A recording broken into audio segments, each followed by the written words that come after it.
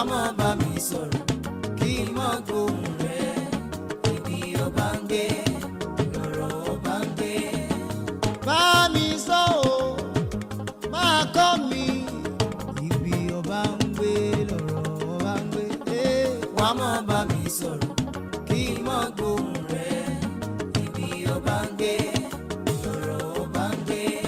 Òtítọ́ lọ́rùn lọ́rọ̀ kì í ṣe nípa ìjà ẹ̀sìn. Lórí YouTube ká jọ gbọ́, Instagram channel, Facebook, TikTok ẹ máa gbọ́ Fáàtì Òkodoro. Thursday Sundays ká jọ gbọ́ lórí ìkànnì wa gbogbo. Aago 9 àṣálẹ́ ó lé belenja 9:15 PM. Ẹ pè wá sórí aago tàbí ẹ fìwé ránṣẹ́. À ń dánilẹ́kọ̀ọ́ òtítọ́.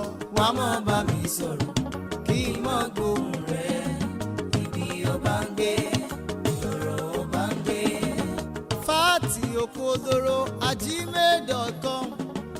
Ẹ lè download rédíò app wa. Fáàtì Òkodoro rédíò ni ó ń bẹ níbẹ̀ ẹ download kájọ gbọ́rọ̀ ire. Ẹ tún lè pè wá fẹ́ ẹ̀kọ́ ìta gbangba ilé ẹ̀kọ́ gbogbo ilé ìjọsìn ni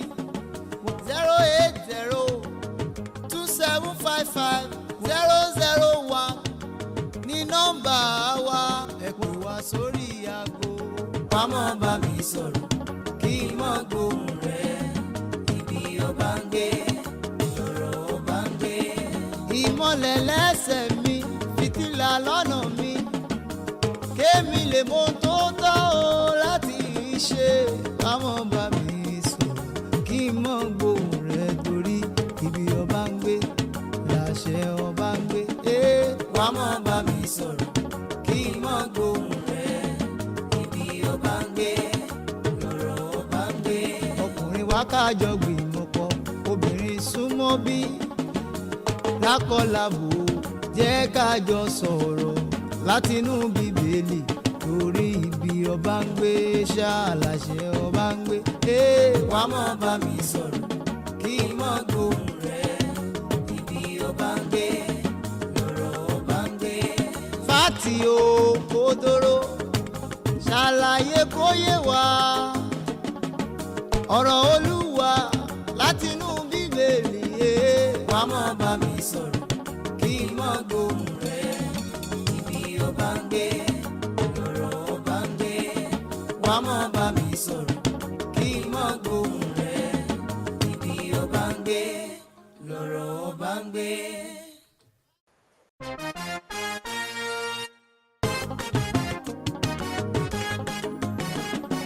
Wàá mọ̀ bá mi sọ̀rọ̀ kí n mọ̀ gbóhùn rẹ̀ torí ibi ọba ń gbé lọ́rọ̀ ọba ń gbé.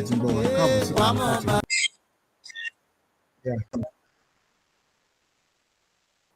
Classic àti Speaking Truth. Ẹ káalẹ́ gbogbo àwọn tàti darapọ̀ Rack 7, you're welcome. Jimmy, you're welcome. Pastor Adeseye, you're welcome. Ẹ káalẹ́ sir. Ẹ káalẹ́ ma. God bless you ma. God bless you sir. Ẹ jẹ́ ká máa power tap. Ẹ jẹ́ ká ṣe ariwo wà látọ̀dọ̀ yín. Ẹ jẹ́ kí n. Ẹ káalẹ́ o. Ẹ káalẹ́, God bless you. Brother Speaking Truth, à ń retí wọn. Jẹ́ kí n message Brother Daniel náà, jẹ́ kí n WhatsApp mi ò tí ì kọ́ mọ̀. Mo fẹ́ ẹ bá lè bá message wọn àwọn tá à ń retí náà nìyẹn. Ká lè bẹ̀. Mo ti share. Mo ti share Brother Speaking Truth. Okay. Torí mo ti sọ fún pé bí a tẹ̀lé fún wọn ṣàní kíká bẹ̀rẹ̀ torí ẹ jẹ́ kí à ń retí the classic náà ó ṣe pàtàkì. Níta fẹ́ ṣe lálẹ́ ìdíbètì ni kì í ṣe tí gbogbo wa máa dá sí. Àwọn arákùnrin méjì náà ló fẹ́ ṣe debate, so a fi wọ́n sílẹ̀ wọ́n á jọ ṣe ìtàkùrọ̀sọ ọlọ́rẹ̀ẹ́ sọ̀rẹ́, ìṣe ìtàkùrọ̀sọ tí a ó máa yẹ̀yẹ́ ara ẹni àbí tá a máa búra ẹni. Ẹ̀wọ̀n ní ṣé Kùránì kan ló wà àbí Kùránì pọ̀, so ohun tó ń jọ fẹ́ yiri wò ní jẹ́ kí ẹ bá mi mẹ́sẹ̀jì wọn náà bí àwọn lè rí. WhatsApp mi ò come up ni mo fẹ́ pè wọ́n láti bí WhatsApp. Brother Daniel náà WhatsApp mi. Àwọn náà ló ń Ẹ kálẹ́. Yes, sir. What an apology. Ok, wọn ti parí àbí? Àwọn náà ni mo tẹsẹ̀ dúró pé bí àwọn parí títí 9:30 but sí ọ̀nà. Ẹ jẹ́ ká pa tap bí a ti ń wọlé yẹn. Adésọjí ẹ kálẹ́. Yeah.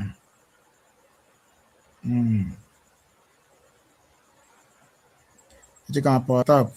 Kí ló ṣe WhatsApp mi tí ò kọ mọ̀ báyìí? Mo fẹ́ mẹ́sẹ̀gì speaking truth láti bẹ̀. Ṣé ẹ̀ ń gbọ́ mi ṣá? Ṣé òun mi ń jáde?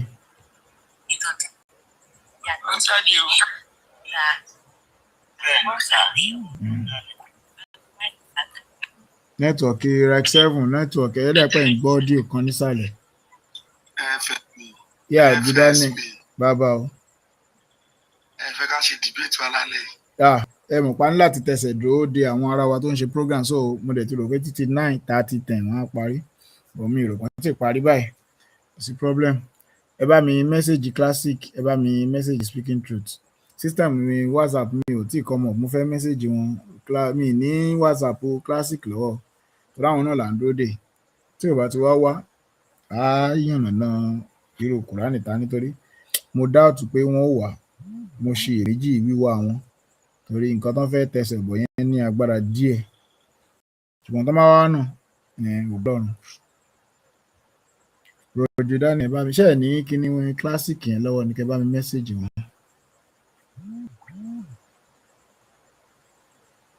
Ṣé WhatsApp classic mi ò ní WhatsApp ẹ̀?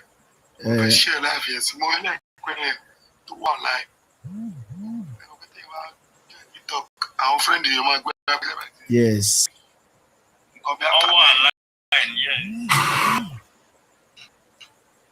Speaking truth. Mo ti ṣí ẹ̀sìn wọn díẹ̀ méjì.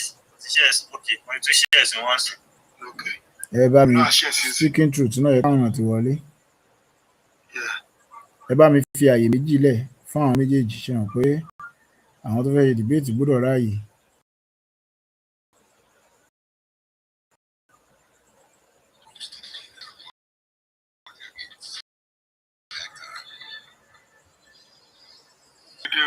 Hallelujah. Speaking truth. Wọ́n ti dé finally. Speaking truth, ẹ káàbọ̀ sà. Ẹ káàbọ̀. Ẹ máa kálẹ̀. Ẹ káalẹ́ sà. Yes, sir. Speaking truth, ẹ kálẹ̀ o. Yes, sir. Ẹ rí ṣé mi. Mo máa ń ṣe wọ́n ní. Speaking truth. Ẹ bá wa ṣe ẹ̀sìn classic ọ̀rẹ́ yìí o. Ní classic ti sá lọ báyìí. Ẹ̀rọ kò lè sá lọ àmọ́ jẹ́rìí. Jẹ́rìí classic. Ẹ̀yà mẹ́sẹ̀jì. Ṣé ní WhatsApp number rí? No, lórí TikTok. Oh yeah, yes, that's yeah. Ẹ sọ pé à ń dúró dè.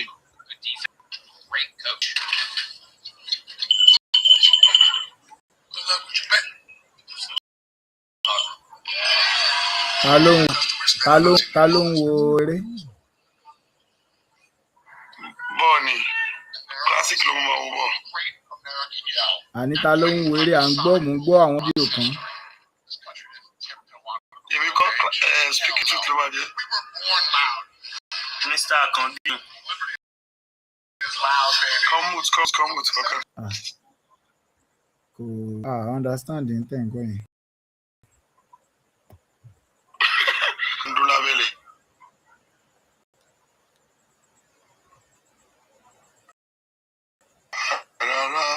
Ẹ bá àwọn yẹn léèrè.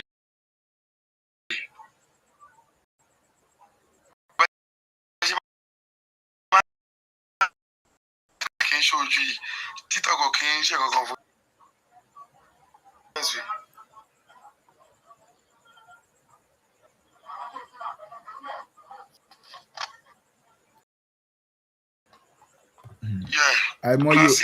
àìmọye tó máa ń gbé wá. Àmì ẹ̀bùn kò sí oríṣiríṣi nǹkan náà máa ń gbé wá àwọn restrict live mi ẹ o àwọn Wọ́n lóyún ti restrict ẹ̀ láìfi ọ̀ nílé kó báyìí àwọn èèyàn onímọ̀ pé èèyàn ń ṣe nǹkan. bọ̀ wọn ò tí ì fún mi nìkan yẹn báyìí kíní náà tẹ̀ máa help kíní bèbí burúkú tó ń jò yìí òun náà máa help.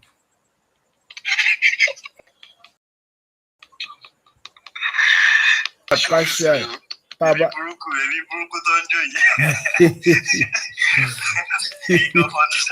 ṣé mo fọ́ rojú ẹ̀ ní ẹ̀yin náà rojú ẹ̀ ní tẹ bá rẹ́rìn òun náà rẹ́rìn.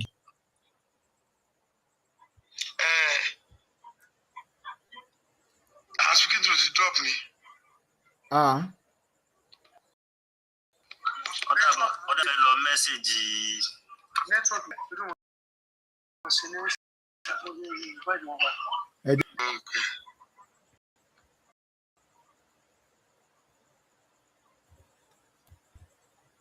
Bọ́dà tó fẹ́ ṣe dìbìtì. Wọ́n máa sọ pé gbogbo àwọn nǹkan bí bàtà ìpín ilé kéwú ló wá wà. Kílásìkì máa ń fọ́ níbi. Afẹ́mọ̀ wọlé ilé kéwú nílò tán. Ó ti àfọ́ ó yẹ kí ní nọ́mbà but Mùsùlùmí ò ṣe nọ́mbà ẹ̀kọ́ náà mọ́ ni. Mi ò lè fi nọ́mbà ẹ̀kọ́ mi ò lè máa risk ẹ̀. Alpha, ṣe ti message ẹ̀? I'm speaking truth. Speaking truth. ṣe ní bọ̀dá speaking truth nísìnyí. Kò tí respond.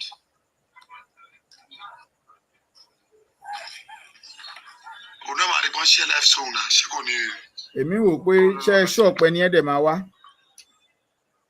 kálá ní WhatsApp number ẹ̀ ní òun ni ò bá dáa bá pè live báyìí ẹ̀ ní ṣé WhatsApp number ò sí nínú péjì ẹ̀ ní. Àwọn ti ná pápá búra. Jù erégé. Ó máa ń proof kò ní mọ̀. ẹ má ti jẹ́ ká sọ bẹ́ẹ̀ torí àwọn ló jẹ́ ká wá live báyìí o tá a bá wá nísìnyí wọ́n á nítorí àwa la ipa àwọn tí àwọn orí pàwò wá ní so la ṣe wá. Tó bá rí wa tó bá rí mi nǹkan tí mi rí.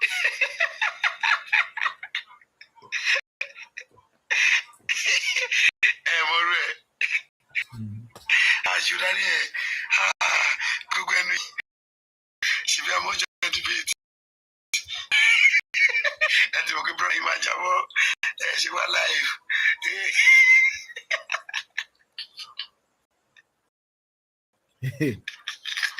ẹ jẹ́ ká bá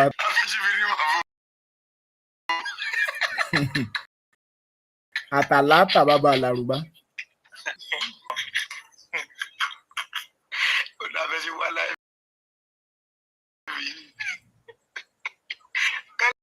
Wọ́n kọ́ máa dá gbogbo ẹ̀ léyìn lórí ni.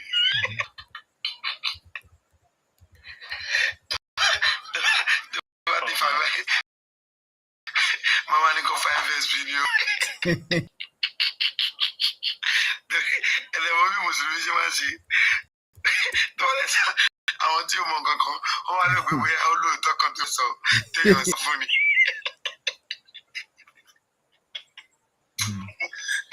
Kálá ń bọ̀ wá. Àwọn tó rìn kankan ní kankan láti sọ excuse. Tó bá dọ̀la tó bá lébi àti tó bá bẹ̀rẹ̀ sí ní búlì wa ẹ máa lè sọ pé kò ní kankan.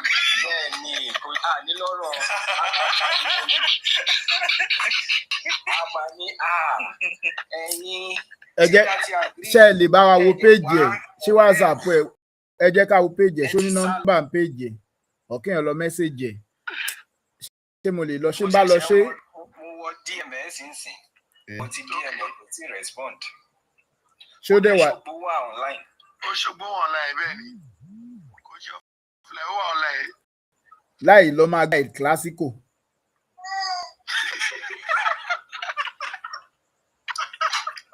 kí ló ń pa yín lẹ́rìn?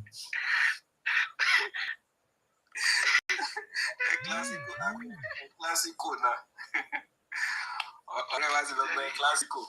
Ṣẹ̀rí ìgbà tí MSP ti wà láìpẹ́ báyìí mo ní iye àbíbi ọmọ kan jẹ́ kí clásico ìrọ́lọ́ sọ lórí epo.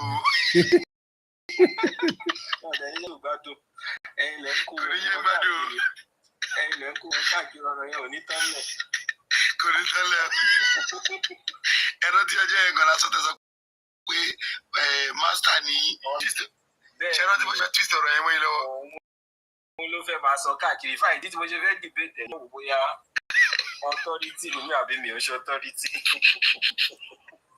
Àdé ọdún stage kan ó dá kí lóye pé mo fẹ́ lè ní kó gbẹnu sọ̀rọ̀ kí ló ń ṣe gan.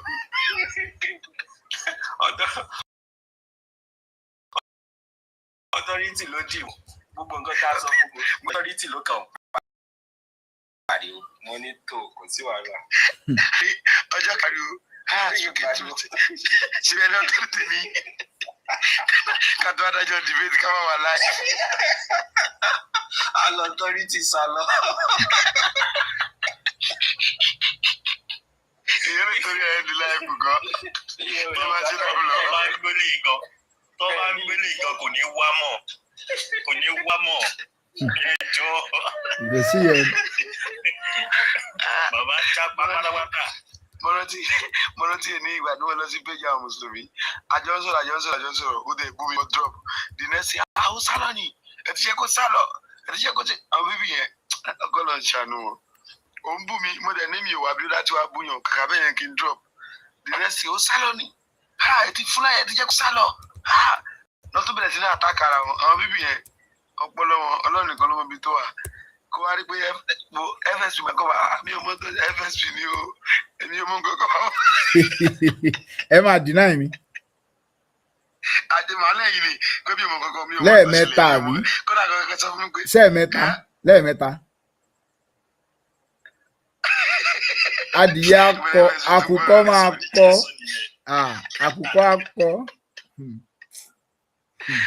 Màá kọ́ ni mi ò mọ tó fa àwọn FSB ni o àwọn ni mo ṣàkóso pé péjì wọn ni ẹ̀yà jẹ́ pé mo ní mi ò mọ FSB ni o aláì tó mi ò mọ tó ṣẹlẹ̀.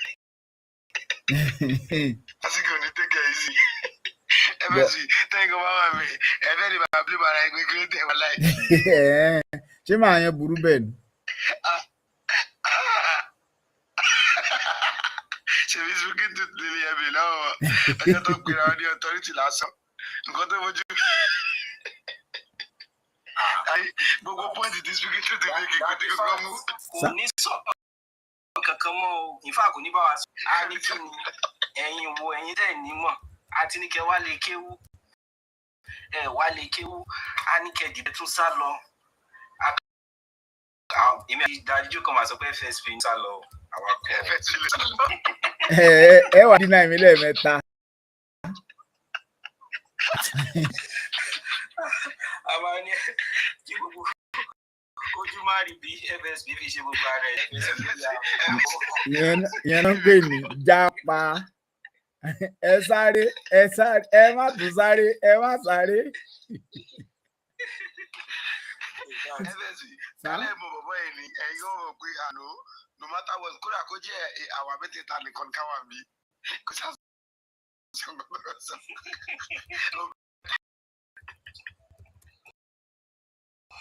Ìwà àjẹyọ̀ wà láì gbọ́ pé sẹ́ǹsì pa torí mo mọ̀ pé ìkan tó máa dúró dè nìyẹn torí ó ń ṣòpé wà. Ó ń ṣò náà. Ó ń ṣòpé wà online. Bẹ́tẹ̀rì sí ó ń wá excuse. Bàbá ti júbà ehoro. Nǹkan tó máa fojú wa rí classic. Nǹkan tí classic máa fojú èmi àti sweet tooth rí èmi lẹ̀ rí. Nǹkan tó wá ti lè jọ gẹ̀lọ́. Mí síbẹ̀ classic máa bọ̀ apẹ́ ẹlẹ́dàá máa bọ̀ bí o. Ó gbọ́dọ̀ sá lọ o. Má bínú pé apẹ́ ká tó dé o. Tẹ̀lé tó lè fi ẹsẹ̀ skills wọ̀ ẹ̀yà rere kan. Mo ti rí ẹni tí ò lè ní nǹkan tó fẹ́ sọ tẹ́lẹ̀. Ó lè sọ pé òun ti ń rí wà ní page FSB láti 9. Ẹ rí WhatsApp ẹ̀ ń page ẹ̀ tẹ́ bá ní kẹ́ ẹ fún mi kí n pè é straight away. Bálá yìí gẹ́gẹ́ WhatsApp ẹ̀ ní page. Ó máa ń wà ní bio. Lọ́yọ̀ ẹlòmíì máa ń fi sí. Ẹ káàbọ̀ bọ̀dà òní o. Okay, ṣáwọn ẹlòmíì máa ń fi sí ni. Yes. ṣèbí mi máa ń pe tèmi live ni. Mo prefer láti pe nọ́mbà mi kí n tó ti jábọ̀ o. wọ́n èyí tán lọ ṣe ló fà á. ọlẹ́ mẹ́sẹ̀jì oníbàárà òní. Ẹ ṣáfàyè méjì lẹ̀. Oníbàárà òkè. Oníbàárà òní. Oníbàárà òní. Nǹkan tẹ́ fẹ́ sí tẹ́lẹ̀ mo mọ ewu tó wà bẹ̀rẹ̀ káláwọ̀ mọ ewu tó wà bẹ̀rẹ̀ àti ní àìsàn abúlé kẹ̀dí wa. Ẹ bẹ̀ sí ọmọ àyà ilẹ̀ nu ẹ bá ní àjò dání ẹ̀ káàtẹ́jọ́ wà mí tó mú kó tó ṣẹlẹ̀ mi ò ní ṣàlàyé gan. Torí mo ti mọ̀ pé kò ní bọ́. Ẹ dá. Kíláàsì ẹni pé mo dìde mẹ́sẹ̀jì WhatsApp ni pé ó yẹ kẹ́ ti lọ báyìí ò torí bàbá yẹn. Alọ́jọ́ yẹn ó wá sí speaking to John sọ̀rọ̀.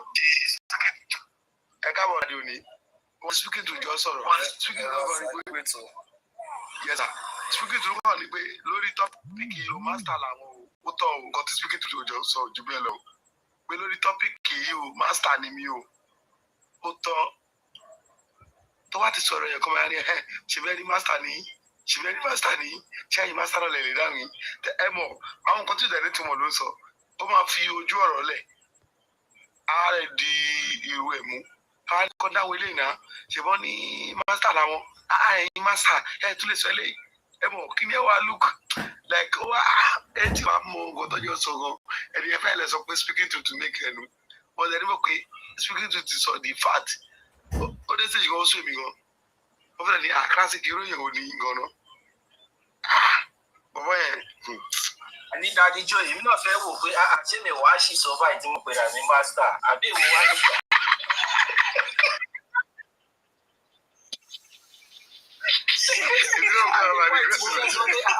Kí la gbé kí la jù ṣé mi tó mo pè rà ní master báyìí mo wá tún bí ìbára mi náà pé ṣé ìyẹn gẹ̀ tí wá proud jù báyìí bàbá yìí. Ọjọ́ mẹ́ta ó jẹ́ lẹ́nu pé ọ̀pẹ́ ti falẹ̀ balẹ̀ kí ló lè tó yẹ. But àwọn kíláàsì jẹ́ kò wá òkè. Ṣé ní authority ni. Àrídì fún ìgbà ni pé tó bá máa sọ̀rọ̀ ẹ̀yọ̀ kan wọ́n máa fọ authority yẹn sí. Tó bá máa sọ̀rọ̀ ẹ̀yọ̀ kan authority gbọ́dọ̀ wà ní ọ̀rọ̀ ẹ̀yọ̀ kan yẹn tó bá sọ méjì authority méjì gbọ́dọ̀ wà. Ṣùgbọ́n authority ni ẹ̀yin tẹ́ pé ẹ̀rọ authority lọ́tún ṣe báyìí. Ẹ mọ̀ pé public ti lárúbáwá ní kíní kan báyìí. Authority ṣe mọ̀ pé lẹ́kẹ̀ authority kí ló dé ó sún mi gbàtà tẹ́tí kò wọlé. So FSP máa kọ́ máa tó máa lọ àṣà lọ FSP ni o àwọn làárí o àdèmọ́ tó ṣẹlẹ̀. Ẹ̀lẹ́ irọ́ ni ẹ sá lónìí máa ṣe sá kí ló dé kí ló ṣe máa sọ̀rọ̀ pẹ̀lú sùúrù. Bí bọ̀bọ̀ yẹn máa wá o. Ó ń ṣòro wà online but kò respond sí messages. Bóyá ká improvise. Ẹ jẹ́ kí èmi náà lọ ní mẹ́sẹ̀jì o. Okay. Ẹ rí WhatsApp number àbí? Mi ò rí ti lórí báyìí. Àlùfáà ńlá kan ló dé wá níbí. Àdèmọ̀kan tó ṣẹlẹ̀ sí ṣá. Bí a ká gbé àfáà ńlá ìwá bí ó lè wá. Ṣé ká wá. Ọ̀dájú tó wà lókè yìí. Wọ́n ẹ̀mí lè bá wa dá sí tóun ò bá wà. Ok. Ẹ jẹ́ ká bí aṣẹ́ máa ní àlàyé tẹ́ fẹ́ ṣe fún wa lórí nǹkan introduce yín so tàbá ń ṣe lọ bí a lè gbọ́ bí òde lo mẹ́sẹ̀jì mi yìí omi ìmọ̀ ẹjẹ́ wo mẹ́sẹ̀jì yìí. Òun kọ́ eléyìí o. Where are you living? Lélẹ̀ ń béèrè. Ó fẹ́ mọ ibi tí mò ń gbé ní ogun Sátánì lélẹ́yìí o. Eléyìí ò gbọ́dọ̀ jó wọn. Kí ló fẹ́ ibi tí mò ń gbé ṣe? Ogun Sátánì kẹ. My day is fine o. Àwé. Yàmí ya Sátánì nìyẹn wọn. Bí ó rò pé obìnrin ni mí, òun ṣá. Ó ti ní. Ṣé Ìdílé yìí náà lọ gbé sí. ẹ gbọ́ orin Ìdílé lọ gbé sí profile. ó gbé sẹ́ra wọn It is well. Yeah, ẹ jẹ́ nígbà tí a ò tí ì rí arákùnrin wa, ẹ jẹ́ ká sọ fún wa pé ìkànnì yóò sí fún à ń dá họ́wù sílẹ̀, à ń bára wa jà rárá. Ìkànnì wà fún àti ṣe ìtàkùrọ̀sọ ọlọ́rẹ̀ẹ́sọ̀rẹ́, ìyànnàná, ìṣàlàyé, pípolongo, pípalantia, ṣíṣe ohun tó tọ́ bí ìwé wa ti kọ́ kalẹ̀, bí ìwé wọn ti kọ́. Ẹnikẹ́ni tó bá fẹ́ mú àlàáfíà bọ̀ wá, a ó ṣàlàyé fún pé rárá, eléyìí ò sínú ìwé yín àbí nínú ìwé tiwa, eléyìí ò sínú ìwé tiwa, ẹ jọ̀ọ́ ẹ ṣàtúnṣe.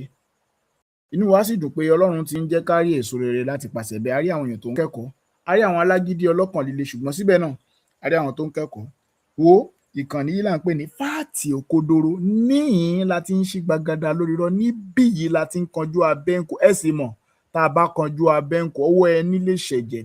Níbí yìí la ti ní fi tọ́rọ́ lẹ́kọ̀bọ̀ lójú fún wa. Níhìn-ín la ti ń ṣàlàyé, àní fún wa ní igbó dídí ṣán. We will not put a wool across your face. We will not lead you across the garden path. Àní fi ẹ̀kọ́ tanná fúnra wa. Àní fi tọ́rọ́ lẹ́kọ̀bọ̀ lójú fún wa. Wo kò sí irọ́ níhìn, òtítọ́ ni. Tó bá jẹ́ mi ni mo sọ̀rọ̀ kan, àwọn èèyàn á challenge mi kí n mẹ́rí ẹ̀ wá. Tí n bá ti rẹ́rìí mú wá, màá yá tètè sáré lọ mọ́ ẹ̀rí wá. Tó bá jẹ́ nìkan ló sọ̀rọ̀ bí tí ò fẹ́rẹ̀, àwọn èèyàn ń béèrè fẹ́ẹ̀rí ní comment section. Ibi yìí náà ni yàrá òkodoro, níbi tá a ti ń fẹ̀rí balẹ̀. A kì í sọ̀tàn lásán, a kì í ṣàlàyé àwúrùwẹ́rẹ́. Nígbà tí pẹ́pẹ́yẹ wá pọn mọ́, ó wá lọ pa adìyẹ, adìyẹ wá lọ kan àjà, àjà wá sá lọ, ó wá gbé adìyẹ, àṣà wá fò, ó wá kan ta ní ó lọ sọ́jà, àjà wá ní ta ní ó lọ́jà. Ní kò sí pàǹpurọ́, kò sí pàǹtò àwúrùwẹ́rẹ́, òtítọ́ la wà ń bí fún. Tó bá wá rò pé nǹkan tá à ń sọ bí ibi ló ti wá dùn mọ́ mi jù, tó bá wà ń bẹ̀ yẹn, tó rò pé nǹkan tá à ń sọ bí o rò pé irọ́ ni, pé kò sí òtítọ́ kankan bẹ̀, pé kò make sense. Èmi máa pe nọ́mbà mi fún ẹ. O lè pè mí lóru, o lè pè mí láàárọ̀, pè mí lọ́sàn-án, pè mí nígbà tó bá rọ̀ ọ́ lọ́rùn láti ṣàlàyé pé n tẹ́ ẹ sọ lánàá yẹn irọ́ lẹ́pa, ẹ wá prove ẹ̀. O lè join wa live bá ti ń ṣe yìí náà. Má wà ní comment section kó máa ké bí ajá nù ìwé. Rárá, gòkè wáyìn yìí wá ṣàlàyé fún wa. N tẹ́ ẹ sọ lẹ́ẹ̀kan yẹn, eléyìí dàbí irọ́ lójú tèmi. Ìwòye tèmi lélẹ̀, ó yẹ ṣàlàyé láì bú wa. Táwa náà sì ní wọ́, ó kẹ́kọ̀ọ́ látọ̀ wa, àwa náà ó kẹ́kọ̀ọ́ lọ́dọ̀ rẹ̀. In tá a mọ̀ ó fi yé wa, in tá a mọ̀ àwa náà ó fi yé ọ. Ó wá kù sọ́wọ́ rẹ láti gba òtítọ́, ó kù sọ́wọ́ wa láti dìrọ̀ mú òtítọ́ tá a ti mọ̀, ká má fi sílẹ̀. Ọlọ́run yóò ràn wá lọ́wọ́. Mo kí gbogbo àwọn tó ti darapọ̀ mọ́ wa, mo kí àwọn ọmọ Ọlọ́run tó wà ní àwọn ìkànnì, oníkálùkù náà wà ní ìkànnì tiẹ̀. Àwọn tó oníkálùkù náà ti toro mọ́ oníkálùkù níbi ìkànnì wọn, kò sí ìyọnu. Àwọn tọ́lọ́run fẹ́ kó da alábùkún fún níbi ètò yìí náà lálẹ́ yìí, wọ́n ó di alábùkún fún. Ẹ máa bá wa power tap. Tọ́lọ́run bá mi sí ọ láti ṣe nǹkan kan. Àwọn project pọ̀ wájú wa, àwọn kankan wà wájú wa tá a fẹ́ ṣàfẹ́ máa jáde sí ìgboro. Àwọn ọmọ Ọlọ́run ti ń sọ fún wa àti pátì tẹ́lẹ̀ ṣùgbọ́n àtúntì àwọn tí ń gbé dìde pé ẹ jẹ́ ká ṣe Kùránì kan ló wà. A lè gbé fáwọn èèyàn nígboro pé Kùránì ń ṣe kan láì bú wọn, wọ́n sì máa ṣàlàyé fúnra wọn.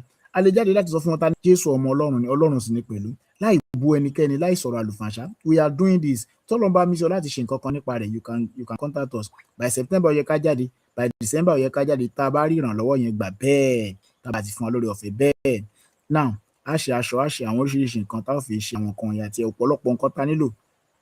Ọlọ́run yóò pèsè fún wa. Now tí ń sọ̀rọ̀ lọ, ohun tá a gbà lẹ́yìn ní ṣé Kùránì ẹyọ kan ni, ṣé kò sì ní ayẹ nínú. Ayẹ túmọ̀ sí àṣìṣe, ayẹ túmọ̀ sí pé ọ̀rọ̀ tí ò túmọ̀, ọ̀rọ̀ àkùdé. Àwọn kí n wò ṣẹ́ni tí ara àwọn tá à ń retí ni why Jesus, okay, bra TMD. Ọ̀rọ̀ tí ò ní ayẹ nínú. So lálẹ́ yìí, ǹjẹ́ Kùránì kan, brother speaking truth, wọ́n wà ń bí lálẹ́ láti tàn mọ́lẹ̀ sí tó bẹ̀rẹ̀ pé a ti ń ṣe ìyànnà. Bẹ́ẹ̀ náà ni mo ti sọ fún wa, Kùránì oríṣiríṣi la ní, about 40 of them. Why Jesus, you are welcome. About 40 of them.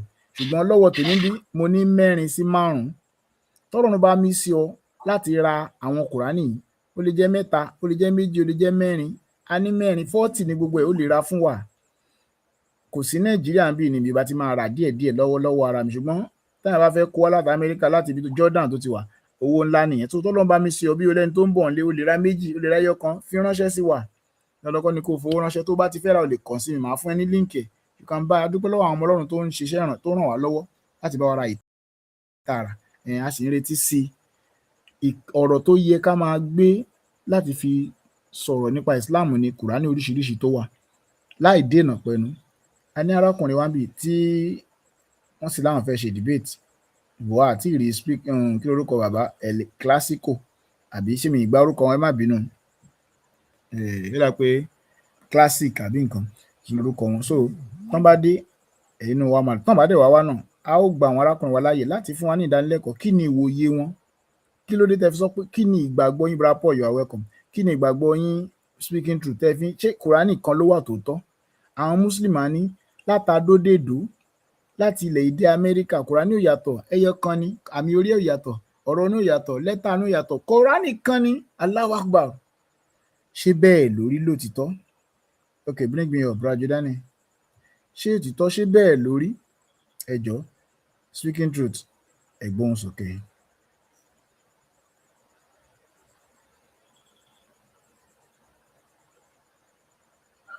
ṣé bàbá wa Alifati ẹ pẹ́ fún wa o a máa rí yín bá gbogbo wa tàbí darapọ̀ mọ́ péèjì wa ní àṣálẹ́ yìí ẹ ṣé gidi gan ọ̀rẹ́ wa classic la fẹ́ bá ní debate but àmọ́ nǹkan tó ṣẹlẹ̀ wọn wà available kí dẹ̀ ní debate ta fẹ́ bá wọn ní nǹkan tó yẹ kí gbogbo Kristẹni mọ̀ nítorí iṣẹ́ ká máa tàn mọ́lẹ̀ àwọn ọ̀rẹ́ wa tó wà nínú Islam á rí i pé wọ́n wà nínú òkùnkùn wọn ò mọ nǹkan kan nípa ìsìn wọn ò mọ nǹkan tí ìwé wọn sọ wọn ò dẹ̀ mọ nǹkan tá a kọ kalẹ̀ sínú ìwé wọn so iṣẹ́ tá a gbà rèé o iṣẹ́ láti tàn ìmọ́lẹ̀ sí ìwé wọn kán lè mọ̀ pé àṣírọ́ ni wọ́n pa fún wa látọjọ́ yìí ara àwọn irọ́ tó ń pa fún wọn òun la fẹ́ sọ̀rọ̀ ń pa ẹ̀ ní èyí ara àwọn irọ́ yẹn òun la fẹ́ sọ ní èyí yìí mi ò mọ̀ bóyá a ti ń gbọ́ rí ìgbà tèmi náà ń dàgbà mo máa ń gbọ́ pé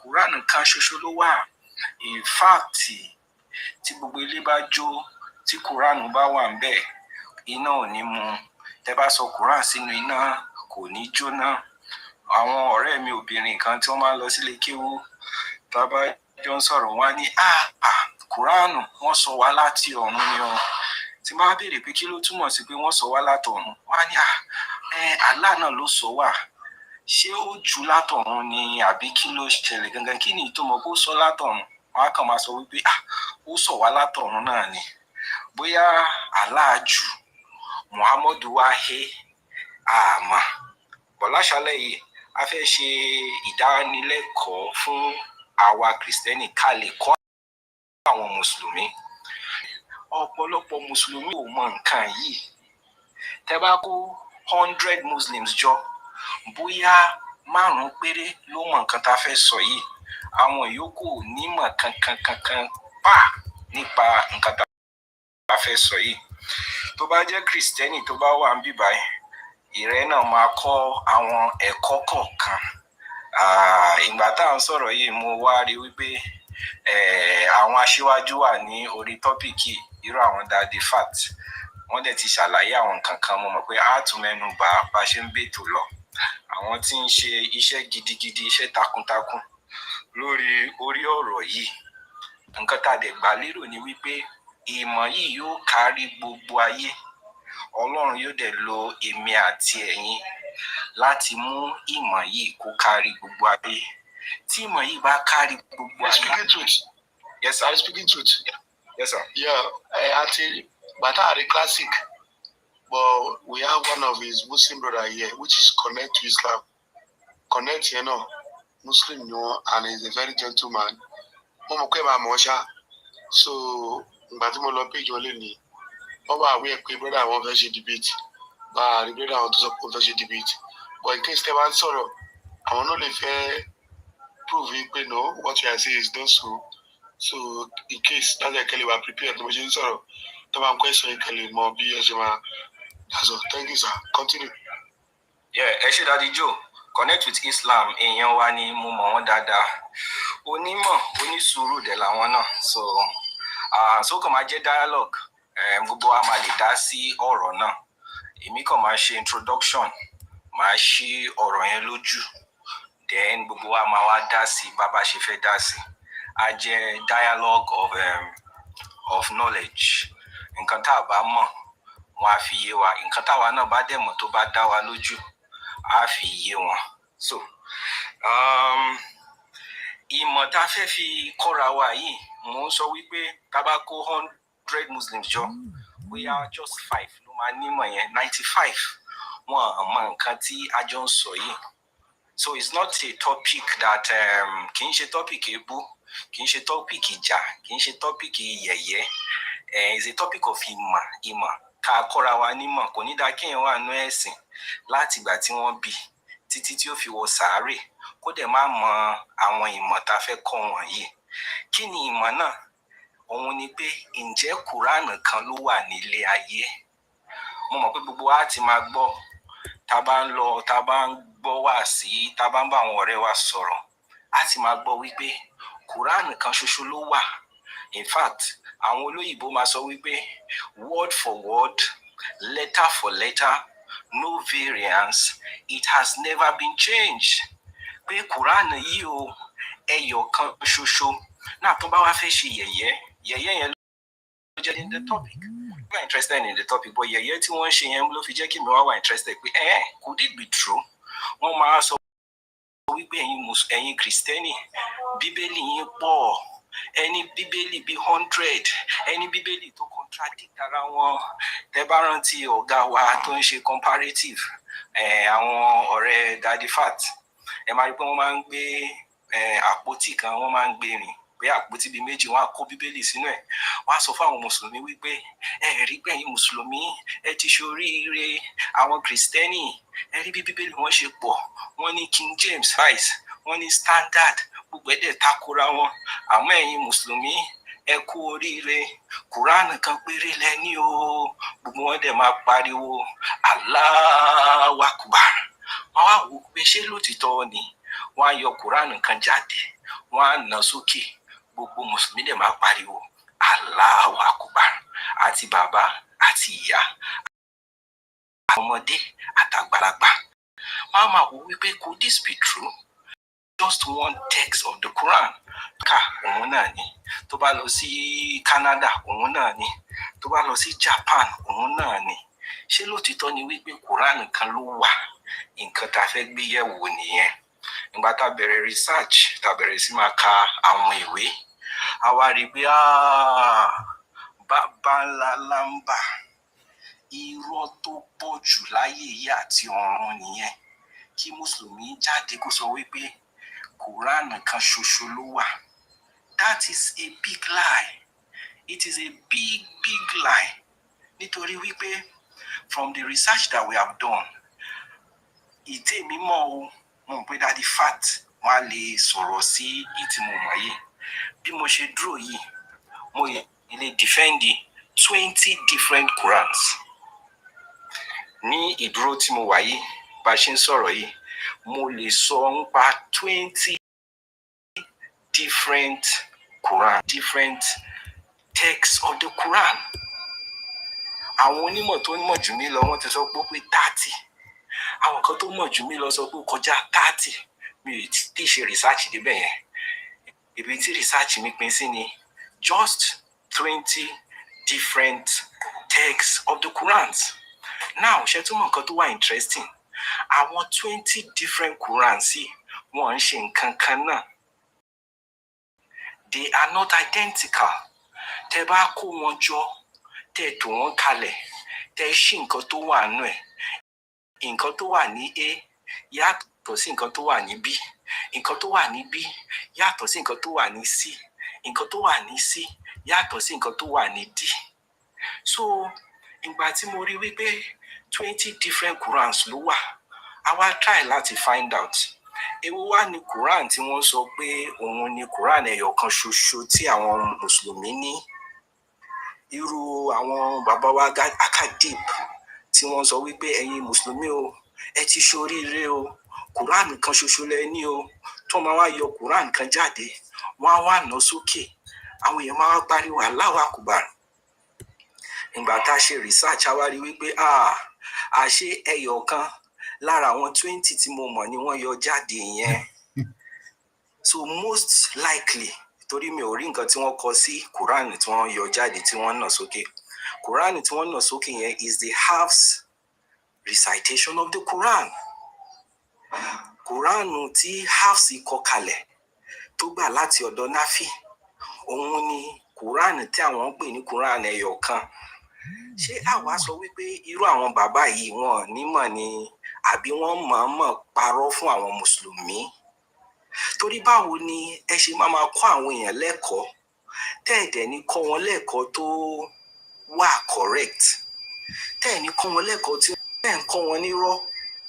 Tẹ́ bá lọ sí online ẹ gbọ́ táwọn onídáwà náà wọ́n máa sọ wípé Quran kan ló wà, word for word, letter for letter, no variant.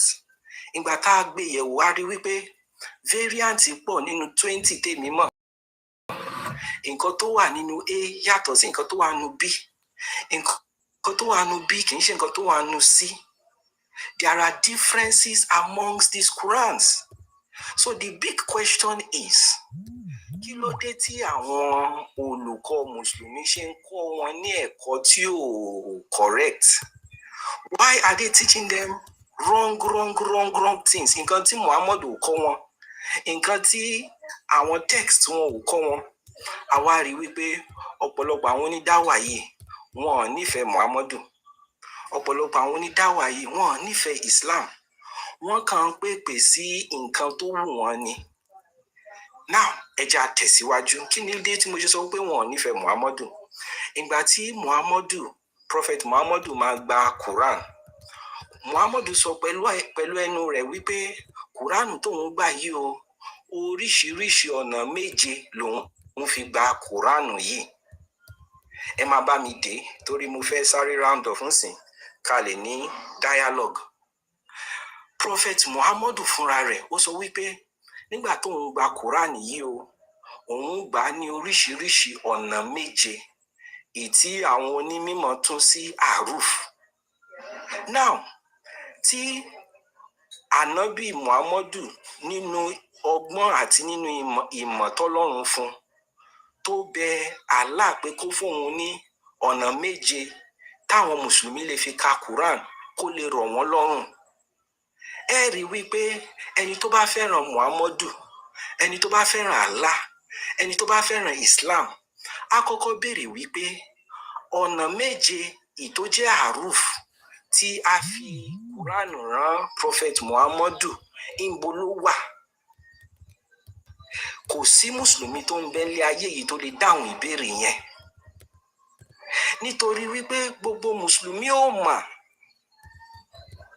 Kò sẹ́ni tó lè jáde tó lè sọ fún yín wípé Quran tá a fi rán Prophet Muhammadu tó gbà lọ́nà 7 yìí o, àwọn rèé. So ẹ rí wípé ẹni tó bá fẹ́ràn Islam, ẹni tó bá fẹ́ràn Prophet Muhammadu kò ní máa bá wọn sọ wípé Quran kan ló wà. Nítorí wípé ńgbà tí Prophet gan gba Quran fúnra rẹ̀, Prophet sọ wípé Quran tí mo gbà yìí o, ọ̀nà 7 ni mo fi gbà, ọ̀nà 7 la fi kọ́ mi. So ẹ bá kọ́kọ́ bá mi dè yẹn ná. Nígbà tí Allah bá fi ọ̀nà 7 fi Quran hàn Prophet Muhammadu, will it not be right for us to say ó yẹ kí oríṣiríṣi Quran 7 wà nílé ayé nísìn? Ó yẹ kí ọ̀nà tí wọ́n fi ń ka Quran 7 kó wà nílé ayé nísìn? I think it will be intellectually correct to make that statement. But kí ló ṣẹlẹ̀? Ìgbà tí Prophet Muhammadu fi ilé ayé sílẹ̀ ní gbogbo wàhálà Quran wá bẹ̀rẹ̀. Ìbẹ̀ yẹn làwọn èèyàn wá ń tọwọ́ bọ Quran. Àwọn èèyàn wá ń tún Quran kọ. Ìgbà yẹn ni àwọn khalifa bíi Uthman wọ́n wá kó gbogbo Quran, wọ́n wá sun ná. Wọ́n wá tún Quran kọ. Wọ́n wá sọ wípé Quran yìí o, òun ló máa jẹ́ Quran tí gbogbo yín máa lò. Ṣé rí Quran tí Prophet Muhammadu sọ yẹn, ẹ gbàgbé yẹn. Èmi máa fún yín ní Quran tuntun. So gẹ́gẹ́ bí onímọ̀ mo lè sọ wípé Uthman ó tún fún wọn ní Quran tuntun, ìyẹn tí wọ́n pè ní Uthmanic Codex. Bó tẹ̀ wulẹ̀ jẹ́ wípé lónìí yìí ìyẹn náà ti sọnù. Kò sẹ́ni tó mọ ibi tí àwọn Uthmani Codex wà. Kò sí onímímọ̀ tó lè jáde tó máa sọ wípé ibi báyìí ni Uthmani Codex wà. Now ẹ já wa lọ sí ibi tí wàhálà gangan wà. A ti rí wípé Aruf, ìyẹn bí Allah ṣe fi Quran rán Prophet Muhammadu, Uthmanu ti mú, ó ti súnná. Òun wá tún gbogbo Quran kọ. Ó wá sọ wípé nísìnyí o, Quran tẹ máa lò rèé. Now ìbéèrè kejì rèé, ta ló sọ fún kó sun nǹkan tí Allah fi ránṣẹ́ kó sun níná? Ta lẹni tó pa Uthman láṣẹ pé Quran tí Allah fi ránṣẹ́ kó sun níná? Ẹ rí wípé lẹ́ni yìí tí ẹlẹ́bọ àbí tí kìrìsìtẹ́nì tó bá mú Quran tó bá sun náà, gbogbo mùsùlùmí máa pariwo, kí ló dé tó ṣe sun Quran níná? Orí ni kò mú wá, ẹsẹ̀ ni kò mú wá, wọ́n á bínú gan. Bó ṣe mọ̀ wípé ẹni tó bá sun Quran náà lénìí, ó lè sọ wípé mò ń tẹ̀lé súnà Uthman ni. Nǹkan tí Uthman ṣe lèmi náà ń ṣe. Ẹ̀kọ́ tí Uthman kọ́ wa, òun náà lèmi náà ń ṣe lénìí. Nítorí wípé Uthman sun àwọn Quran níná. Èmi náà dẹ̀ ń sun àwọn Quran tí mi ò fẹ́, mò ń sun níná. Kí ló burú nínú ẹ̀? Ṣé rí pé ẹnìyẹn máa ní legal and moral grounds to challenge any Muslim? But ibẹ̀ yẹn kọ́ là ń lọ. Now a fẹ́ lọ sí ibi tí a ti fẹ́ fìdí ẹ̀ múlẹ̀. Then we would talk to our people on the panel. Ìgbà tí Uthman wá sun gbogbo àwọn Quran yìí níná, ó wá tún Quran títí ẹ̀ kọ. Quran tó wá tún kọ yìí, Muhammadu mọ̀ nǹkan kan sí.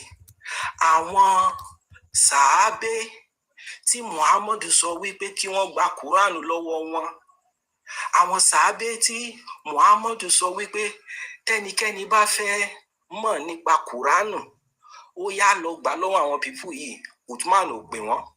As a matter of fact, wọ́n ń bára wọn jà ńgbà yẹn ni.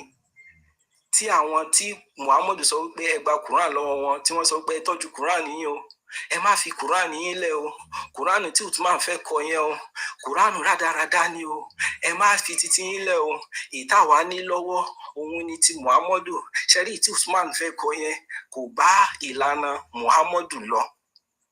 Now mo fẹ́ fi ìdí ẹ̀ múlẹ̀ ní ibi báyìí ká lè ní input, because it's going to be a dialogue, it's not a debate. So this is where I want to put some of the points. Ṣé ǹjẹ́ ẹ mọ̀ wípé àwọn ìyá wa Aisha, àwọn náà sọ wípé àwọn kankan wà nínú Quran nígbà ayé Muhammadu, àwọn verses kan wà nínú Quran nígbà ayé Muhammadu. Nígbà tá wá wo Quran nísìn, á rí wípé àwọn verses yẹn wọ́n sí ń bẹ̀ mọ́. Ìyẹn fìdí ẹ̀ múlẹ̀ wípé Quran tí a nílé nìyí o, ó yàtọ̀ gidi gan sí Quran tí Prophet Muhammadu mọ̀. Ṣé mọ̀ wípé àwọn sàábé, àwọn èèyàn tó mọ Quran dáadáa tí Prophet Muhammadu sọ wípé kí wọ́n gba Quran lọ́wọ́ wọn, àwọn náà sọ wípé nǹkan báyìí wà ní Quran o, but tá bá wo Quran tó wà nísìn, most of the Quran tá n kà nísìn tó jẹ́ halves, bóyá èyí tí wọ́n ṣe ní Cairo ní Egypt ń bẹ̀ yẹn, òun ni gbogbo mùsùlùmí ń kà. Wọ́n mọ̀ pé ọ̀pọ̀lọpọ̀ nǹkan ló ti ṣẹlẹ̀ kó tó dìgbà yẹn. Àwọn èèyàn ti kọ nǹkan, wọ́n ti kọ nǹkan, wọ́n ti kọ gbogbo ẹ̀ náà. Finally, so that I will not bore us with too much information. Ṣé ẹ mọ̀ wípé àwọn existing manuscripts tá a ní of the earliest manuscripts tá a ní of the Quranic traditions and the Quranic text, gbogbo ẹ̀ ní variance. Kò sí tó jẹ́ wípé nǹkan tó wà nínú manuscript eléyìí ní nǹkan tó wà nínú manuscript kejì. So the question is, how does a Muslim come out to say we have one text of the Quran when it is obvious to the blind that it is impossible?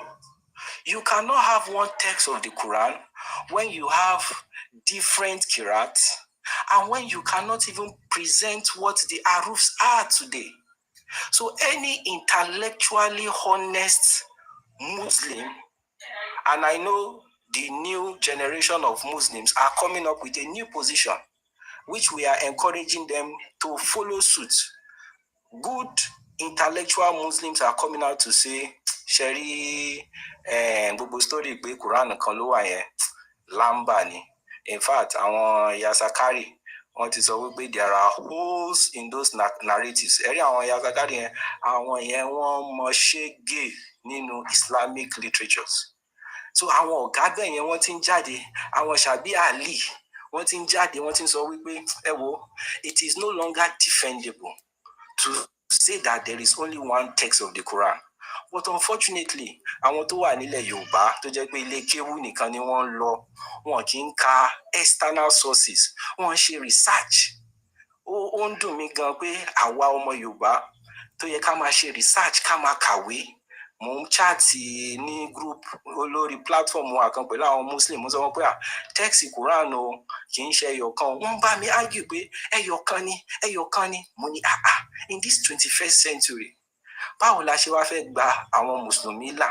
Torí obviously ilé kéwú is not giving them the desired information. Ilé kéwú is not giving them the real education. Wọ́n dẹ̀ ń ṣe research. So it is wrong. Let me not conclude, but I don't think any intellectually honest Muslim will come out and say there is one text of the Quran, one canonical text of the Quran. If any Muslim wants to take the challenge, we will leave the floor open.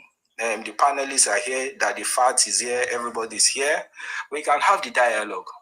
And if there is another interpretation to nǹkan tí one Quran túmọ̀ sí, we are all open to it. This will be the opening remark. This will be the introduction, and we will be welcoming meaningful contributions. Mi ò tẹ̀wò pé mi ò wó time, mo ń ṣiṣẹ́ pẹ̀lú instinct. Thank God I'm working within time. Thank you, Mr. Fat. Yeah, ẹ ṣeun.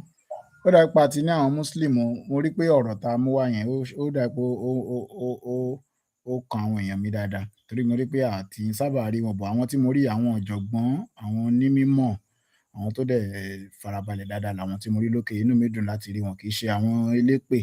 Rí dàrú wèrè, àfẹ́ ń bì. A lè disagree, a lè má agree, but ká máa ṣépè fúnra wa, ká máa sọ̀rọ̀ àlùfàǹsá síra wa, a ní reach anything. Learn anything.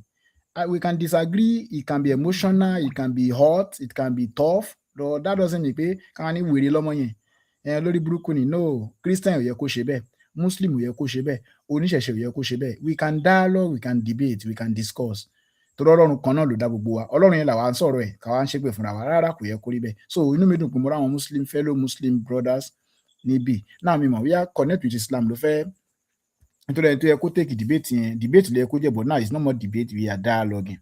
It's not debate. So connect with Islam. Brother Paul, you are welcome. Ẹ kú ọjọ́ mẹ́ta o. Yeah, connect with Islam. Ẹ jẹ́ kí wọ́n mọ̀ pé ẹni tó fẹ́ take debate classic ni àwọn ló set up debate tá a fi set topic ìbò àárín wọn. So àti àdúpọ̀ àwọn tó wà níbí náà. In fact, mo appreciate Islamic knowledge, like mo ti rí wọn bẹ́yẹn. So àbí ṣé mo gba orúkọ yín? Máa ń gbé orúkọ wọn, mix orúkọ wọn pọ̀ mọ́ Islamic guidance. Àwọn méjì orúkọ yẹn máa ń gbé fúnra wọn, ẹ má bínú. Yeah, Islamic knowledge. So mo dẹ̀ mọ̀ pé ẹni tó ní sùúrù èèyàn ni wọ́n dáadáa. Mo ti máa ń gbọ́ wọn dáadáa. Mo dẹ̀ máa appreciate wọn. Ṣe máa ń join wọn live mi kan kí n dá sí program, mo máa ń join wọn dáadáa. Mo dẹ̀ máa ń listen. So ẹ jọ̀ọ́, ṣé connect with Islam ló fẹ́ respond ní àbí ta ni? Ìbílẹ̀ àpá àwọn méjì tí mo rí as Muslim mọ̀ bí Alfa yẹn náà, bí Muslim làwọn náà. So go ahead, connect with Islam. Go ahead. The floor is yours. Okay, kí n tó go into the topic, number one, mo appreciate Joe Daniel. Òun ló yẹ ká mọ̀ wípé debate fẹ́ wà, so òun ló yẹ kí bóyá nǹkan tẹ̀ ṣeré wà nìyẹn, so mọ̀ pé debate fẹ́ wà. Personally, mo fẹ́ encourage tàbá ní dialogue, either debate or anything. It is better for us so that ká máa present ká gbọ́ra wa yé. Then secondly, ṣe sọ ẹ ṣe yẹ kó fàjà ká gbọ́ra wa yé ni kò ń ṣe nǹkan tẹ́ pé a máa wá sọ̀rọ̀ tán a máa di enemy. Èmi personally, I feel somehow comfortable coming to Fati Okodoro platform because mo mọ̀ pé even sometimes táwọn èèyàn bá go out of the line, it will pull them back, and that is what I normally do on my own platform too. So ìmọ̀ pín síbì kan, and I believe that even tí àwọn èèyàn bá sọ nǹkan nípa ìsinmi tí n bá mọ̀ or tí n bá sọ nǹkan míì tó yẹ pé kò wá okay, that may not be the correct position of my the faith. So a máa ń wá ìmọ̀ kún mọ̀ ni. So ẹ ṣeun gan wípé tẹ invite wa fún wa ní àyè láti wá sọ̀rọ̀. So bóyá kí n tó sọ̀rọ̀ mo fẹ́ mọ̀ so that ni máa waste time ara wa.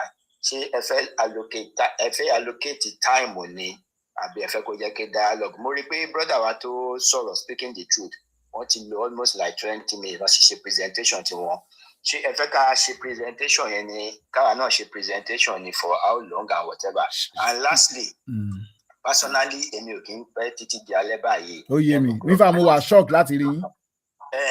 A ti dúró 9 o'clock ní Joe Daniels pè fún wa. A ti wá kíní títí àárín 9 o'clock yẹn. A tún wá rí Joe Daniel ní another platform kan. In fact, a lọ sí platform yẹn. Ìgbà tá a rí pé òun náà tún kú òun la tún ẹ̀ṣẹ̀ kú again. A tún lọ síbò. So in fact, mo ti fẹ́ lọ sùn mo yẹ wá rí pé jẹ́kẹ̀tẹ̀ tó wù. Ẹ jẹ́ kí n sáré sọ̀rọ̀ lórí time yẹn. Ẹ jẹ́ kí n sáré sọ̀rọ̀ lórí time. Ṣé rí ẹni tó yẹ kó bá wọn ṣe debate ló yẹ kó jẹ́ àwọn àti classic brother classic Muslim ni wọ́n. Debate ló yẹ kó jẹ́ gbàtà wá dúró àwọn brother wa ń ṣe program nípa ìṣẹ̀ṣe so àwa ní ká dúró fún wọn di 9:30 or 10. Ṣùgbọ́n tá a rí pé time yẹn lọ kẹ́ni ẹ má lọ rò pa àfẹ́ ṣe ni a ṣe wá wò pé 9:30 or 9:45 or so la wá come live. Òun ló fà tẹ̀ fi tètè rí wa ẹ má bínú. In tí ó fi jẹ́ kán lo nítorí fi jẹ́ kán lo 20 minutes ní pé mọ̀ pé yìí ò tí àwọn a ní kán present fún wa kán ṣàlàyé fún wa ká máa question wọn lórí àwọn nǹkan tó bá present. So yẹyin ló fà á tó fi jẹ́ pé fún one time ní ìsìn tá a ti wá rí yín we can now agree pé ṣé ẹ fẹ́ kó jẹ́ time discussion àbí interlocution tá a lè jọ dialogue but tó bá ti fẹ́ di aláǹbúra wa màá ní láti kọ́ mi ní ìfẹ́ orí ẹ dàrú you are stupid you are mo pẹ́ kì í ṣe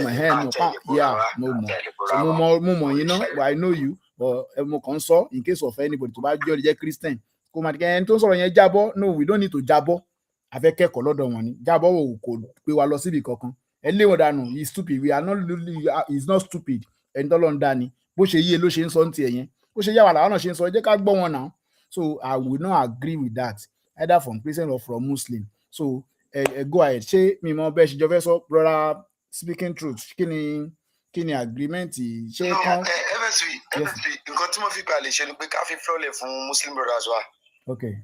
bàbá lọ sí fẹ́ ká ṣe bá wọn ṣe etiquette wọ́n sáà rí brother wọn tó lè jẹ́ pé àwọn lọ́wọ́ láti ṣé wọ́n fẹ́ ká fún one time or wọ́n fẹ́ ṣe interrogation kó choose etiquette kan choose ètò máa gbé pé ó wà òkè fáwọn. ẹ mọ nǹkan tẹ́mi máa ṣe so ẹ kàn fún mi ní some time torí personally mo lè má pẹ́ but inú mi dùn pé Islamic knowledge àti àfàrókè wà ń bí báyìí so ẹ fún mi ní time kí n sáré respond. ẹ bá mi fún time kàn respond sí nǹkan. ẹ lè fún mi 10 minutes or 5 minutes anyone tẹ bá ṣe máa work towards it so á jẹ́ kí n lè mọ okay fine okay so ẹ ṣeun gan presentation tí brother was speaking the truth to so kò wà somehow academic but bóyá nítorí wípé wọ́n ní kẹ́ ṣe presentation yẹn so that wọ́n lè wá fún question whatever bóyá nǹkan tó ṣe rí bẹ́ẹ̀ so máa excuse me fún yẹn so ẹ sọ so many things tó yẹ pé ó jẹ́ bí nǹkan tí máa pè ní half truth so àwọn truth kan wà nínú ẹ̀ but àwọn kankan wà nínú ẹ̀ tó yẹ pé bóyá premises yẹn ò can be okay but your conclusion everything go wrong so mo dẹ̀ rí pé even gan nínú presentation yẹn ó mix bóyá bí topic méjì padà ìkan ni one Quran ìkan ni preservation of the Quran so ó máa yẹ kéèyàn lè expand kíní yẹn púpọ̀ but máa try as much as possible kí n touch on some things so after that máa fi floor lẹ̀ fún Islamic knowledge tàbí Al-Faruqi why I will still be here so number one nǹkan tí mo fẹ́ sọ ni wípé wọ́n sọ̀rọ̀ nípa wípé problem of the Quran gbà tí ànábì lọ ó ní problem of different recitation wà nínú Quran eléyìí ò rí bẹ́ẹ̀ right from the time of the prophet nítorí pé ọ̀rọ̀ Quran message ní Quran tọ́lọ́run bá ti reveal message yẹn fún Ànábì sàlám ẹni tó bá wà níbẹ̀ ní táìmù yẹn àwọn ló máa ha sórí wọ́n dẹ̀ máa ń kọ́lẹ̀ so ìgbà míì máa ń wà tó yẹ pé tí revelation bá wá ń gbà yẹn kò ń ṣe pé everybody ló máa mọ̀ kò ń ṣe age of internet ta nílò ní ọ́ pé Ànábì ti gba kíní o so but during the prayer time òun lọ́wọ́ èèyàn ṣe máa ń mọ̀ wípé revelation ti wá ó dẹ̀ depend lórí ibi tá a bá ti kírun so number one àwọn tètè note pé nǹkan tá à ń pè ní Quran ó ní nǹkan tí Ọlọ́run reveal fún prophet sallallahu alaihi wasallam so whether any variance I talk about it but Quran ìkan ṣo ló wà letter for letter word for word depending on the variance you are reading and I will explain that or will explain that to you later so the man sọ̀rọ̀ Quran we are talking about the recitation nǹkan tá à ń recite so ẹ sọ̀rọ̀ nípa wípé wọ́n bọ̀ ní Quran títa báwo yẹ pé Quran tọ́lọ́run sẹ́ńtà ló fún wọn ní permission láti bọ̀ ní Quran nǹkan tó bọ̀ nìkan ní Quran nǹkan tó bọ̀ ní mushaf ní nǹkan tá a kọ́lẹ̀ Quran ní nǹkan tá a recite so bó ṣe jẹ́ pé lónìí yìí tá a bá ń kírun a máa ń ka Quran lórí ìrun ẹ lè bọ̀ ní Quran tó wà lórí èèyàn you can only burn the mushaf tó yẹ pé wọ́n kọ́lẹ̀ so reason tó ń dẹ̀ ṣe burn ní mushaf ò ní wípé ní time Ànábì sallallahu alaihi wasallam tí Ànábì bá ti fún wọn ní revelation àwọn tó kọ́lẹ̀ because there are different reasons tó yẹ wípé àwọn revelation ń ṣe wá wọ́n máa ń note àwọn nǹkan kan okay o Ọlọ́run ti reveal báyìí o kí ni ẹ̀kọ́ ta kọ́ mbẹ̀ so those things that they were writing personally it was a personal note to them so there may be the reason for the revelation there may be àgbọ́yé wọn á kọ síbẹ̀ so láti má da gbogbo kíní papọ̀ fún future generation so that wọn ò ní wò pé àti rí manuscript yìí this manuscript àwọn nǹkan kan wà níbẹ̀ tó tún yàtọ̀ òun ló fi jẹ́ wípé ní time ó tún àwọn ṣe standardization so that the Quran was the only one preserved every other mushaf anybody tó bá kọ Quran lẹ other than nǹkan tí everybody mọ̀ generally pé wọ́n reside it was born so kò ń ṣe Quran tó lọ́n reveal lọ born you cannot do that it is the mushaf tí àwọn èèyàn kọ́lẹ̀ fún títí wọn personal whatever ẹ sọ̀rọ̀ aruf if you understand the meaning of aruf it won't be a problem aruf is just most of recitation so the 7 aruf tí Ọlọ́run reveal fún prophet ẹ wá ń béèrè pé ibo ni ó wà lónìí ó wà nínú automatic rendition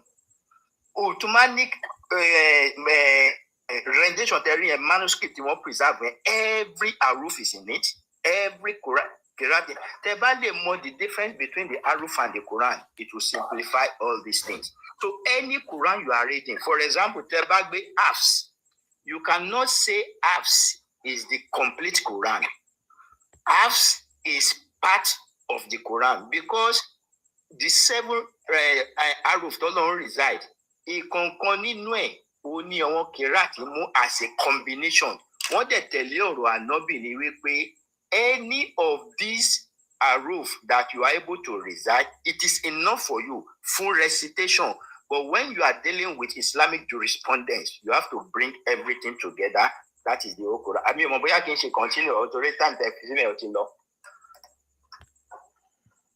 So let's have an open dialogue and at the fact.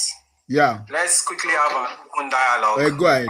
You've had opportunity. I wouldn't take that long. Apologies. So, you've had opportunity to do your little presentation, which is fine. So let's quickly get into the topic. Is there one Quran? That's what we want to establish. Now we've heard that there is just one Quran. Because of time, video. Malam Yusuf Adepoju, where he said there are multiple Bibles, but Muslims are fortunate to have just one Quran. And he brought out a text of the Quran, a canonical book called Quran, and raised it up and said, this is one Quran. Do you agree with him that there is one canonical text of the Quran? Correct. I agree with him. All right. This text that you agree with him, what is the name? So that's the reason Timoye Sofun Quran, if you understand the 7 aruf of the Quran, No, ẹ má ti jẹ́ ká lọ sí àrùf. Ẹ má ti jẹ́ ká lọ sí. Ṣebí question lẹ béèrè, mo understand question yẹn, ṣáà ní sùúrù. Ṣé rí àrùf? Question wà lórí àrùf. Ẹ ní sùúrù. All right. Ẹ ní sùúrù. Number one, mo ti sọ fún yín pé the meaning of the Quran is the revelation given to Prophet Muhammad sallallahu alaihi wasallam. And the second thing you need to understand is that the 7 aruf is given to the Prophet. That's number 2. So, nǹkan tá wá ń pè ní Quran, for example, ru apps tẹ pè yẹn sìn yìí, it is a rewire of the aruf.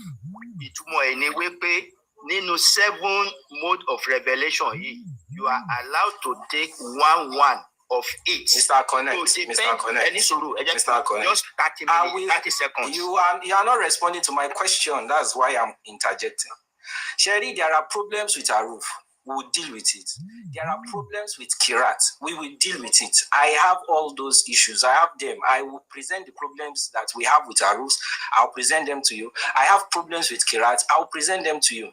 However, the premise of this conversation is we have just one text. When we say one text, one canonical book called the Quran. And everywhere in the world, Tebade Italy, Tebade Ghana, Tebade Russia, you will meet just this one text of the Quran. It has never been changed, word for word, letter for letter. There is no variance. I'm saying, do you hold this position? My question is, do you hold that position?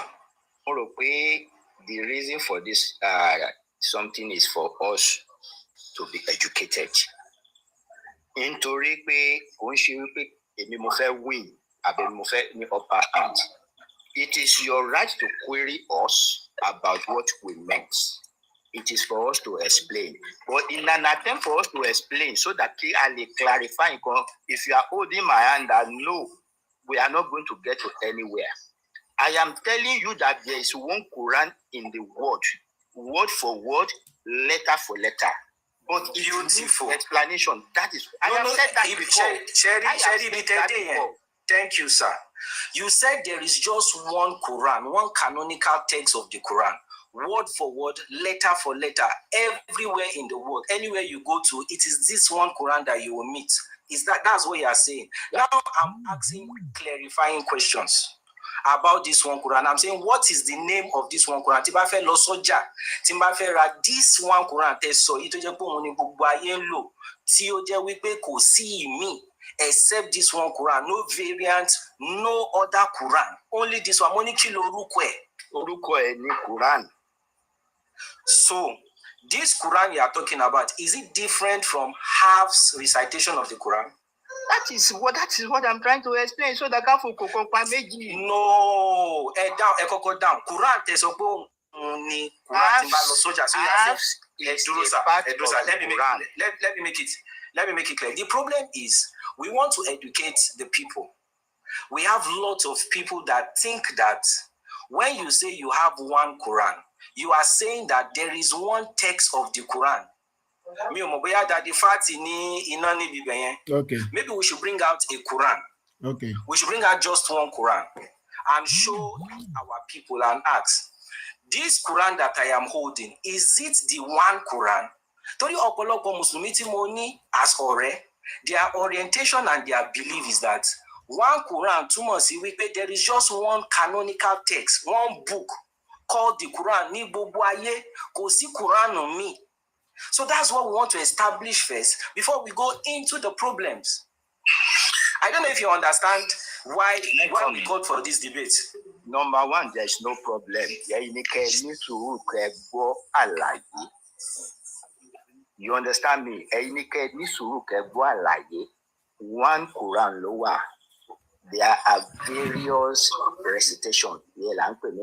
For example, any Quran, what you are bringing out is the rewire of the Quran, the line of transmission. So, it is a rewire of the Quran. Another rewire may be there. The rewire is that this is the one apps to adopt in 7 aruf. Wash, this is the one that he adopted as another part. So in terms of recitation, anyone you adopt is the Quran. So what nobody will claim is that, okay, this is the whole complete Quran. No. It is, you can say it is the part of the Quran. And that is the reason why the Bible doesn't know Hadith Sahih Muslim 818. The conclusion of that Hadith so thus it was sent down. The Quran was sent down in 7 arrows. So recite what same is it thereof. So nǹkan tó easy fún half ní rewire half ani.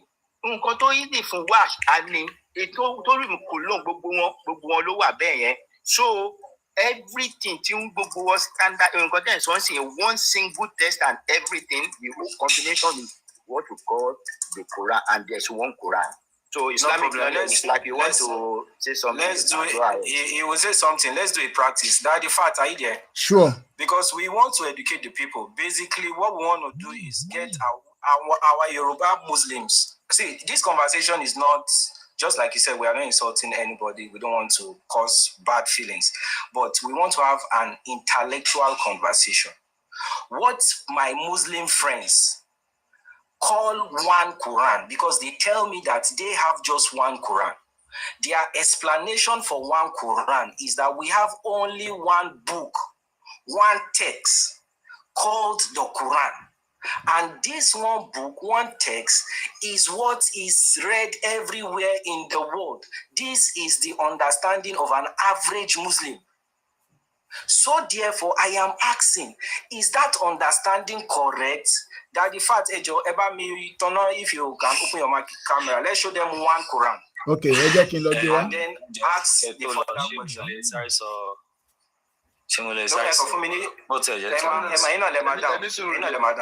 Okay. That the fact, any number.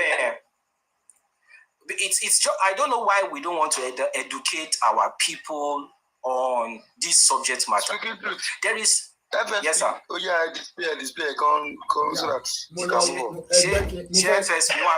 Camera. Yeah, mo fẹ́ lọ gbé wá. Ẹ kàn bá mi gbé Quran kan jáde, bó jẹ́ halves ni bó jẹ́ wash. Let's just have one Quran. Torí gbogbo mọ́ṣáláṣí tẹ́ bá lọ, there is one Quran there. Tí n bá lọ sọ́jà, tí n bá fẹ́ lọ ra Quran, wọ́n á gbé Quran kan fún mi.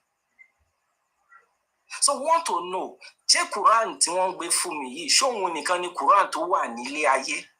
Ṣé Quran mi ń bẹ níbòmíì tó jẹ́ pé nǹkan tó wà nínú ẹ̀ yàtọ̀ sí nǹkan tí mo ní nílé? That's the àìtẹ́tí kúrò ní premise one of the dialogue. Speaking truth. Yes, sir. Tí ó bá jẹ́ pé intellectual dialogue ni a fẹ́ wá níbí, mo rò pé àwọn àìrí tó bá wà nílẹ̀ ló yẹ ká máa fi what is happening in one mosque or the other, àbí nǹkan táwọn ọ̀rẹ́ yín pé nǹkan kan fún yín, mi ò rò bóyá ìyẹn jẹ́ ẹ̀rí ní any intellectual discussion. So ẹ kàn béèrè kó just make your point. Ẹ má bínú, just make your point. Yeah. Nǹkan tẹ́ bá ní against, then you let us either agree to what you said or refute it. All right, so, thank you. Daddy Fat, are you ready? Let me make my point so that we'll leave this point. So, Ekobawa be Quran kan jáde. My question is, and this is when he brings out Quran. My question is, Islamic knowledge. Sir. Tebaliba be Quran kan jáde. Just bring out one Quran. So, my question is, Quran tí bóyá Islamic knowledge fẹ́ gbé jáde àbí Daddy Fat fẹ́ gbé jáde, tá bá sọ wípé Quran kan ló wà, word for word, letter for letter, kò change, kò change, kò yí padà. So this is a Quran that Islamic knowledge is holding. My question is, we say that there is just one Quran, word for word, letter for letter, no variant. Anywhere tẹ́ bá lọ nílé ayé yìí, Quran tí Islamic knowledge tí mú yìí lẹ máa bá pàdé tí ò yí padà. So that's the premise of the conversation. Ṣé lótìtọ́ ni pé Quran kan ló wà bí gẹ́gẹ́ bí Islamic knowledge ṣe dì mú? Over to you, sir. Ẹ ṣeun. Àkọ́kọ́ ẹ ti kọ́kọ́ ṣe mistake níbi position wa. Ẹ jẹ́ nǹkan correct position wa. To us,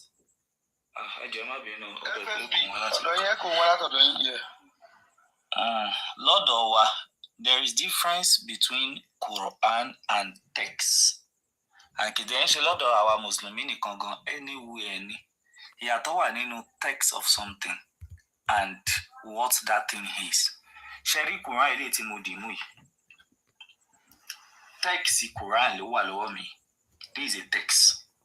When you can find other texts. This is the text of the Riwayah of Warsh and Nafi. This is not the complete Quran. This is not the complete until you cut across all the texts that has all the 7 ahruf. Then you have the complete Quran. So Tabara Sopi, there is only one Quran that is existing. Yes, there is only one Quran. But when you are talking about text of the Quran, no, because the 7 ahruf is cut across different various riwayat. So yes, this one, if you have this one now, the riwayah with the riwayah of Warsh, you have the text according to the chain of transmission of Warsh, which has his modes of recitation embedded in it. So yes, we have one Quran. Misrepresentation then in case of Kosimos Kitamade Nigeria Mushaf or Hafs Nikolem Abambe. That is not true. That is not correct. Habika so Mushaf text the Quran cannot know anywhere of all part of the world. Again, that is not true. In one bank, continue on mama, no low mama. In your king more junk to Bamalo. So, shocking. Ẹjọ́ mo ní ìbéèrè kan. Speaking truth. Ẹjọ́ mo sáré fẹ́ béèrè nǹkan kan. Ẹ jẹ́ kí one after the other. Ẹ jẹ́ kí n béèrè nǹkan kan lọ́wọ́ Islamic knowledge. Yeah, mo gbọ́ tí Connect with Islam sọ yìí náà dẹ̀ tún rí mo rò pọ́n ṣe mistake nígbà yìí náà tún repeat ẹ̀ pé half Quran ò kí ń ṣe complete Quran until you cut across all the Quran. Náà mo ìbéèrè tí mo fẹ́ béèrè rèé.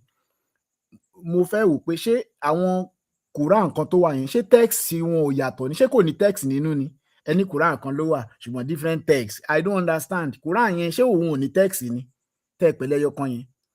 A ti rí gbàgbọ́ variance wà náà wọn text but ẹni Quran kan ló wà. Àwọn Quran kan tó wà ṣé kò ní text nínú ni? Tí text wọn tá bá sọ pé oríṣiríṣi Quran ló wà.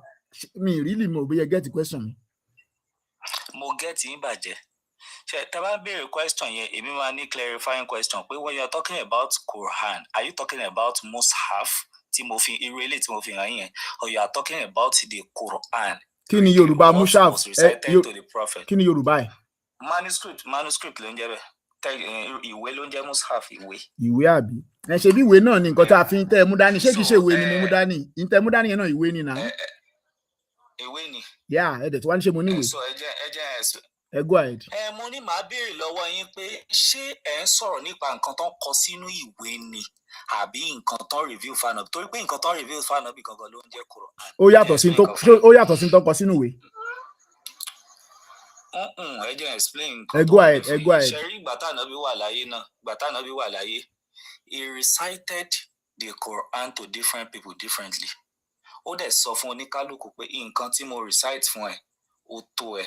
Fàkùrọ̀ minhu ma tayassar nínú rìwáyà mi ò ní kò sí lè tẹ́ máa kà nínú sábàtù ahruf yẹn illa káfín ṣàfin. Kò sọ pé wọ́n ní complete pé nǹkan tí mo recite fún ẹ pé gbogbo nǹkan tí ó wà recited fún mi náà nìyẹn. Ó ní àmọ́ kò sí lè tó recite níbẹ̀ àyàfi kó jẹ́ pé it is sufficient for you. So eléyìí báyìí ń sìn eléyìí tí mo fi hàn yín lẹ́kan Mushaf yẹn. It does not consist of all the 7 ahruf, no. That's why you cannot call it single-handedly the complete Quran. Quran lele, no. But if you want to allude to text, manuscript, what is written down, then I'll say, no, this is not the only manuscript of Quran, or this is not the only text of Quran we have. We have the text according to the recitation. So pé ìpìlẹ̀ ní pé recitation ni kì í ṣe pé bóyá wọ́n kọ kalẹ̀. Ìgbà tó di pé Ànábì lọ tán, though Ànábì ní àwọn scribes tó máa ń kọ Quran. But ìpìlẹ̀ ní pé Jibril came to recite it to the prophet. The Quran is what is recited. So yes, irú a case study is nǹkan tó ṣẹlẹ̀ láyé Umar àti Hisham. Tí Ànábì wọ́n recite Quran differently. Ànábì dẹ̀ sọ pé yes, bẹ́ẹ̀ ló ṣe sọ̀kalẹ̀. Báyìí náà ló ṣe sọ̀kalẹ̀. So it means during the time of the prophet, he had recited it to them differently. Ó dẹ̀ sọ pé eléyìí tó bá mọ̀ ń bẹ̀, it is sufficient for them. So the Quran is one, but you can be finding manuscripts that has part of the 7 ahruf. This one has part of the 7 ahruf. When you combine all of them together, that's when you have the one full Quran. Speaking truth, definitely. Láti béèrè second question. Ẹ jẹ́ kí n béèrè second question. Tí n bá gbọ́ yín yé, nínú recitation láyé Ànábì gan, we have different recitation. Ṣé mo get yín? Of course. Then we still have different texts. Yes. Why do you now say we have one Quran? Go ahead. Speaking true, you can go ahead from there. Sure. Let me give you an example. I think so after okay, continue. Let me give you an example. Okay. If you have a project, example ilé máa tètè sún ìwé báyìí sìn orúkọ ẹ̀ náà ni ẹ má jẹ́ ń lò yẹn. Tẹ́ bá fẹ́ kọ project kan, ẹ wá kọ first part of the project, ẹ tún kọ second part of the project. This is the same project o, bóyá your doctorate project or your master's project, ẹ kọ first part, ẹ kọ second part. Are you having 2 projects or you have one? One project nígbà tí pé first one yẹn ṣe complete àbí me understand the first tell me by even though what you have in this text is different from what you have in this text. Doctorate náà lè kọ fún o, but this is the first part of the prayer introduction for chapter 4 eléyìí 5 to chapter 10. Is it 2 projects even though you have 2 manuscripts? Tí àwọn nǹkan nú ẹ̀ bá ti yàtọ̀ tẹ́ bá pè ní same project bí ìgbà téèyàn táwọn èèyàn jẹ ní tí nǹkan náà ò bá yàtọ̀. Ẹ̀gbọ́n ẹ jẹ́ n béèrè question mi again. Ìwé méjì ẹ kọ project doctorate.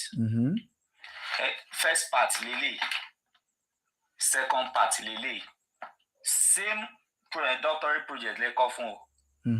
But bóyá eléyìí from chapter 1 to chapter 5, eléyìí from chapter 6 to chapter 10. I will present it by. Do you have 2 doctorate projects? Rárá o, ṣebí complete méjèèjì ló complete doctorate project mi. Thank you very much. Even though tabawo no, the texts are different, correct? Abi? The text will not be different. Ṣebí is lè sọ pé different now. Ẹ ti get it. No, this is chapter 1. This chapter 1 to 5. Kò wà different. Chapter 1 yàtọ̀ sí chapter 4 now. Ẹ lè sọ pé different. It's a completion. Òun ló complete ara wọn. No, tí n bá ṣí eléyìí ṣé nǹkan tá máa bá bẹ̀ ni a máa rí. Nígbà tí ṣe chapter kan náà ni ẹ lè bá nǹkan kan náà nú ẹ chapter ọ̀tọ̀ọ̀tọ̀ ni. Ṣó ti yé yín? Thank you very much. Ṣé bẹ́ẹ̀ ni Quran náà ṣe rí? Ẹ wá jẹ́ wá fi yẹn explain fún yín. Tẹ́ bá wo Suratul Fatiha alápẹ̀rẹ̀ báyìí sìn. Ẹ bá rí tẹ́ bá ṣí mushaf ẹ̀yọ̀kan manuscript ẹ̀yọ̀kan báyìí sìn nínú mushaf for instance Hafs. Rí ibi tó ti ka Maliki Yawmiddin nínú manuscript to Hafs. It is still not complete. Torí pé nǹkan méjìlá Ànábì kà ń bẹ̀. Ànábì ka Maliki Yawmiddin, ó dẹ̀ ka Maliki Yawmiddin. If you take Warsh Mushaf, Hafs by, you don't have 2 Quran. You only have 2 manuscripts that contains 2 texts. Both of them, Tebama Kububu Ele Tony Sabina to Ahrufu Yeja, that's when you have 1 Quran, just like your doctorate project. Thank you very much. Now, Emma Binu, got a so go ahead. Okay, go ahead then. Go ahead, sir. Go ahead. Because I'm teacher láti be life one, but they will always kick you. So now, question to Mufebere ni pé during the time of Uthman, did Uthman compile the full Quran? The Quranic, the Uthmanic Codex, was it full Quran? Yes. It was full Quran, right? Yes. And that is the one that was in circulation that everybody was reading. Everybody was reading when? During the time of Uthman, when he sent it, he sent 5 copies to 5 regions. Of course. Yeah, is that the full Quran? Yes. So where do you now get this half Quran that you are saying? Where do you get that one from? If Uthman received directly from Allah's messenger was full Quran, they compile them, make it they even call it standardized copy. So that was a standardized Quran. All right, let me explain to you. Let me finish so that you get my question. For everybody to be reading. So where do you guys now get halves wash, kufru and all that? If what Uthman wrote was original and that is the complete Quran. All right. It's not kufru. Guys, please. Islamic knowledge ní sùúrù ẹjọ́. Bàbá ń bèèrè lọ́wọ́ ara wa ẹ má jẹ́ àárẹ̀ rìn because ẹlòmíì ó lè ní ẹ̀mọ̀ ó máa fi pé bẹ́ẹ̀ ṣe ń rìn ẹ̀ ó máa look insult etiquette. No. Let us just ẹ má jẹ́ àárẹ̀ rìn ẹjọ́. Wọ́n sọ pé kufuru. Sorry. I want to say get it. That does not mean ẹ má jẹ́ àárẹ̀ rìn ẹjọ́. That's fine. Let's move on. I want to. Mi ò rẹ́rìn láti fi wọ́n ṣe yẹ̀yẹ́. Yeah, that's fine with me. We'll do that. Ṣé bẹ́ẹ̀ wọ́n gan ti get nǹkan tí ó jẹ́ kí. So, okay, B, it's a good question you asked though. Now, let me explain to you. Okay? This is something. Agent Sai explaining. So, when Uthman bin Affan, radiyallahu anhu, when he compiled the codex, he sent the Mus'haf to different regions. Yes, but he didn't only send the Mus'haf like that. No, he sent the Mus'haf to different regions and he sent teachers that followed them. In Medina, only ki Zayd bin Thabit kó jẹ́ teacher Medina. Ki Abdullah bin Sa'ib kó jẹ́ teacher Makkah. Kí Mughira bin Shu'ba bin Shihab kó jẹ́ teacher ní Syria, that's Sham. Kí Abu Abdurrahman as-Sulami kó jẹ́ teacher ní Kufa, Basra, Amir bin Qais. Now, kò sí riwaya tẹ̀lé rí lẹ́ni àbí kìrọ́à tẹ̀lé ní Eida Hafs àti Shu'ba tó wá látọ̀dọ̀ Imam Asim àbí Warsh àti Nafi tó wá látọ̀dọ̀. Kò sí bí riwaya yẹn ṣe lè lọ títí kò lè gba anywhere kọjá yàtọ̀ sí ọ̀dọ̀ àwọn márùn-ún tí Uthman tó rán tẹ̀lé àwọn tíṣà yẹn lọ. Òun ló ti jẹ́ pé tẹ́ bá ń ka riwaya rí pé Hafsi àti Shu'ba ẹ̀jẹ̀ ló Ibn Kathir for instance. Ibn Kathir ó ní Bazi àti Kumbula student. Riwaya Ibn Kathir ọ̀dọ̀ Abdullah bin Sahib tí Uthman rán lọ sí Makkah ló máa padà sí. Ẹni tó jẹ́ Madani Nafi', Warush àti Qalun, riwaya wọn, when you start tracing it, ó padà lọ sọ́dọ̀ Zayd bin Thabit. Okay, can I come in, sir? So that because it seems like you so everything. Let me just summarize it. So everything you are reading in any Qira'ah and Riwaya today is something that goes back to those people that taught the Codex of Uthman according to the recitation they learned from the Prophet. Okay. No. So there is a problem here now, and this is what I was asking you on your live that day. The problem is that Uthman compiled the Quran in Qurayshi dialect, and I don't think there is any dynamics in the Qurayshi dialect. It's just one dialect, and that was the copy he sent to every region. And I think every Muslim today should learn the Quran in Qurayshi dialect because that was what was sent by the leader of the Ummah at that time. So why are you guys learning other language? Because of the teacher. The teacher should have taught them what was in the Quran, which was Qurayshi dialect. That was what everybody should learn today. See, where are people getting the Quran that does not even lead to Uthmanic manuscript? We can't even trace it to it. And nobody can even show us the manuscript of Uthman today, except what we are having today is the manuscript of their teachers. And that is what you just explained now. So the Quran, the recitation you are showing us, halves, wash, column, and so on and so forth, we could only trace that back to their teachers, not to the Uthmanic manuscript. I respond. Thank you very much. You already got something wrong again. Okay, B. Uthman did not compile the Quran with Qurayshi dialect. The only thing he said when he told Zayd ibn Thabit and the three people who were the Quraysh that were compiling the Quran, he said, if you differ with him on something, but okay, remember, they were not compiling recitation, no. Underline it. They were not compiling recitation, they were written text.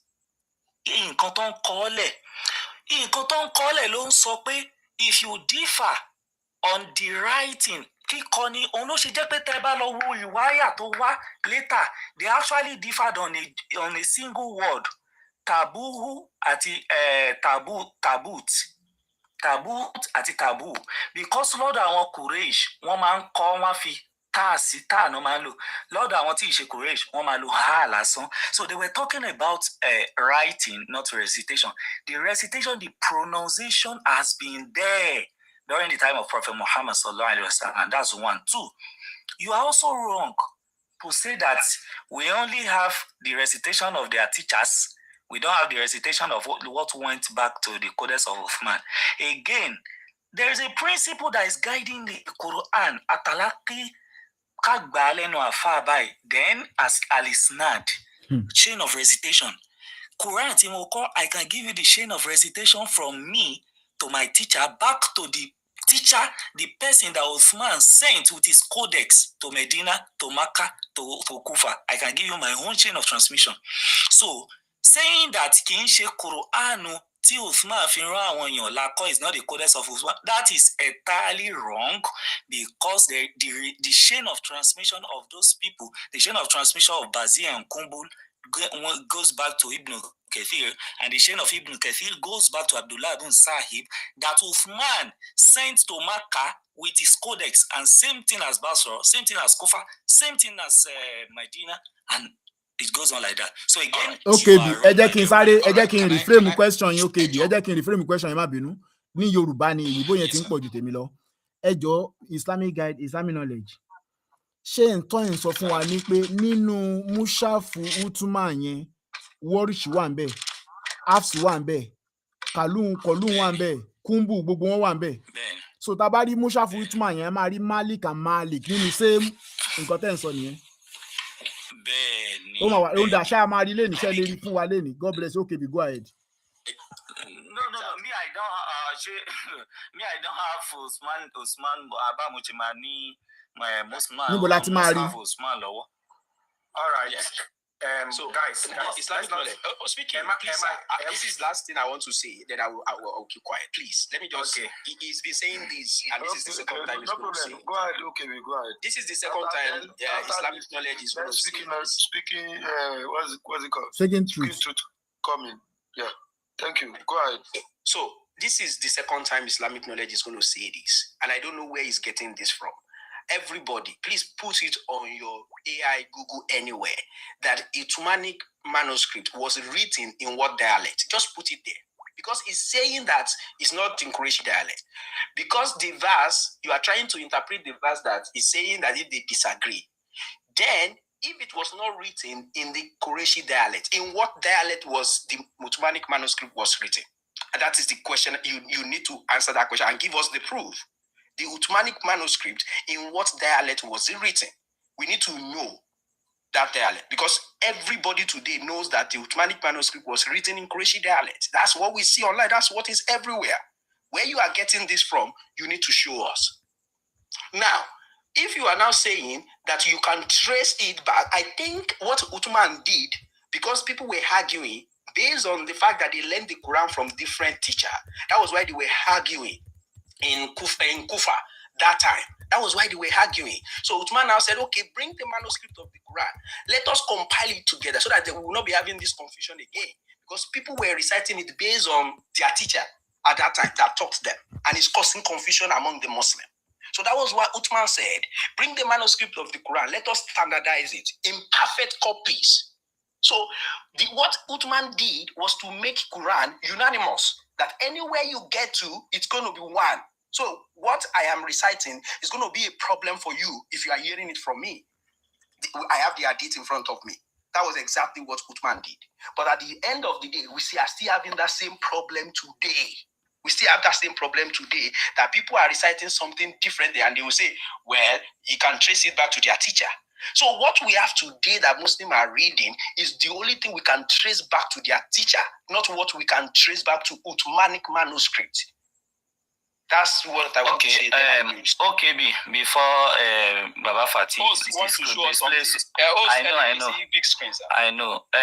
Okay, what I said, you just changed it. I said it is wrong to say that the manuscript was written entirely in Qurayshi dialect. No, it was not entirely in Qurayshi dialect. It was with different dialects. But he only said that if they have difference in something, he was specific about that if they are now differing, that they should resort to Qurayshi dialect. But the Uthmanic manuscript is not written with Qurayshi dialect, like entirely in Qurayshi dialect. No, because it will be wrong. Because the Qurayshi dialect, the Sabian to Ahruf, does not only consist of Quraysh dialect.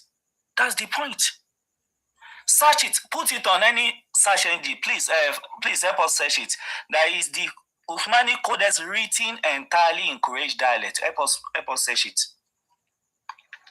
Please, can we see the prompt, Baba Fatih? Okay. By the way, you are just adding entirely to it. Your statement was I already told you. No, I already told you. When you said that, I said like entirely there. It's okay. Let us focus on what FSP is searching for us, please. In which dialect? Okay, in which dialect was the manuscript written? The Uthmanic manuscript written. I think it should be. Was it written in? Let's see what it says, sir. So, let's read it from the beginning, please, okay. Baba Fatih. Okay.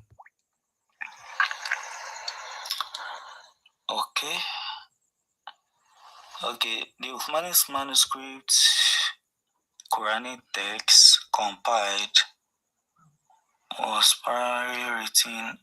I can't see it though. Was primarily written in the Quraysh dialect of Arabic. Okay, let's see. According to historical sources, when the differences are okay.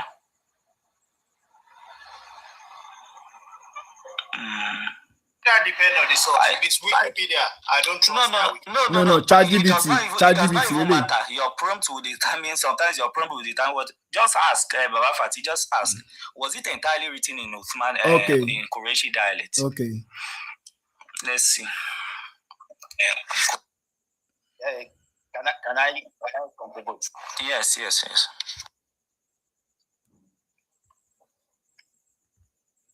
Okay. So even if you look at the hadith, the hadith from where you are referring to, I think the language, the dialect by which the Quran was revealed was Qurayshi dialect. So in writing, that was what they were writing. But what Uthman was saying was that because in the Qurayshi dialect, which is the primary something, you can equally research this thing in a way that if you are reciting it in other dialect, it does not change whatever meaning or whatever representation you give to it. However, what Uthman was saying in this condition is that in a situation whereby your pronouncement in a certain regard, there is a problem where you find same word in Qurayshi dialect and any other dialect. Retain the Qurayshi dialect, and he gave the reason. What is the reason? The reason is that Quran was revealed to the prophet in the Qurayshi dialect. So that is the summary. Yeah. The question you asked the other time, all these kirot that we have in the Quran, are they in Uthmanic manuscript? The answer is yes. Everything is in Uthmanic manuscript. And that's why, unfortunately, there's no way we can demonstrate this thing because it requires something that we have to present to you. We are not the one doing the debate. You have come so that you will see the way this thing will be. But quickly, before I mute, I just want to. I want us to verify what we are searching for. Connect. There was something that we were searching for. Baba, So let's Baba find that so that we can move on. Please, we can't see your screen. Can you just help us read it out? What you just said? Please, so that please. Yeah. Cover this The particular point. Ottomanic Prepare yourself.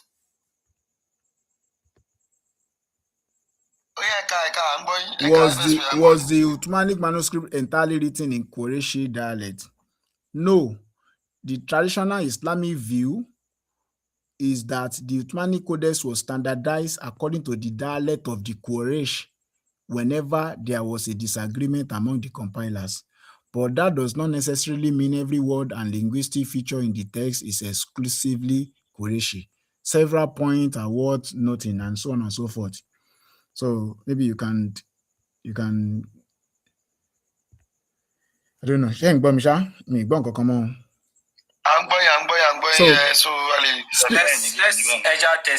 speaking truth, go ahead.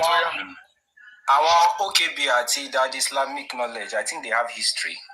Would be glad to be part of the people that will watch you guys again have this conversation. So we want to go further. That the fact, after the point Alakokomu, we'll go into the contradictions in the Quran. We'll go into verses of the Quran that has been removed. So about me, your Quran kaja the lower screen, kadi, nkati Islamic knowledge is so kadimu. I think Islamic knowledge, I am proud of the fact that you came to have this conversation. A lot of Muslims cannot have this conversation. So thank you, sir, for granting us that honor. I want to represent you correctly. The Quran that the fact, any hard copy, and that the connect. God bless you, sir.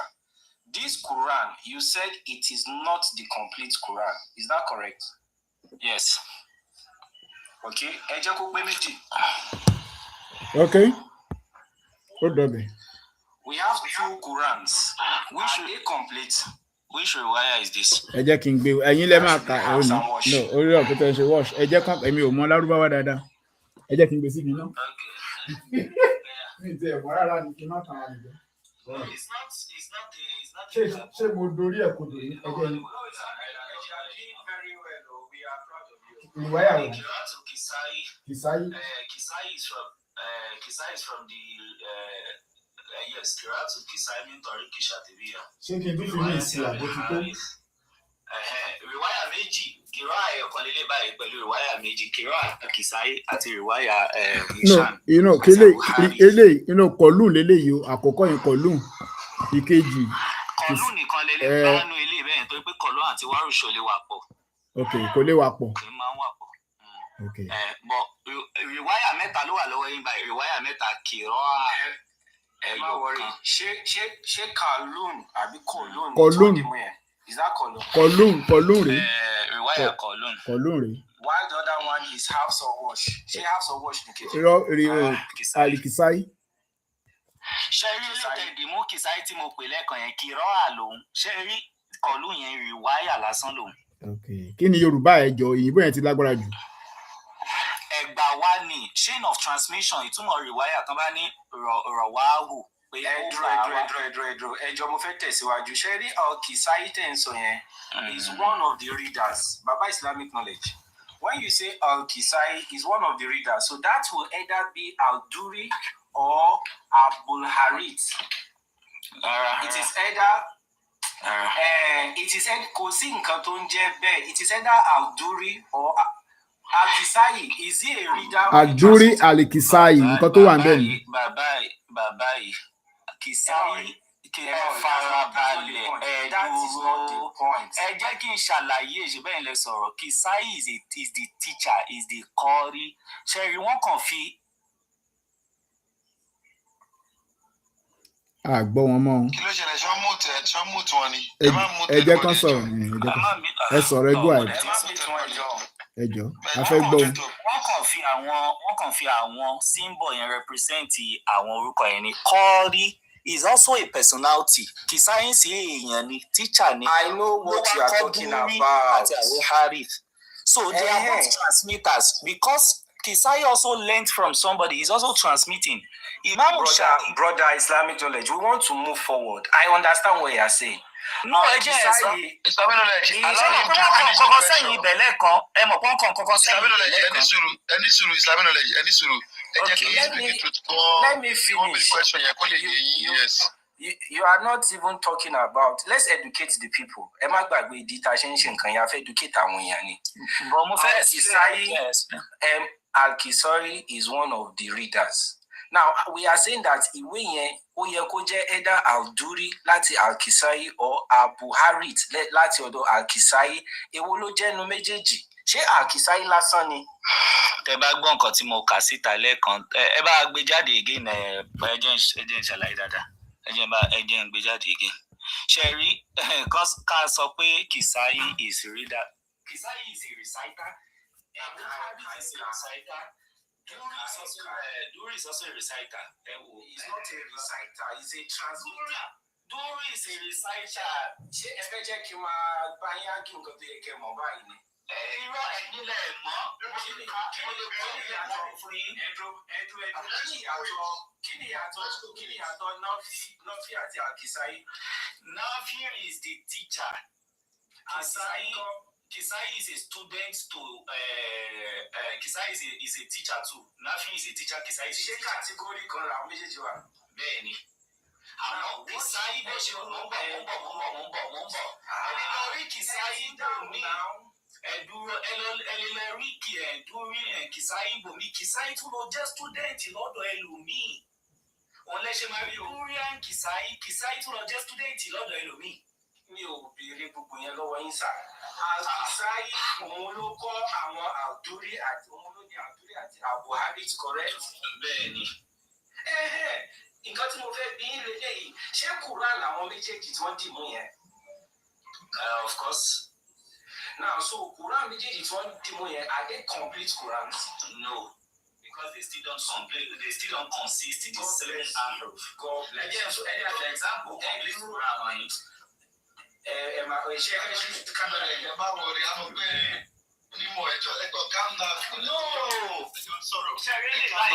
Ṣẹrẹ́lẹ̀ tí mo dì mú ẹyọ kan yìí. Ẹ bá mi gbé wọn sí big screen. Ẹ bá gbé wọn sí big screen. This is a complete. Ẹ gbé Islamic knowledge sí big screen. This is a complete Quran. Kò sí kìrọ̀ àbí ìwáyà tẹ́ ẹ fẹ́ kà láyé ó wà ń bì. Ẹ bá mi ka sura 37 verse 12. 37 verse 12. Ẹ bá mi ka. 37 verse 12. Ẹ sọ wípé Quran tẹ dì mú yẹn. Ó ní gbogbo kìrààtì lọ́wọ́. Àti Sugura àti Kubura. Ẹ ka 37 verse 12 fún mi náà mo fẹ́ mọ̀. Ó ní gbogbo kìrààtì lọ́wọ́. Àní àti Kubura àti Sugura. Ẹ ka 37 verse 12. Ẹ ka 37 verse 12.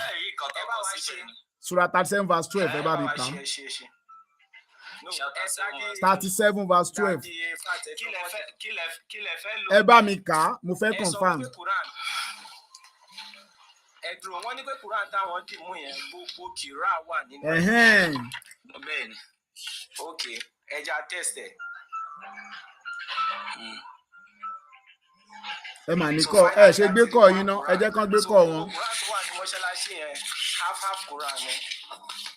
No, ṣe rí gbogbo ìwáyà tẹ́lẹ̀ máa rí àwọn ìwáyà tó kì wá tẹ́lẹ̀ máa rí ẹyọ kọ̀ọ̀kan. Mo fẹ́ kàn. Ó ti yé wa, ó yẹ ká. 37 verse 12. 37 verse 12. Yeah. Mo fẹ́ ẹ ṣí kámẹ́rà yín, ẹ ṣí kámẹ́rà yín. Ẹ ṣí kámẹ́rà yín. Ẹni gbogbo ìwáyà ló wà ńbẹ̀. A fẹ́ mọ̀ èmi gan fẹ́ bẹ́ẹ̀ bá èmi gan ní ìdíkà Quran yẹn. At least ó rẹ ká rí about 10 kirat níbẹ̀. Ẹ jẹ́ máa dárúkọ nǹkan tá a máa rí ńbẹ̀ o.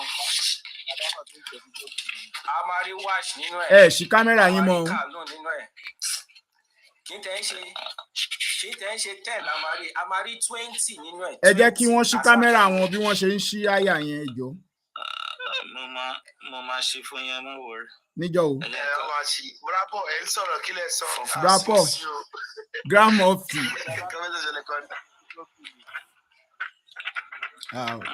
Láyé. Ọlọ́run ṣeun, at least everything is clear now. Táwa ti lè rí wá fún ẹ̀rẹ́ di original Quran. Èmi ò mọ̀ kẹta wá stress ara wa fún látàrọ̀ nígbà tẹ̀yìn ní wá Quran. Ebe yìí lẹ̀ ń stress ara yìí ṣe béèrè ni. Ó yẹ ebe yìí lẹ̀ ń stress ara. Ẹ ṣe. Kíní yìí burú mo bẹ̀rù yín o.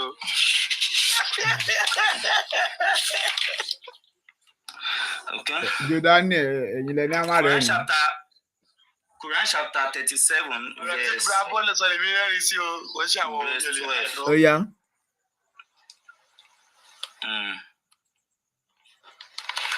Ẹ ṣí kámẹ́rà yín sá. Mo fẹ́ ṣí báyìí. Ẹ ṣí ẹ jọ̀ọ́, I will want to see the Quran. God bless you. Ó yá, bismillah. Ó yá. Ẹ ká. Verse 12. Yes sir. Oni bal ajibta wa yaskhurun. Bal ajibtu wa yaskhurun. Ẹ jọ̀ọ́ ẹ bá kò ṣe zoom ní pépà ni. Ẹ wò ṣẹ́rí wọ́n ti kọ nǹkan kan síbí but wọ́n wá fi àwọn rọ́mùzù yòókù síbí. Okay, wọ́n nóòtì lẹ́ ń sọ yẹn, wọ́n ṣe nóòtì nìyẹn náà. Àbà ẹ wá ní gbogbo. Kí lẹ̀ ń sọ? Ó wà àwa náà nírú ẹ̀ nu Bible. Side note nìyẹn. Ṣé ẹ̀dùn kí lẹ̀ mọ̀ tó fi ń kọ́ ẹ farabalẹ̀ kí lẹ̀ mọ̀ tó fi ń kọ́ sábàtò àrùf kí lẹ̀ mọ̀ tó fi ń kọ́. Mo lè fún yín báyìí tó ní irú kan tẹ́ gbé jáde yẹn. Irọ́ kí lẹ̀ mọ̀ tó kọ síbẹ̀. Islamic knowledge. Ẹ dáhùn Islamic knowledge. Kí lẹ̀ kọ síbẹ̀. Èmi rò nǹkan tí mò ń sọ ni pé ẹ jẹ́ kí n gbé Quran kan jáde mú bọ̀. Kí lẹ̀ mọ̀ tó kọ síbẹ̀. Ẹni sùúrù sáà ọ fẹ́ jẹ́ kẹ́ clear kẹ́lẹ́ ọ̀nà sáà kan tó ń sọ láti sọ̀rọ̀ ẹni sùúrù sáà. Ṣẹ́gbọ́n sáà ẹni sùúrù sáà. Ẹ̀kọ́ ní sùúrù. Mo ní kí lẹ̀ mọ̀ ẹ sọ pé nóòtì ni kí ni nǹkan tó kọ síbẹ̀ ọ̀hún. Apá kẹta yóò máa ti sọ̀rọ̀ kan látàárọ̀ ṣáwọn onírúurú táwọn lè sọ ni. Ó dà pé ti fẹ́ máa sọ.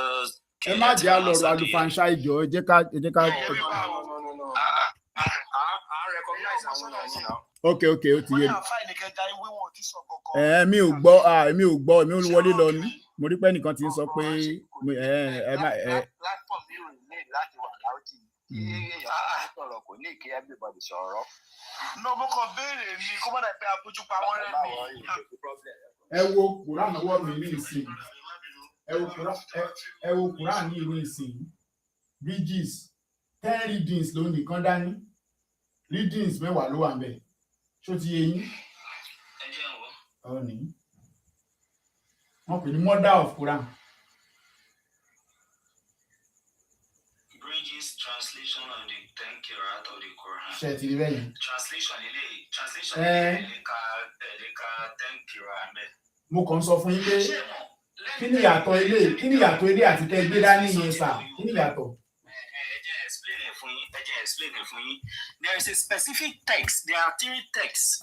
There are 3 codes tí ẹ máa memorize láti lè mọ gbogbo nǹkan tó kọ síbẹ̀ lẹ́ẹ̀kan nìyẹn when you think is a interpretation àbí is commentary. No. Tẹ́ bá ti you would know Shatibiya, the text of Shatibiya dáadáa. Ẹ rí i pé Quran tẹ́ gbé wá lẹ́ẹ̀kan yẹn wọ́n ní Qira'atul Kisai min tariqi Shatibiya. Lẹ́yìn ẹ máa mọ the text of Duro. Lẹ́yìn ẹ máa mọ the text of Tayyibatul Nashr. Kẹ́ ṣó wà lẹ́ẹ̀kan sí ẹjọ́ ẹ bá bínú. Ẹ wo ó dà pé ẹ ti fẹ́ máa ṣàwàdà. These are things that I'm telling you that it's not as if you know it. Honestly, àṣàwàdà. Tí bá sọ fún yín pé ṣe mọ̀ ń pa Shatibiya ni you don't know it, and this is the code. This is the text that holds. Ohun mi ò le. The text of the code. Kébi ẹ fi wọ́n ẹ máa tẹ̀sí ọjọ́ yẹn àtẹ́ǹdì sí wọn. Okay, continue. The text of the code. Ẹ máa fi kó àkójá all the Qira'at is Shatibiya, Duro àti Tayyibatul Nashr. Nǹkan tó kọ síbẹ̀ nìyẹn. It is a code. Èèyàn tó bá fẹ́ mọ̀ á lọ kọ́ ni. So, naam Sheikh Al-Faruqi, naam. Ibi tí mo wà yìí tí ó bá kí n ṣe pé àwọn ọlọ́wà lálẹ́ ó ti sùn ni wallahi even mo ṣe lè jẹ́ àwọn míì wọ́n lè ka gbogbo àwọn ahrufi ẹ̀ gbogbo àwọn Qira'at ẹ̀ mo ní àwọn stars kan méjì kan wọ́n lè ka gbogbo ẹ̀ lórí gbogbo ẹ̀ lọ́mọ lẹ́ǹkan náà Quran kan lọ́mọ wọ́n lè ka gbogbo ẹ̀ àti bí àmà wà ìgbà mo lè jí wọ́n sìn sí. That's not kì í ṣe nǹkan tó wà interesting. Oya ẹja sáré cover Islamic knowledge yẹ ṣí Quran kan yẹn tó ní gbogbo kí lẹ fẹ́ fàyọ̀ ń bẹ̀ kí lẹ fẹ́ fàyọ̀ ń bẹ̀. mo fẹ́ máa béèrè àwọn kirat lọ́wọ́ yẹn máa tọ́ka sí pé kirat léèrè I have about 20 kirats mo fẹ́ pé. kì í ṣe nǹkan tá a wá ṣe bí nìyẹn ìyẹn máa gba táìmù wa ṣáà ní lọ sùn. ẹ má bínú ìgbà tẹ́ sọ pé ó jẹ́ 1 Quran ẹ ń sọ wípé gbogbo kirat wà nù ẹ̀ correct. bẹ́ẹ̀ ni. yes so mo fẹ́ wo kirat bóyá bíi 6 ẹ ṣì. kira èwo ń bẹ̀. ẹ wo mi ò ní táì fún gbogbo yẹn tẹ́ mo ti ṣí fún yín. kò lè náà. tí bá ṣí fún yín tí mò ń kà fún yín ṣé ẹ mọ̀ mo ṣì kàn sí mo kà fún yín ẹ sọ pé kọ́mẹ́ǹtì ló wà ń bẹ̀. ẹ̀yin náà lè máa kọ wá wíyá oṣù. Connect. Ẹ má lọ now. It's not going intellectual anymore. Guys, please, one house, please, everybody, please. Islamic knowledge, nǹkan tí àwọn brother wa ń béèrè lọ́wọ́ yín. Wọn ò bá yín jà wọn ò dẹ̀ fún láti fi confirm nǹkan tẹ́ sọ fún wa. Ẹ kàn lè máa sọ̀rọ̀ fún wa gbúrú kẹ́dẹ̀ believe pé a kàn máa gbà bẹ́ẹ̀ ha. No, we need to just cross check. Nǹkan tó fẹ́ ṣe ni ẹ̀ṣẹ́ get gbogbo ohun yín ó ti ń yàtọ̀ lójú tèmi which is tèmi wò pé kò yẹ kó lọ bẹ̀rẹ̀ ti get. Connect ṣe ti gbọ́. Islamic ṣe ti gbọ́. Sọ́bù ẹni sọ̀rọ̀.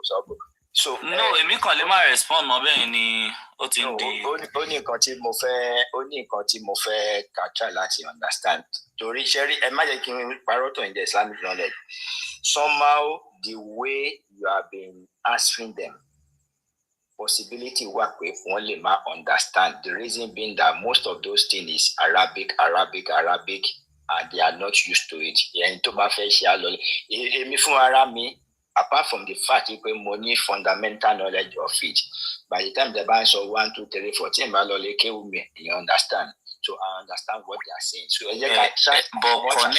but connect ẹni tí ò bá mọ nǹkan ṣé o máa wá sáré conclude pé nǹkan báyìí ni. We have not concluded. ṣé bó náà ṣe ń béèrè pé they want to confirm wọn conclude now wọn bí yín ni. ṣẹ́rí Islamic náà yà ẹ́ ó dàn fati okoro ṣẹ́rí nǹkan tèmi fẹ́ sọ tó wà important mo rò pé nǹkan tó wà important fún discussion yìí nìyẹn ó ní wípé there are various arrows 7 arrows tó lọ́n reveal fanabe ẹ ká mú one particular one bí Islamic náà èsì ṣọlẹ̀ kan torí nǹkan kan wà tá a ti understand tabadẹ ti lè understand the kìíní yẹn. Connect to Islam. Let me explain the problem to you. Islamic knowledge has given us a fantastic position. He said ẹni tó bá di halves Quran mú he is not holding the complete Quran. Oh, serious. And I agree with him. Ben. I agree with him that is what we should be teaching our people. Ìdí tá ṣe ń ṣe kíní yìí ni ká kọ́ wọn lẹ́kọ̀ọ́. Mo láwọn ọ̀rẹ́, mo láwọn Mùsùlùmí pọ̀ comment section yìí tó jẹ́ pé Quran tí wọ́n dì mú nílé ni wọ́n pè ní complete Quran. Ben. But on this platform, we've been able to educate them that Quran you have in your house is not the complete Quran. You are carrying an incomplete Quran about. So the next question now is, what makes a Quran complete? Abi. So that's now the next level of the conversation. We've seen that. Thank you. So we've seen that àwọn Quran tó wà mọ́ṣáláṣí, àwọn Quran tá ní nílé wa, even the one we have on our app, ìtàn ṣítàn kàyí, is an incomplete Quran. And that is the essence of this conversation. So the premise number 1 that we have just one Quran is not what we want to go and check out. Because people don't even understand what one Quran means. So the notion that Quran I have in my house is the one Quran. We've been able to explain, both you and I, and Islamic knowledge, we're able to explain to the people that Quran you have in your house is not the one Quran. That Quran you have in your house is not a complete Quran. As a matter of fact, tó bá sọ pé o ti há gbogbo Quran yẹn sórí, o wá ń gbàgbọ́ pé o ti há Quran sórí, you ó ṣẹ̀ṣẹ̀ bẹ̀rẹ̀ ni. You've not started. what nǹkan tó ń gbé káàkiri is incomplete Quran. So we've established that ìyẹn ti kúrò ń bẹ̀, and I thank Islamic knowledge for that. The essence of this whole is there one Quran, is there no one Quran, is to set that premise. The Quran tá ń gbé káàkiri yẹn is incomplete. Now we want to take it further. Which Quran is now the complete Quran? Kato misrepresent me. Before you take it further. Máa hard pé mo sọ pé ó wà sufficient fẹ́ni tó bá ń kà ó. Ẹ má kàn máa allude sí incomplete. Ẹ máa fi kún. How can something that is not complete be sufficient? Ti gbọ́ bẹ́ẹ̀ connect. Ṣé ti gbọ́ connect? Hold on. I don't understand. Ẹ sọ ẹ ti gbọ́ bẹ́ẹ̀ yẹn. I'll very respond. Give them time. Yeah, I'm going to connect. Yeah. Ẹ jọ̀ọ́ ẹ fún mi láyè ẹ jẹ́ kí n sọ̀rọ̀ ẹ. So ada fún yín. Sherry, first thing that gbọ́dọ̀ understand ni pé Quran is a message. So message yẹn ni pé Ọlọ́run fẹ́ ká fi lo ìgbésí ayé wa. That's why when you are reading any book of tafsir nínú mọ́ṣáláṣí tẹ́ bá wà, the whole of the Quran lẹ máa rí níbẹ̀. Any whatever in Islamic jurisprudence, this is what is being used to judge Sharia. Every araf of the Quran is what they use to determine this thing. Tó bá kan wípé ká kírun nítorí pé Ànábì sallallahu ó ti sọ fún wa wípé just one araf tẹ́ bá ti mọ̀ nínú méjèèjì is sufficient. That is the reason why half the ten sọ yẹn èèyàn ló ń jẹ́ bẹ́ẹ̀. Wọ́n yìí tó ń choose nínú combination because there is a pool in this verse. Combination tó mú ló ń jẹ́ half. Watch náà mú combination in recitation. So máa fún yín example. Nínú Surah Al-Fatiha bí Islamic knowledge ṣe sọ yẹn, Malik Yawmiddin, kí ni ìtumọ̀ ẹ̀? The owner of the day of judgment. In the same ayah yẹn náà, nígbà tó náà tó máa reveal in another way ní Malik Yawmiddin, meaning king of the day of judgment. Tẹ́ bá wo méjèèjì, ìtumọ̀ ẹ̀ yàtọ̀. Because you can be owner of something, you may not be the king. And you can be a king, but you may not be owner. But tó bá fẹ́ gbọ́ àgbọ́yé verse yẹn dáadáa, nǹkan tí Ọlọ́run sọ nínú verse yẹn ni pé èmi ni the owner, èmi ni the king of the day of judgment. However, nítorí pé arúfọ̀ ọ̀tọ̀ọ̀tọ̀ ni, half twenty tiẹ̀, he is the owner of the day of judgment ló máa kà. So tó bá wá sọ pé is that the complete verse? It is not the complete verse. Because another revelation what Tony is the king. So it is when you bring the two together, you will get the full revelation of the verse. Islamic knowledge of So as a Muslim, nínú tafsir wa or Islamic jurisprudence, all the Quran revelation on la fin ṣe judgment nítorí pé message ni for our benefit. But in terms of recitation, you only need to stick to one from the advice the Prophet gave. That is it. Thank you, Connect to Islam. Thank you for that explanation. Just like we said, we want to educate the people. The premise of this whole conversation is that the Quran you have in your house is not the complete Quran. No, we don't have a problem with. Please. Connect. Why is that's not offensive now. That's what you guys want. That's the truth. I want to say something since, please, sir. So gbogbo yín máa sọ̀rọ̀. Farouk ẹni sùúrù ṣẹgbẹ́ ẹjọ́. Mo ní slide ń bí báyìí. Daddy Joe, mo ní slide ń bí báyìí. Mo fẹ́ lọ sí ibi tí wọ́n ti yọ àwọn nǹkan kúrò nínú Quran tí wọ́n ní lẹ́nu. Mo fẹ́ yọ sí àwọn missing verses. Mo fẹ́ lọ sí ibi tí àwọn Sahaba ti ń jà lórí Quran tó dá àti tí ò dá. We've not left premise number one. Sherry topic wa is there one Quran? The whole idea, I'm saying that àwọn ọ̀rẹ́ mi tó jẹ́ Muslim believe that half Quran. Now, I think 70% of Muslim population in the world are using halves. I think we can check what is the percentage of people that are using the halves. So what we've established is that they are reading incomplete Quran. Now, whether the message is sufficient, whether it's not sufficient, we'll get into it. But the premise of the first conversation is that Halves Quran. To jẹ́ wípé a lot of us, that is what we have in our house, is not a complete Quran. That if you don't take anything from this conversation, take it that Quran tó ní nílé yẹn o is not complete.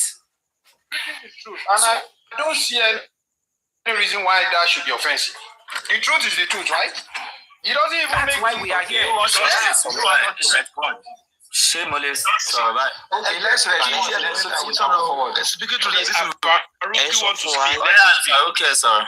Alfaruki ẹjọ ẹ jẹ́ kí afa mi sọ̀rọ̀ ẹjọ. Alfaruki ẹ continue ya.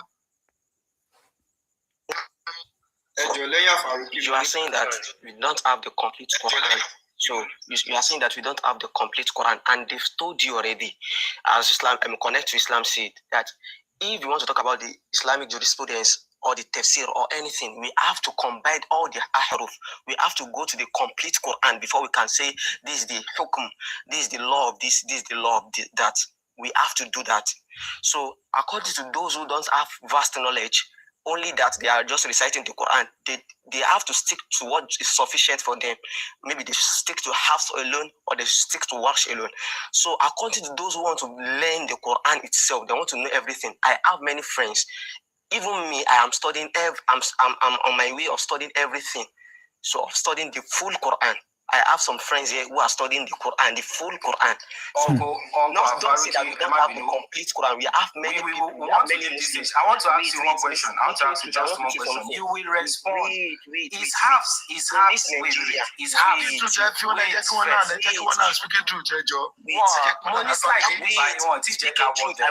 want you to learn. I want you to. In this Nigeria we are talking about, we have what we call Musabaqah competition for you to know. So this Qira'at al-Quran, that the recitation of everything we are of the Quran, they are going to, there's a competition that we always go there, and some people always go, even from the Yoruba side, that they will go and they will recite the Quran, the recitation, in every ahruf. So what's the problem? We have people that knows everything together. That is more Quran like that. So and the Prophet says, anyone you know is sufficient for you, and we have those who knows everything. So, and in Islam, we have two types of knowledge. Faruki, my brother, I want to fire. We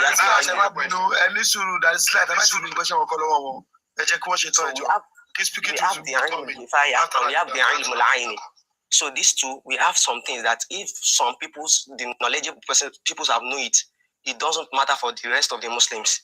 So like this, it is not wajib, it is not compulsory for the rest of us to know. Thank you. Faruki, don't unmute your mic, just stay there. Open your mic. We are here to have knowledge and to understand something. So I want to ask you something. Is halves a complete Quran? It's sufficient for the readers, not. I didn't ask if it's sufficient. Is it a complete Quran? It is sufficient, not the complete Quran. So halves is not a complete Quran, correct? Yes. But how many qirats? Leave sufficient. How many qirats do we have? No, you have to keep adding it, please. Islamic knowledge, we will get to sufficient. How many qirats do we have, Faruki? Halves is one of them. How many do we have? Halves is not qirat. Are you sure? Yes, halves is not qirat. So what is it? Half is riwayah. Yeah, now. So if you don't know this thing, you have to know it. Now, I asked you how many qira we have. So since you say half is not a qira, mention the qirats that we have.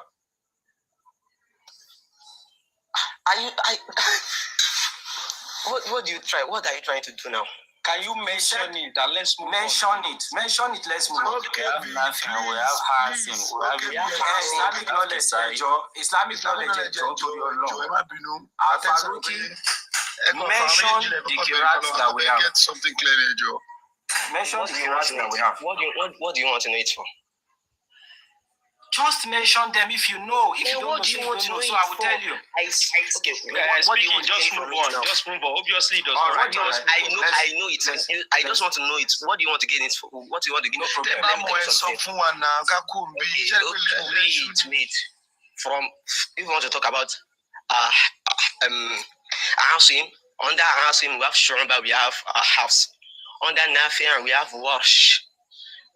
we have Kolun. Brother, it's okay. Don't let me explain it. Mention it now. You are cutting him. Shefe my embarrass ọ̀rẹ́ yín lórí public space ni. Is he getting it wrong? What do you mean embarrass? That's why you don't write. Afaruki, mention 5. Afaruki, mention 5. I wanted to help you out, but your friends want you to be embarrassed. Mention 5. No, they are 10 kiras altogether. 10 kiras. Mention 5. I Afaruki, mention 5. If I mention it, now you said I'm mentioning the wrong thing. Mention it. 5. Mention 3. You mention it. You are calling half Skiroa. You are calling half Skiroa. And you want to correct me on what I'm saying. Okay, mention something the right thing. Please. How are you going to know I'm saying the right thing? Speaking, please move on. It's obvious. Let's move on. We see. Please move on. We are not here to please. How are you going to know Bra Paul, everybody. when you are saying the wrong thing, you're It's okay. Ẹ jẹ́ ká fẹ́ lómi. Let's move on. Bra Paul ní béèrè. Let's ask. This is the point. He doesn't know. We have about 10.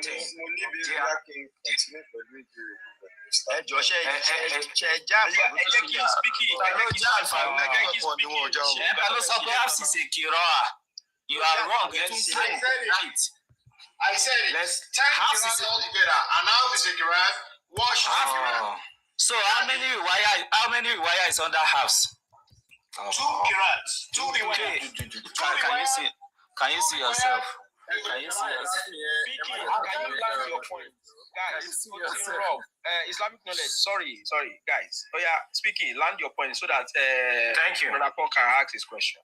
So that in fact, I want to take the conversation further because I don't know why we are stuck here. We have 10 and they are called readers. We have the transmitters 2 each. And 20 riwayat, right? Yes, sir. If I call it that is lads, we don't want to engage them on that. They don't understand their own tradition, but this is not the point. Somebody just said something wrong. We are correcting him. You are saying, oh, this is unbelievable. So you see what I just told you. This is unbelievable. Something they don't know. Let me finish. So it's not a Kiroa. Hold on. This is unbelievable. Specific. Please go on. Please don't mute anyone, guys. Don't mute. Let's show them. This is not how we started this conversation. Yeah, ẹ jẹ́ ká fún. Yeah, it's good. Ẹ má jẹ́ kó ẹ jọ̀ọ́. Ẹ jẹ́ kí speaking truth land on his thoughts. Then go ahead. Ẹ jọ̀ọ́. Ẹ má jẹ́ kó jẹ́ rowdy something. Ẹ jọ̀ọ́. Speaking truth, land. Make a conclusion. You can see that they don't know about their book. Okay. Oyemi.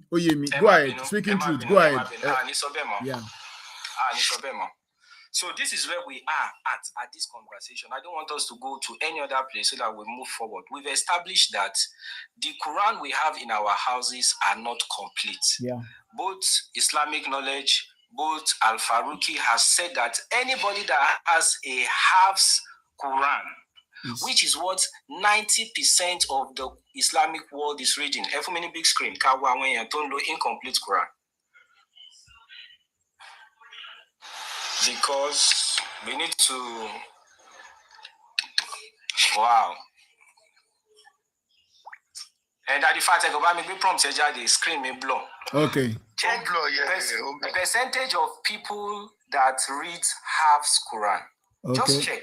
And check the impact of today's conversation. If 90% of the Muslim world are reading incomplete Quran, they are reading a Quran that is not complete, then there is a problem. But we've established that point, and now want to go into the Quran itself. So please, no. Once he has made a submission, we have to respond to it, please. No problem. You respond. So thank you very much. So in our Esinwa and the foundation, now Islam won't say Islam to recite Quran. Islam jẹ́ Islam tó yẹ pé àwa tẹ̀lé òfin Ọlọ́run. Kò sí anybody nílé ayé tó yẹ pé Quran nu gbogbo.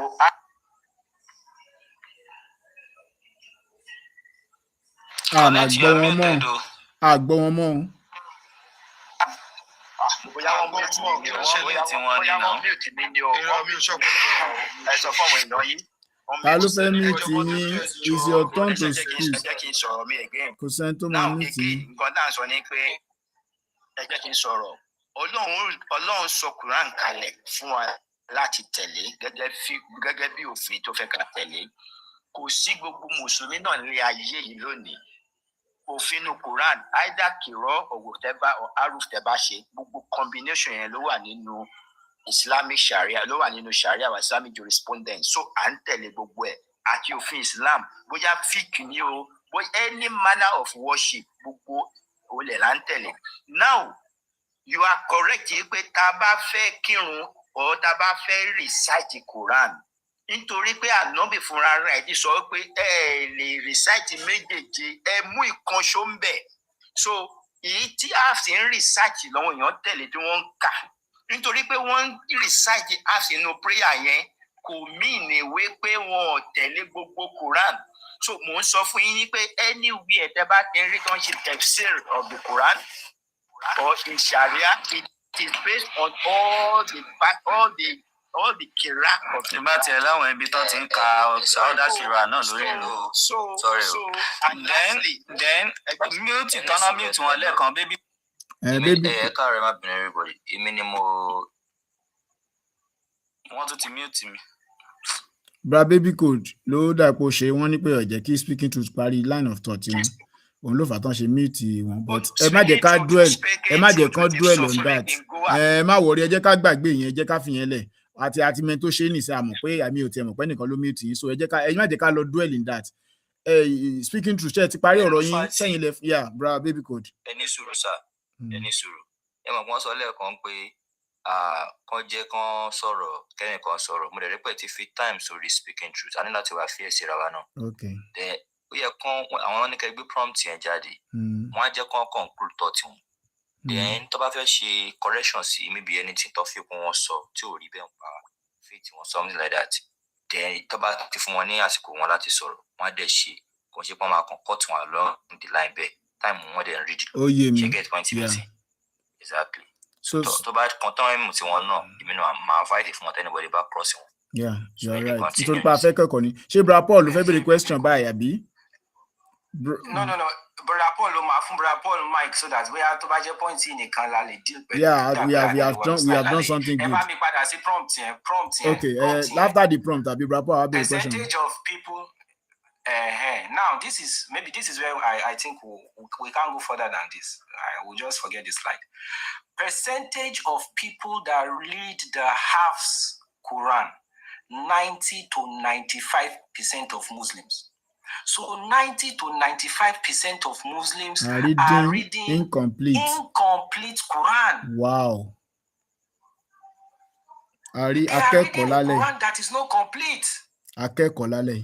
So the implication is that gbogbo Mùsùlùmí tó ń bọ̀ wá Quran tẹ́ ní nílé ẹ̀kọ́ tá fẹ́ kọ́ra wa náà nìyẹn. So kẹ́ jáde kẹ́ wá máa sọ wípé Quran kan ló wà word for word letter for letter. We are unable to get into the meat of that. Bẹ́ẹ̀ ọlọ́mà tó fọ bẹ́ẹ̀ page ọ̀la I know page mi kẹ̀ a ṣẹ̀ṣẹ̀ tẹ̀sẹ̀ bodò ni. But look at what this profound statement is.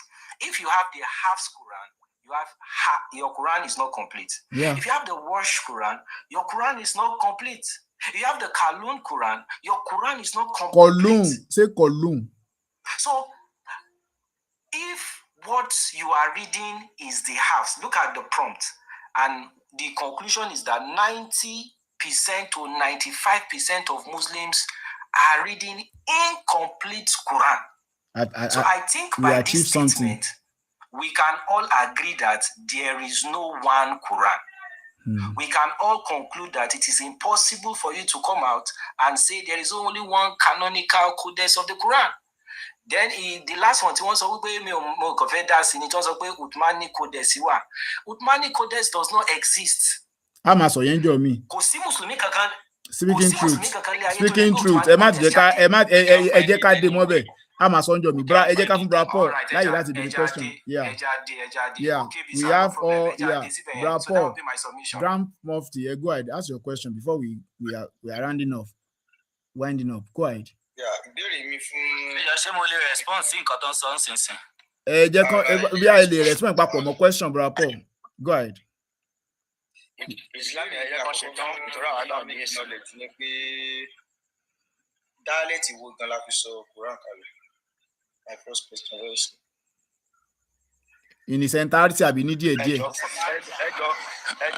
Ẹni bá ń fi táìmù síbẹ̀ yẹn. Islamic knowledge kẹ́tọ́ No, very simple mi nìkan ṣàlàyé very simple dialect wo náà fi sọ Quran. Ẹ jẹ́ kán fún mi táìmù ṣe mo ní mo fẹ́ response sí nǹkan kan tí speaking truth. Islamic knowledge kẹ́tọ́ respond. Please Fati Okodoro mo fẹ́ ká ṣe déédéé nínú ọ̀rọ̀ yìí. Speaking truth ó ti sọ̀rọ̀. Ẹ jẹ́ ká rẹ̀fẹ̀sì sí. Ẹ̀tọ́ ní kí nǹkan gbà yẹn connect with Islam. Connect nǹkan tẹ máa ṣe máa fún yín 1 minute. 1 minute kọ́ iye minute tẹ Islamic knowledge máa dé ẹ mọ wáyé níbi sọ bẹ́ẹ̀ ní sùúrù Islamic knowledge sì fẹ́ sọ̀rọ̀ wọ́n dẹ̀ fẹ́ dàbẹ̀ nípa àwọn. Èmi náà mo fẹ́ response sí mi. Wọ́n dẹ̀ ti fún 3 minutes 3 minutes ló wà lórí wọn yẹn. Tán béèrè yẹn. 3 minutes náà ti fún wọn yẹn ẹ dá time yẹn padà. Islamic knowledge ní gbogbo time yẹn. No ẹ ó dàn ẹjọ Islamic knowledge tán bá fi jẹ́ 3 minutes náà fún yín ẹ lo 2 ẹ fún mi 1 ẹjọ. Sí wàhálà. Ẹ dá 3 yẹn padà ẹ dá 3 yẹn padà. Ẹ dúró ẹ jẹ́ restart time yẹn fún Islamic knowledge padà. Tẹ̀lé answer question yẹn papọ̀. Naam ẹ ṣeun brother Paul question tẹ béèrè ẹ ní dialect mélòó èdè gbogbo náà fi sọ Quran kalẹ̀ 7 ahruf náà ni Anabi sallallahu alaihi wasallam sọ pé innal Qur'ana unzila ala 7 ahruf so ìkànnà àwọn 7 ahruf yẹn náà ni al-ikhtilaf al-lahja so kì í ṣe one specific dialect náà fi sọ kalẹ̀ different dialects of the Arabs ni so ẹjọ ṣẹlẹ̀ jẹ́ kí n ṣètò àmàmì ẹsẹ ṣẹlẹ̀ jẹ́ kí n answer question yẹn tán so Anabi sallallahu alaihi wasallam sọ pé innal Qur'an unzila ala 7 ahruf that's that. Ẹ̀yin mùsùlùmí tẹ́ wà ń bí ẹ̀yin mo bá lọ́rọ̀ jù pẹ̀lú 1 minute tó kù. Ẹ rí pé ìgbà tí mo sọ̀rọ̀ mo sọ pé Anabi sallallahu alaihi wasallam bàbá Fatima náà ló ti fẹ́ kan sọ kalẹ̀ pé yes what you have is not the entirety kì í ṣe gbogbo nǹkan tó ń sọ kalẹ̀ fún Anabi sallallahu alaihi tó bá ń ka half sí ń sìn lápẹẹrẹ kì í ṣe gbogbo nǹkan tó ń sọ kalẹ̀ fún Anabi náà ló ti kà yẹn because tí wọ́n sọ Málíkì Yaumidin kalẹ̀ fún Anabi wọ́n sọ Málíkì Yaumidin kalẹ̀ fún Anabi Málíkì nìkan ló dẹ̀ wà nínú chain of transmission tí half sí gbà wá. But ẹ rí pé mo ń try àti as much as possible mention pé Anabi sọ pé gbogbo ilé ìtẹ́ bá kà ń bẹ̀ it is sufficient for you ó ti tó yín kò ní gẹ̀mí adara yín láàmú ẹni bá já àfa lápẹẹrẹ ń sìn báyìí torí pé ìdájọ́ fíkì wà ń bi ìmí bẹ̀ ló ní ìdá tí mọ̀ àbí ìwọ tó fẹ́ lọ jẹ́ pé o fẹ́ lọ specialize lórí Quran but gbogbo mùsùlùmí ó bá máa ka àṣọ ó bá máa ka kọlu ó bá máa ka it is sufficient for you ẹ má gbàtàn jẹ pẹ̀lú gbogbo ọ̀rọ̀ pé it is complete it's not incomplete ọ̀nà àtẹnu wọn yes but it is sufficient ó ti tó yín so connect. Yeah, connect. So á dá fún yín nǹkan ni mo fẹ́ sọ ẹ ti sọ mo kàn fẹ́ try láti kí n kàn emphasize lókù gẹ́gẹ́ bí Islamic knowledge ṣe sọ gbogbo èyí tí wọ́n sọ 90 to 95% ó mi pé ẹ̀ka Quran tán gbogbo eléyìí kò ń ṣe academic discussion gẹ́gẹ́ bí Islamic knowledge sọ nǹkan tó wà ń bẹ̀ ni pé Ànábì sọ pé ọ̀nà méje la fi gbà láti fi recite Quran ẹyọ kan tó ti tó yín for recitation so ìwọ tó bá ní half sinle is for recitation wàá rí i pé ìdájọ́ pé a fẹ́ gbàwẹ̀ a fẹ́ ṣe kínní o lè rí i pé ìdájọ́ tó máa wà ń bẹ̀ tó bá lọ wo inú tafsir àbí fíkì or anything gbogbo ẹ̀ pátápátá ló máa wá kójọ láti sọ pé nítorí ẹgbà wa ta gbọ́nbì ìdájọ́ sàríà rẹ̀ òun lélẹ̀ so a Muslim anywhere we are even nǹkan tó bá yẹ kí ìkan là ń kà gbogbo Quran pátá là ń tẹ̀lé nítorí bí ta ti máa bá pàdé inú fíkì or sàríà wa ni. Ẹ jọ̀ọ́ mo ní ìbéèrè ìbẹ̀ yẹn ṣé wọ́n lè bá mention èdè méje yẹn tí ànábì fi gba Quran yẹn ṣé wọ́n lè bá mention èdè méje. àwọn ibi tí mo ti ń lọ nìyẹn jù. Brọ́pọ̀ fẹ́ sọ ọ̀kan lórí ẹ̀ tẹ́lẹ̀ bóyá Brọ́pọ̀. ẹ ṣeun gan. So Islamic knowledge ẹ sọ fún wa pé 7 dialect ni a fi sọ Quran kalẹ̀. ṣé nǹkan tẹ́ sọ fún wa nìyẹn? Rárá sà. Mo sọ pé 7 ahruf nínú ẹyọ kan nínú ahruf yẹn náà ni difference in dialect. Mi sọ pé 7 dialect. ẹ jẹ́ kí n tún béèrè kẹ́ẹ̀dẹ̀ dá mi ló ń ṣàn. dialect wo la fi sọ Quran kalẹ̀ àbí mélòó ni dialect yẹn? Kì í ṣe pé bóyá ànábì mention specific dialect àmọ́ use of language yẹn. Tá bá ń sọ̀rọ̀ dialect kò mean pé a gbọ́dọ̀ máa dárúkọ this dialect. Ẹ jẹ́ fún ilé example. In the speaking of Arabic language, ẹ jẹ́ explain fún yín tẹ́bà fẹ́ kí n explain kẹ́ má bẹ̀. In the speaking of Arabic language, àwọn nǹkan kan wà níbẹ̀ tó ń pè ní ìmàlà sugurọ àti kuburo, for instance. Normal Quraysh dialect kan á sọ pé wàdúhà. Àmọ́ other dialect wọ́n máa ń ka wàdúhẹ. That's ìmàlà sugurọ àti kuburo. It is across the Arabs like that. But ṣe dá wọn lóhùn pọ́nbélé Islamic knowledge ṣe dá wọn lóhùn pọ́nbélé. Just a simple answer we do. It is not just one dialect. It is revealed in multiple dialects. Multiple. One minute Aruf. Okay. Ṣàlẹ̀ wo bẹ̀ lálẹ́ ṣá. ẹ má wọlé. Bí a ti Brọ́pọ̀ bá ṣe tán pẹ̀lú ṣé Brọ́pọ̀ ṣe tán kúrò kébìlẹ̀. Brọ́pọ̀ náà ni ìwọ̀n ìparí. Brọ́pọ̀ go ahead. Mo sọ̀rọ̀ mo fẹ́ sọ̀rọ̀ o. Àbúrọ̀jọ́ ẹ ní sùúrù sà ẹ má bínú. Mo fẹ́ sọ̀rọ̀ o. Bẹ́ẹ̀ ká ṣe ní kó má bàa di rough so that táwọn connect àbí àwọn Islamic lè náà bá fẹ́ sọ̀rọ̀ everybody á lè ṣe easily. Ó yá Brọ́pọ̀. Yeah, in tí Islamic knowledge sọ fún wa ni pé many dialects tí àwọn onílé dárúkọ fún wa òun ni a fi sọ Quran kalẹ̀. Eléyìí tó tako in tí ó wà ní Sunnah Abukari 4987. Sunnah àbí Sahih? Ẹ tún pè fún mi. Sorry, má bínú. Sahih Bukhari 4987. Sahih Bukhari 4987. Answer tán fún wa ó tako nǹkan tó ń bẹ níbi bẹ̀. Only in case you disagree with Zahid bin Thabit on any point in the Quran, then write it in the dialect of Quraysh. The Quran was revealed in their tongue. This is very straightforward. So Islamic knowledge, ta ló correct and uncontradict Ànábì ẹ̀yin ni àbí Bukhari 4987. Ẹ ṣeun. Ìgbà tí wọ́n ka tọ́lọ́wọ́n bá ka tó ń sọ Quran kalẹ̀ the first time. Ànábì fúnra ẹ̀ béèrè lọ́wọ́ Ọlọ́run ọba àlekè ọlá báyìí pé àwọn èèyàn lọ Lárúbáwá wọn pọ̀, àwọn tó dẹ̀ máa kọ́ èdè Lárúbáwá wọ́n máa pọ̀ náà, pé jẹ́ káwọn ìjọ mi lè ka Quran yìí dákun jẹ́ kán lè kà in different ahruf tó kó different dialects sínú wọn Ọlọ́run wá reveal in 7 dialects. So yes, if I'm telling you that it is revealed in 7 dialects, Ànábì ló sọ bẹ́ẹ̀ sallallahu alaihi wasallam, àmọ́ primary language tó kọ́kọ́ fi sọ kalẹ̀, that's what the hadith is saying. And let me tell you something, nǹkan tẹ́ ń kà yìí, it's not talking about recitation, it's talking about writing. Àti yanjú ẹ̀ bí bóyá ẹ pẹ́ dé ni. It's talking about writing, they are not talking about recitation. Dialects, difference in dialects has to do with recitation, not just writing. Nǹkan hadith tẹ́ ń kà yìí is talking about writing, sir. Torí pé ìgbà tó padà disagree, they pronounced the same thing, but writing was different. Níbi tabut àti tabut, and they wrote it down in the Qurayshi style of writing. All right, before I proceed to my last question, I think into one consider the Quran was revealed in their tongue. They are talking about the revelation of the Quran, even though it contains it includes the writing. So when they ask Quran kale ní èdè wọn, revealed in their tongue. So I read down Islamic knowledge that read to one Sahih Bukhari 4987 in Muslim. So she just so about she Sahih Bukhari 5005. That's my last question to me. Sahih Bukhari 5005.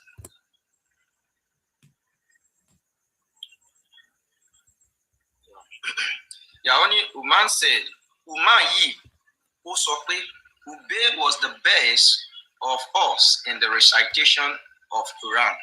Wọ́n ní arákùnrin kan tí a mọ̀ sí Ubay, ara àwọn tí Muhammadu nìkan lọ kó Quran lọ́wọ́ ẹ̀. 5,005. Yeah, 5,005. I mean 5,500. 5,005. 5005. Sonny Ubay was the best of those that recite Quran. Me remind first view. Okay, mo fẹ́ ṣó ẹ lójú skin fáwọn èèyàn náà. Okay, oya. Yet we leave some of what he recites. Umar wa sọ pé lára nǹkan tí Ubay máa ń kà nínú Quran tiẹ̀ ó láwọn ò kì í bá kà. Ubay says, Ubay wa dá lóhùn pé I have taken it from the mouth of Allah's messenger. Ó ní àwọn àyà Quran tẹ́yìn ò kì í bá mi kà tèmi mọ́ ń kà tèmi. Ẹnu Muhammadu ni mo ti gbọ́ o. Ó ní and I will not leave it for anything. Ó lóhùn ò sì ní yé kà òun ò ní filẹ̀. But Allah said, only ṣùgbọ́n tí Allah sọ ni pé none of our revelation, eléyìí ni pé Ubay ń fi ẹ̀sùn kan Umar, èmi ń ka àwọn àyà kan yìí ò bá mi kà. Do we abrogate, none of our do we abrogate or cause to be forgotten? Don't quote the Quran chapter, is it not 2106? Yes. Forgotten, but we substitute it. So ẹ bá wa ṣàlàyé àdìsí, Quran ọwọ́ Ubay nka lórí tó yàtọ̀ sí ti ọwọ́ recitation lélẹ́yìí o lórí tó yàtọ̀ sí ti ọwọ́ recitation ìwúlódé correct la lè máa dé. Ìjà mẹ́ni ẹ̀jẹ̀ ẹ fún mi tán ẹ ṣeun. So your question tó dáná bẹ́ẹ̀. All right, màá fún yín time tètè sọ́rọ́ yìí. Ẹ kọ́kọ́ rí bẹ́ẹ̀ pé bí ìgbà tí brother Paul conclude bẹ́ni pé àyà kan bọ́n ṣe ń ka ẹ̀rù pé bóyá wọ́n sọ pé àyà kan mísì ń bẹ àbí ó ní what was the best of us in yes we leave some of what he recites wọn ò sọ pé bóyá àyà yẹn yàtọ̀ the same way tí Umaru nǹkan tí tó jẹ́ kí Umaru bin Khattab kó wọ́ Hisham lórí ìrun lọ sọ́dọ̀ Ànábì sallallahu alaihi wasallam ni pé he heard something from what he was reciting that is different from the way the prophet taught him. Tí ó bá jẹ́ pé Ànábì wà ńbẹ̀ tó ní ọjọ́ ìfún wọn ni pé Quran wọ́n sọ kalẹ̀ alẹ́ sábẹ́ àti ahruf ẹ̀ka ilé tó bá wù yín bẹ́ẹ̀. Ànábì ti sọ yẹn kalẹ̀ fún wọn Ubay ibn Ka'b radiyallahu anhu ó ń jẹ́ kán mọ̀ pé yes nǹkan tí mò ń kà yìí ìbá yàtọ̀ sí bí ìwọ ṣe gbà á lẹ́nu Ànábì sallallahu alaihi wasallam bẹ́ẹ̀mi náà ṣe gbà á lẹ́nu Ànábì sallallahu alaihi wasallam. It's not saying that the Quran is different. Ẹ má read ẹ̀ sínú ẹ̀ ẹ má fi ti kún pé the Quran that is with him is different from the Quran that is with other people. No, his recitation, Eripo come yet we leave some of what he recites. Bó ṣe máa ń kà á, ìmí wà ń bẹ̀ tó jẹ́ pé a kì í bá kà á bẹ́ẹ̀, bọ̀ wá jẹ́ kán mọ̀ ò pé ọ̀dọ̀ Ànábì náà lòun náà ti gbà sallallahu alaihi wasallam. Èmi ò ní fi anything lẹ̀ nínú ẹ̀ fún anything o. Pé kódà Ọlọ́run ọba sọ pé anansak min ayati anasiya nati bi khayri minha aw mithliha. So ìyẹn bó ṣe jẹ́ yes they can recite differently àti establish yẹn tẹ́lẹ̀ Ànábì náà ló sọ sallallahu alaihi wasallam. Eléyìí tí Ubay yìí kà yẹn Ànábì sọ pé hakadha unzilat gẹ́gẹ́ bó ṣe sọ fún Umaru lọ́jọ́ kìíní àná. Eléyìí tí Abdullah ibn Abbas ń sọ yẹn náà hakadha unzilat bọ́lá ṣe sọ kalẹ̀ náà nìyẹn. So all of this put together ló ń jẹ́ one Quran kì í ṣe pé Quran ọwọ́ àwọn méjèèjì yàtọ̀. Okay bi ẹ máa kọ́ mi sí ọ ẹ kàn fún mi ní ìjọ sí yàtọ̀ 30 seconds. Baby code hold on ẹ jẹ́ kí n sáré etiquette. Islamic knowledge mo fẹ́ nǹkan tí mo fẹ́ bí lórí yín ó based on lórí nǹkan tí àti speaking to jọ sọ lẹ́ẹ̀kan yẹn. Okay sir. Ẹ máa bí wọn kó lórí àdìsí yìí o lórí àdìsí yìí gan-an mo fẹ́ sáré confam kankan lọ́wọ́ wọn. Okay, yeah, sáré confam it before ká tó tẹ̀síwájú because logically speaking tẹ́ bá wo àdìsí yìí nísìn tí bá get nǹkan tí Islamic knowledge ń sọ yìí tí bá get ẹ̀yẹ kẹ́ correct. Wọ́n dẹ̀ ń sọ ṣe ni pé it is just recitation just like ẹni pé èèyàn kan fi jẹ̀bú ń kà nǹkan èèyàn kan tó fi ẹ̀pẹ́ kà tó dẹ̀ pé the same ayah the same sura náà ni nǹkan tẹ́ ń sọ nìyẹn àbí. Irọ́ recitation mo sọ dialect lẹ́yìn lọ́wọ́ àlùdù sí rárá. Torí pé recitation difference in recitation nígbà míì wordings gan lè yàtọ̀. For instance, Maliki, wordings ẹ̀ yàtọ̀. So kò bí ìpè bóyá bí dialect Ìjẹ̀bú ṣe yàtọ̀, no. Ó yẹ dúró now. Nísìnyí báyìí, according to tó ayé báyìí nísìnyí, wọ́n jẹ́ kó máa yé wa, ó kù ti Surah 2 mẹ́rin àyà 106 nísìnyí. Tẹ́bá dẹ̀ wo context nǹkan tí Surah 2 yẹn sọ ní pé ó ń sọ̀rọ̀ nípa principle of abrogation.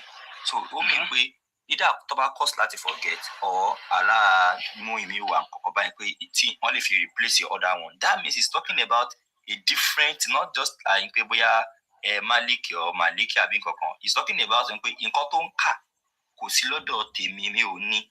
So ìyẹn ló ṣe ń sọ pé tẹ́ bá lẹ́yìn onígbà èmi ò lè fi ilẹ̀, èmi ò lè fi nǹkan yẹn lẹ̀. So ìyẹn ló ṣe kó ti Surah 2 yẹn lórí abrogation. So it's actually talking about a verse. An ayah ló ń sọ̀rọ̀. Addition or subtraction. Baby code ẹ̀ ń sọ̀rọ̀ nípa addition or subtraction àbí? Àkọ́kọ́ ni pé ayah tẹ́ sọ yẹn ẹ̀yin lẹ hádìẹ sínú àdìsí yẹn. Ẹ wá kà padà. So only but Allah said, only I have taken it from the mouth of Allah supposed to, and I will not leave it for anything. But I not be motivated. You don't feel it for anything.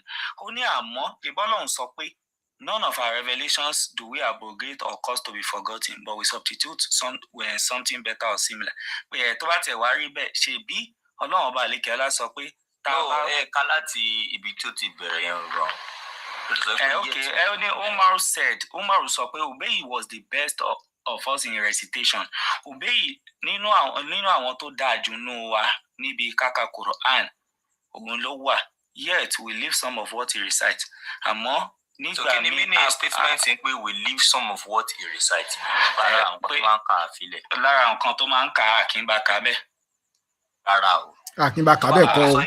We don't we leave some of what he recites. A máa ń fi nǹkan míì tó ń kà á lẹ̀. Ìyàtọ̀ wà nínú pé we leave some of what he recites and we leave we stop reciting the way he recites some of. The way I recite different from pé a fi nǹkan tẹ̀ ń kà á lẹ̀. Tábà ní pé mo fi nǹkan tẹ̀ ń kà á lẹ̀ yàtọ̀ sí pé mo lo bẹ́ ṣe máa ń kà ó yàtọ̀ síra méjì yàtọ̀. Ibi tí mo sọ pé ẹ tí gbọ́ ìtumọ̀ sábẹ́ntù ahruf 7 ahruf yìí náà nìyẹn. 7 ahruf dúró ẹ jẹ́ n ṣàlàyé fún yín. Islamic knowledge calm down. Ẹ jẹ́ n ṣàlàyé fún yín. Wọ́n tà ń sọ̀rọ̀ nípa ìníbí báyìí nísìnyí nínú àdìsí. Òun ó yàtọ̀ sí pé bí a fẹ́ ṣàlàyé nípa ahruf àbí kira tàbí nǹkan. Nǹkan tó sọ ara nǹkan tó sọ náà nìyẹn. Ẹ calm down sir Islamic knowledge. Connect Islam sọ statement ìkọlẹ̀ fún speaking truth. Wọ́n ní kó máa sọ pé bóyá àwọn ọmọ ẹ̀ ń pa ìsìn wọn àbí nǹkan kan. So nǹkan tẹ́yìn ń sọ̀rọ̀ lórí àrùfù yìí sí ẹ máa zoom bí ẹni pé just kọ́kọ́ àjẹ́ Christian academically ń pé ní understanding ẹ̀. So now nǹkan tá ń béèrè lọ́wọ́ yín lórí àdìsí yìí gọ̀gọ̀gọ̀gọ̀gọ̀ ó yàtọ̀ sí angle bí tẹ́ ń gbé wa lọ. Okay, tó bá jẹ́ kan ẹni sùúrù àkàn plainly nǹkan tá a kàn kà lásán ọmọléèwé gan wọ́n lè gbójú kan pé nǹkan tó ka yìí ń gbọ́ kìlómì ó tán. Nǹkan tó kàn sọ nìyẹn fs lè bá àjọ padà sórí screen. Ẹ̀gbọ́n ṣé nínú 7 ahruf èmi ò fẹ́ assume pé ẹ mọ̀ báyìí sìn. Ṣé nínú 7 ahruf ẹni sọ̀rọ̀ béèrè bí a ṣe máa ń báyìí. Ẹnu mo sọ pé pé ẹ mọ̀ ni ẹ wá ní kí n máa assume mi ò fẹ́ assume mọ́ ń sìn báyìí. Àdìsí yìí ni mo òun náà la fẹ́ fi àdírẹ́sì ẹ kàn jẹ́ àtú ẹ padà sí fs lè gbèsè. ọ̀dà tẹ́ bá fẹ́ kí n sọ̀rọ̀ bẹ́ẹ̀ connect bóyá ẹ máa dáhùn ló. Islamic knowledge àdìsí yìí. Ẹ ní ẹ fẹ́ kí mo fẹ́ ṣàlàyé ẹ fẹ́ kí n ṣàlàyé. Baby code what do you want bóyá kẹ́ fún time kan explain ẹjọ́. Kó má rọ̀ Rọ́jú ẹ̀ ní sọ̀rọ̀. ẹ kàn fún time don't worry. Rọ́jú ẹ má bínú ẹ kàn. Mi ò fẹ́ dára mi láàmú. I don't want to assume that you don't know it now. Ẹ ṣàlàyé nǹkan tó bá ní pé kẹ́ ṣàlàyé nǹkan ayọ̀rí nǹkan lójú screen báyìí nísìnyí ẹ wá lọ gbé nǹkan mi wá tí ò sí nínú nǹkan tá à ń kà lórí screen. Baby code let me answer it. Ẹ ní sùúrù ẹ ní sọ ẹ kájọ kàdísì padà. I will explain. Bá a ti jọ rí. Okay, Islamic knowledge ní sọ̀rọ̀ báyà connect Islam ẹ̀ka. So thank you. So nǹkan tí Adétìyìn sọ nípa ẹ̀ ni pé there are certain verses of the Quran tó yẹ kó ti wà abrogated. Ara ẹ̀ka nǹkan yín náà. Ṣé wàá jẹ́ kí n parí ẹ̀? Ẹ̀ka náà ẹ̀ka. Ó yá kà. Ní kẹ́ ká. Àbíwọ́ kì í ṣe bí èmi fẹ́ sọ̀rọ̀ ní kíní kà. Umaru ẹ jẹ́ kí n kà ẹ jẹ́ kí n kà Umaru baby code ó ṣọmọ kékeré kàn jẹ́ baby code. Wait, sorry o, mi náà ń lo ẹ̀yin fún yín náà mú pọ́n yín lé ní. Ó yẹ ká. Umaru sọ wípé Ubay ó nìkan tó dáa jù lára àwọn tó ń ka Kùránì, ṣùgbọ́n a ti kọ àwọn nǹkan tó ń kà lára àwọn tó ń kà sílẹ̀. Ubay wá sọ pé èmi ti gbà á lẹ́nu ànábì òjíṣẹ́ Ọlọ́run, èmi ò ní fílẹ̀ fún nǹkan kan rárá. FSP kẹtó tẹ̀síwájú ibi tí baby code ẹni sọ̀rọ̀ sáà ẹjọ́ mo ń bọ̀. Ẹ jẹ́ ká pa tap wọ́n ti ń rìpọ́ọ̀tù péjì wa jẹ́. Ṣé àgbàlagbà bá ń lo ẹ fún ọmọdé tí ọmọdé bá ń lo ẹ fún àgbàlagbà dandan ni kọ́ àgbàlagbà ń lo ẹ fún padà. Ó dẹ̀ má lo gbólóhùn ẹ̀ connect Islam ṣé ò ń gbọ́ mi báyìí nísìn ẹ jẹ́ ká padà síbẹ̀ yẹn. Ṣé kí n máa tú lọ? Ṣe rí nǹkan mo sọ fún yín connect mo kúkú sọ. Ubay sọ pé ẹjọ́ ẹ má jẹ́ ká wà síbù ẹjọ́. Ẹ má jẹ́ ká ẹjẹ́ àbẹ́bí kò dẹ̀ wẹ̀. No. Respect ọjọ́ orí. Yes. Respect is too much. Please. They are asking for respect. It's surprising. Let me Islamic knowledge. He's asking for respect. That's crazy. I don't think he's asking for too much because it's not even a matter of age. Ọmọ kékeré online gbogbo àwọn òríra wa rí. Bẹ́ẹ̀ni. Ifá ẹlòmíì tó lè bí ẹlòmíì wà bí ẹ̀sà ẹ̀pẹ̀lẹ́sà. That is how it's supposed to be. It's not a matter of age. Na ìgbà tá a ṣe yín tún kílẹ̀ jẹ́ kó sọ̀rọ̀. Ìwà náà ìmájẹ́ àṣírí. Ẹ̀yin ara speaking truth. Ẹ jẹ́ kí n sọ̀rọ̀. Baby code. Àbábá jẹ́ kí àwọn guys yẹn kọ́kọ́ lọ just like that. Please. Brother Daniel. Yeah, ó yé mi. Brother speaking truth. Okay. Ẹ má worry. Brother Daniel má worry. A ti achieve nǹkan kan lálẹ́ yìí. Inú mi dẹ̀ dùn pé ẹ mọ nǹkan tí hello. Mo inú mi dùn pa achieve nǹkan kan lálẹ́ yìí. A lè lọ sùn pẹ̀lú ìyẹn náà. OKB mo wá fẹ́ ká wò. OKB thank God for Christ is here. OKB speaking true baby code bra Paul ẹjọ́ máa wish ká deal pẹ̀lú kínní seriously ká mú lẹ́yẹ òṣòkà àwọn àdìí tó tẹ́rù ìbújẹ́lẹ̀ lọ́wọ́ àbọ̀ mi ìfẹ́ kàn mi kó wọn jáde ní ò jẹ́ kí n fẹ́ sọ tí n bá sọ ní ẹmú àmì ìdẹ̀ lè sáré rọ́wọ́ tó tán sọ pé Ubay was in the line of his father nígbà táwa ṣe ń ka Quran àdìtì yẹn náà wà mímí ìrántí mo try láti gẹ̀tẹ̀ bí a máa fi kún àdìtì so tán yarí pẹ̀lú ẹ̀ pé kíni Ubay tẹ́níkà gba Quran so ẹjọ́ àwa tá a ní interest nínú kínní a máa tú palẹ̀ dáadáa àdẹ̀fẹ́ kó jẹ́ lẹ́ẹ̀kẹ́ èbú ẹwọ́n tá a achieve lálẹ́ in fact mi gbọ́ rí wípé half Quran no complete mi gbọ́ rí. ẹ wá wo nǹkan tí mo wá like Braslat brother speaking truth wá ń tẹnumọ́ ṣe rí àtẹnumọ́ yẹn òun ló wá dùn mọ́ mi nínú jù. He was really emphasizing it. Ṣé ìyẹn emphasis yẹn gangan ló jẹ́ kínú mi dùn tí mo fi dákẹ́ tí mo fi kására ń bì pé wow I love this. So àti achieve yẹn nísìnyí tí Muslim kan bá wá ń ṣe program látọ̀ ní ẹ wo Quran ọwọ́ mi ó complete ẹ̀yẹ̀ kan fọ létí kí Quran yẹn jábọ́ lọ́wọ́ ẹ̀. Láyé ẹ̀ tó bá ti sọ bẹ́ẹ̀. In fact mo fẹ́ béèrè orúkọ Quran tí Islamic knowledge mú wá lálẹ́ tó ló yẹ kára.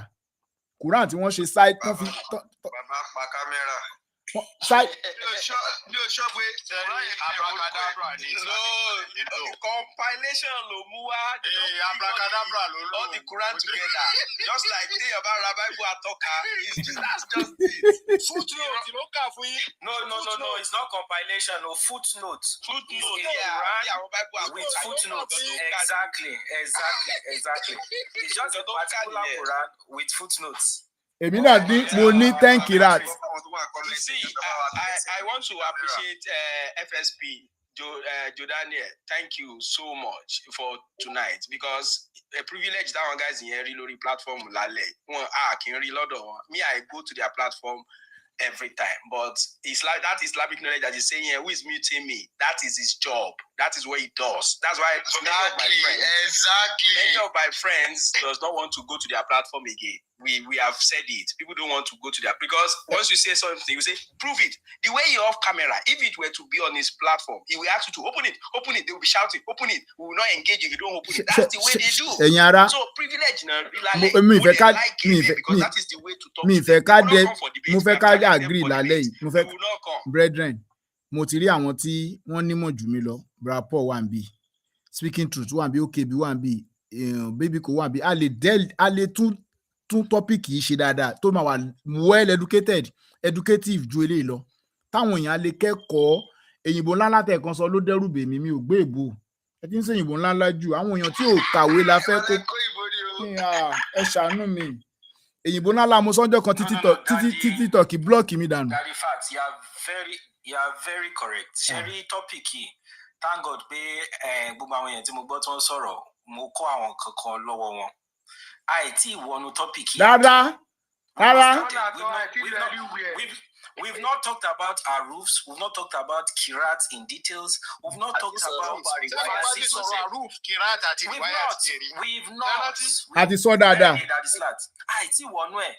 We've not even had any conversation on it. But Itari Shele ni yi tí wọ́n sọ pé gbogbo Quran ta ni ò complete.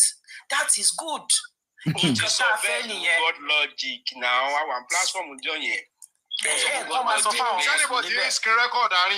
Yes, that was of God logic. They go say complete Quran.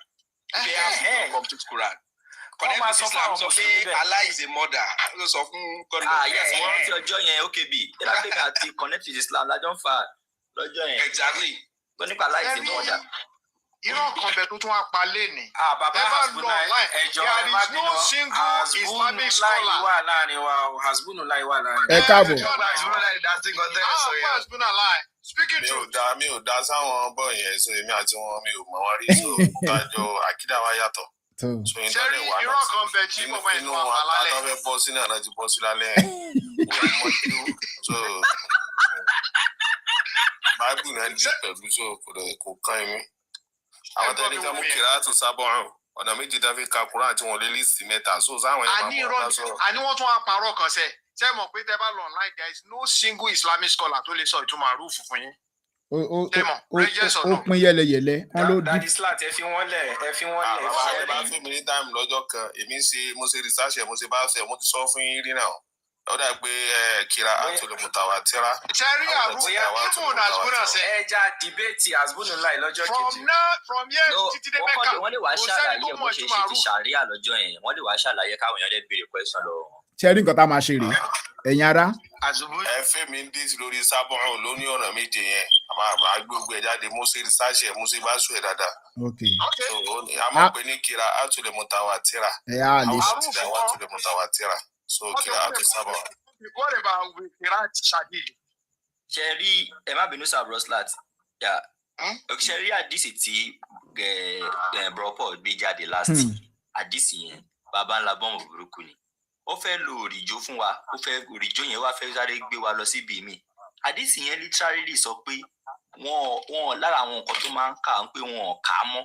Ó dẹ̀ sọ fún wa pé rárá kò ń ṣe ìbẹ̀rẹ̀ ọgbọ́n tó ń gé yẹn nǹkan tó fà tó fi dá sí rọ́ọ̀fù tó fi kọ́ ni.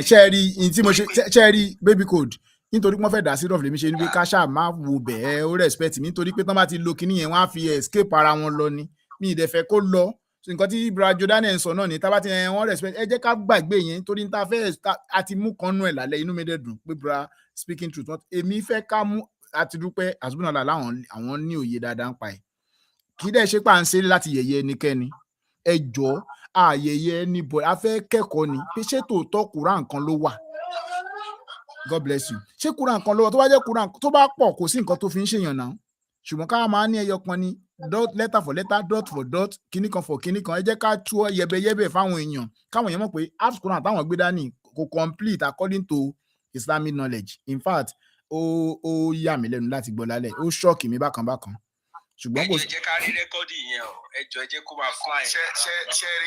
ṣẹ́rí gbàtí Speaking Truth ti bèrè ọ̀rọ̀ yẹn lọ́wọ́ tó ti ní kò complete but half tó wà lọ́wọ́ Muslim brother yẹn náà táwa ti ń ka yẹn náà kó ti tó fún ọ.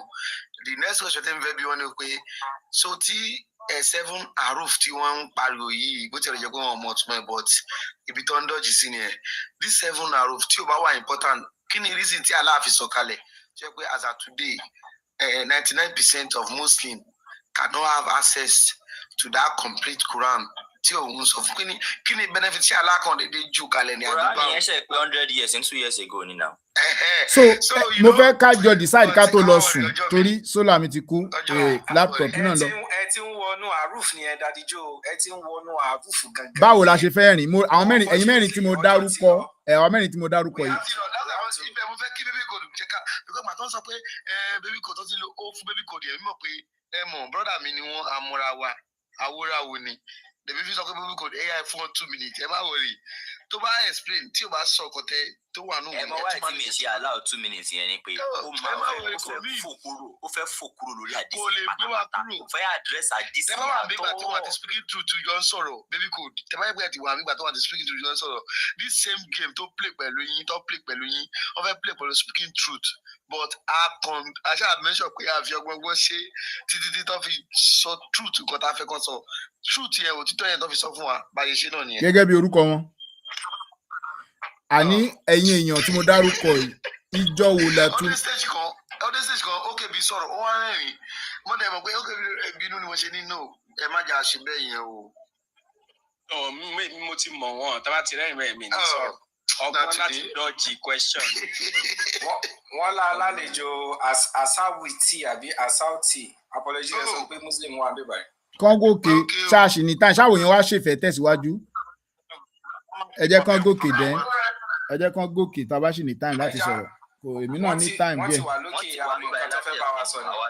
ẹgbó ó yẹ fún wọn ní microphone ẹ fún wọn microphone ẹ jọ̀ọ́ ẹ má jẹ́ ká ṣe kéèbú ẹ má jẹ́ ká sọ̀rọ̀ àlùfàǹṣá ẹ jẹ́ ká sọ̀rọ̀ ní tùbílùbí a lè disagree pẹ̀lú ara wa bó a lè sọ̀rọ̀ a ní láti sọ̀rọ̀ àlùfàǹṣá fine àwọn ló kọ́kọ́ bẹ̀rẹ̀ ọ̀rọ̀ àlùfàǹṣá tó ń bú baby kò pé ìwọ o mọ baby kò jẹ́ akàn pé baby kò dín mọ̀ bí àgbàlagbà ní nítorí pé ẹ̀yin nínú fún túmọ̀ sí pé ẹ ju baby kò dín lọ náà so tẹ bá dẹ̀ jù lọ náà respect is reciprocal kò ní ìdí káwọn ẹ̀ṣẹ̀ àwọn nǹkan bẹ́yẹn èmi ò àwọn nǹkan yẹn ò ṣe nǹkan tẹ́ yẹ ká gbọ́dọ̀ máa fà bí ẹni gbàgbọ́ ọtí ẹ̀yin lẹ fà tẹ bá ní ẹ̀yin lẹ wá sọ̀kalẹ̀ nítorí pé ẹ̀yin lẹ disrespect baby code ẹ̀ ń lówó fún un náà dẹ̀ lówó fún yín kò èmi ò rí yẹn as issue tó yẹ ká wá sọ di bàbàrà ẹ jọ àáfà ẹ tẹ̀síwájú sá. ọgbọ́n àtúnṣá lọ ní jàre.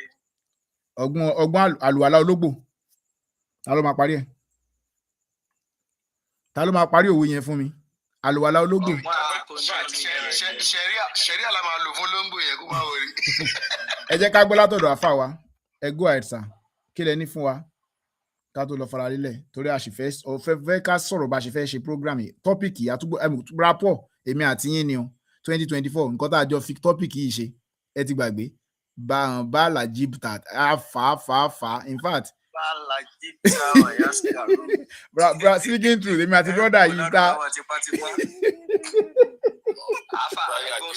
bálẹ̀ àjíptà àti bálẹ̀ àjíptù yín dẹ̀ ń kó káàkiri láti jọ. ẹ jẹ́ kí àfáwà yẹn sọ̀rọ̀ ká gbọ́ tẹnu wọn pé àwọn ní kinní ẹ lọ́wọ́. àfà ẹ káàbọ̀ sá. ẹ gbóhùn sókè. pé à ń gbọ́ yín. ẹ kálẹ́ kí gbogbo yín. ẹ kálẹ́ sà inú wa dùn láti rí yín. nǹkan tí mi kò fẹ́ sọ ni pé gbogbo eléyìí tí ẹ má bínú sá o. no ẹ gbóhùn sókè. ọmọdé lè mí o. no ẹ gbóhùn sókè. so ẹ jẹ́ kí Islamic knowledge ẹ jẹ́ kó sọ tẹnu ẹ̀.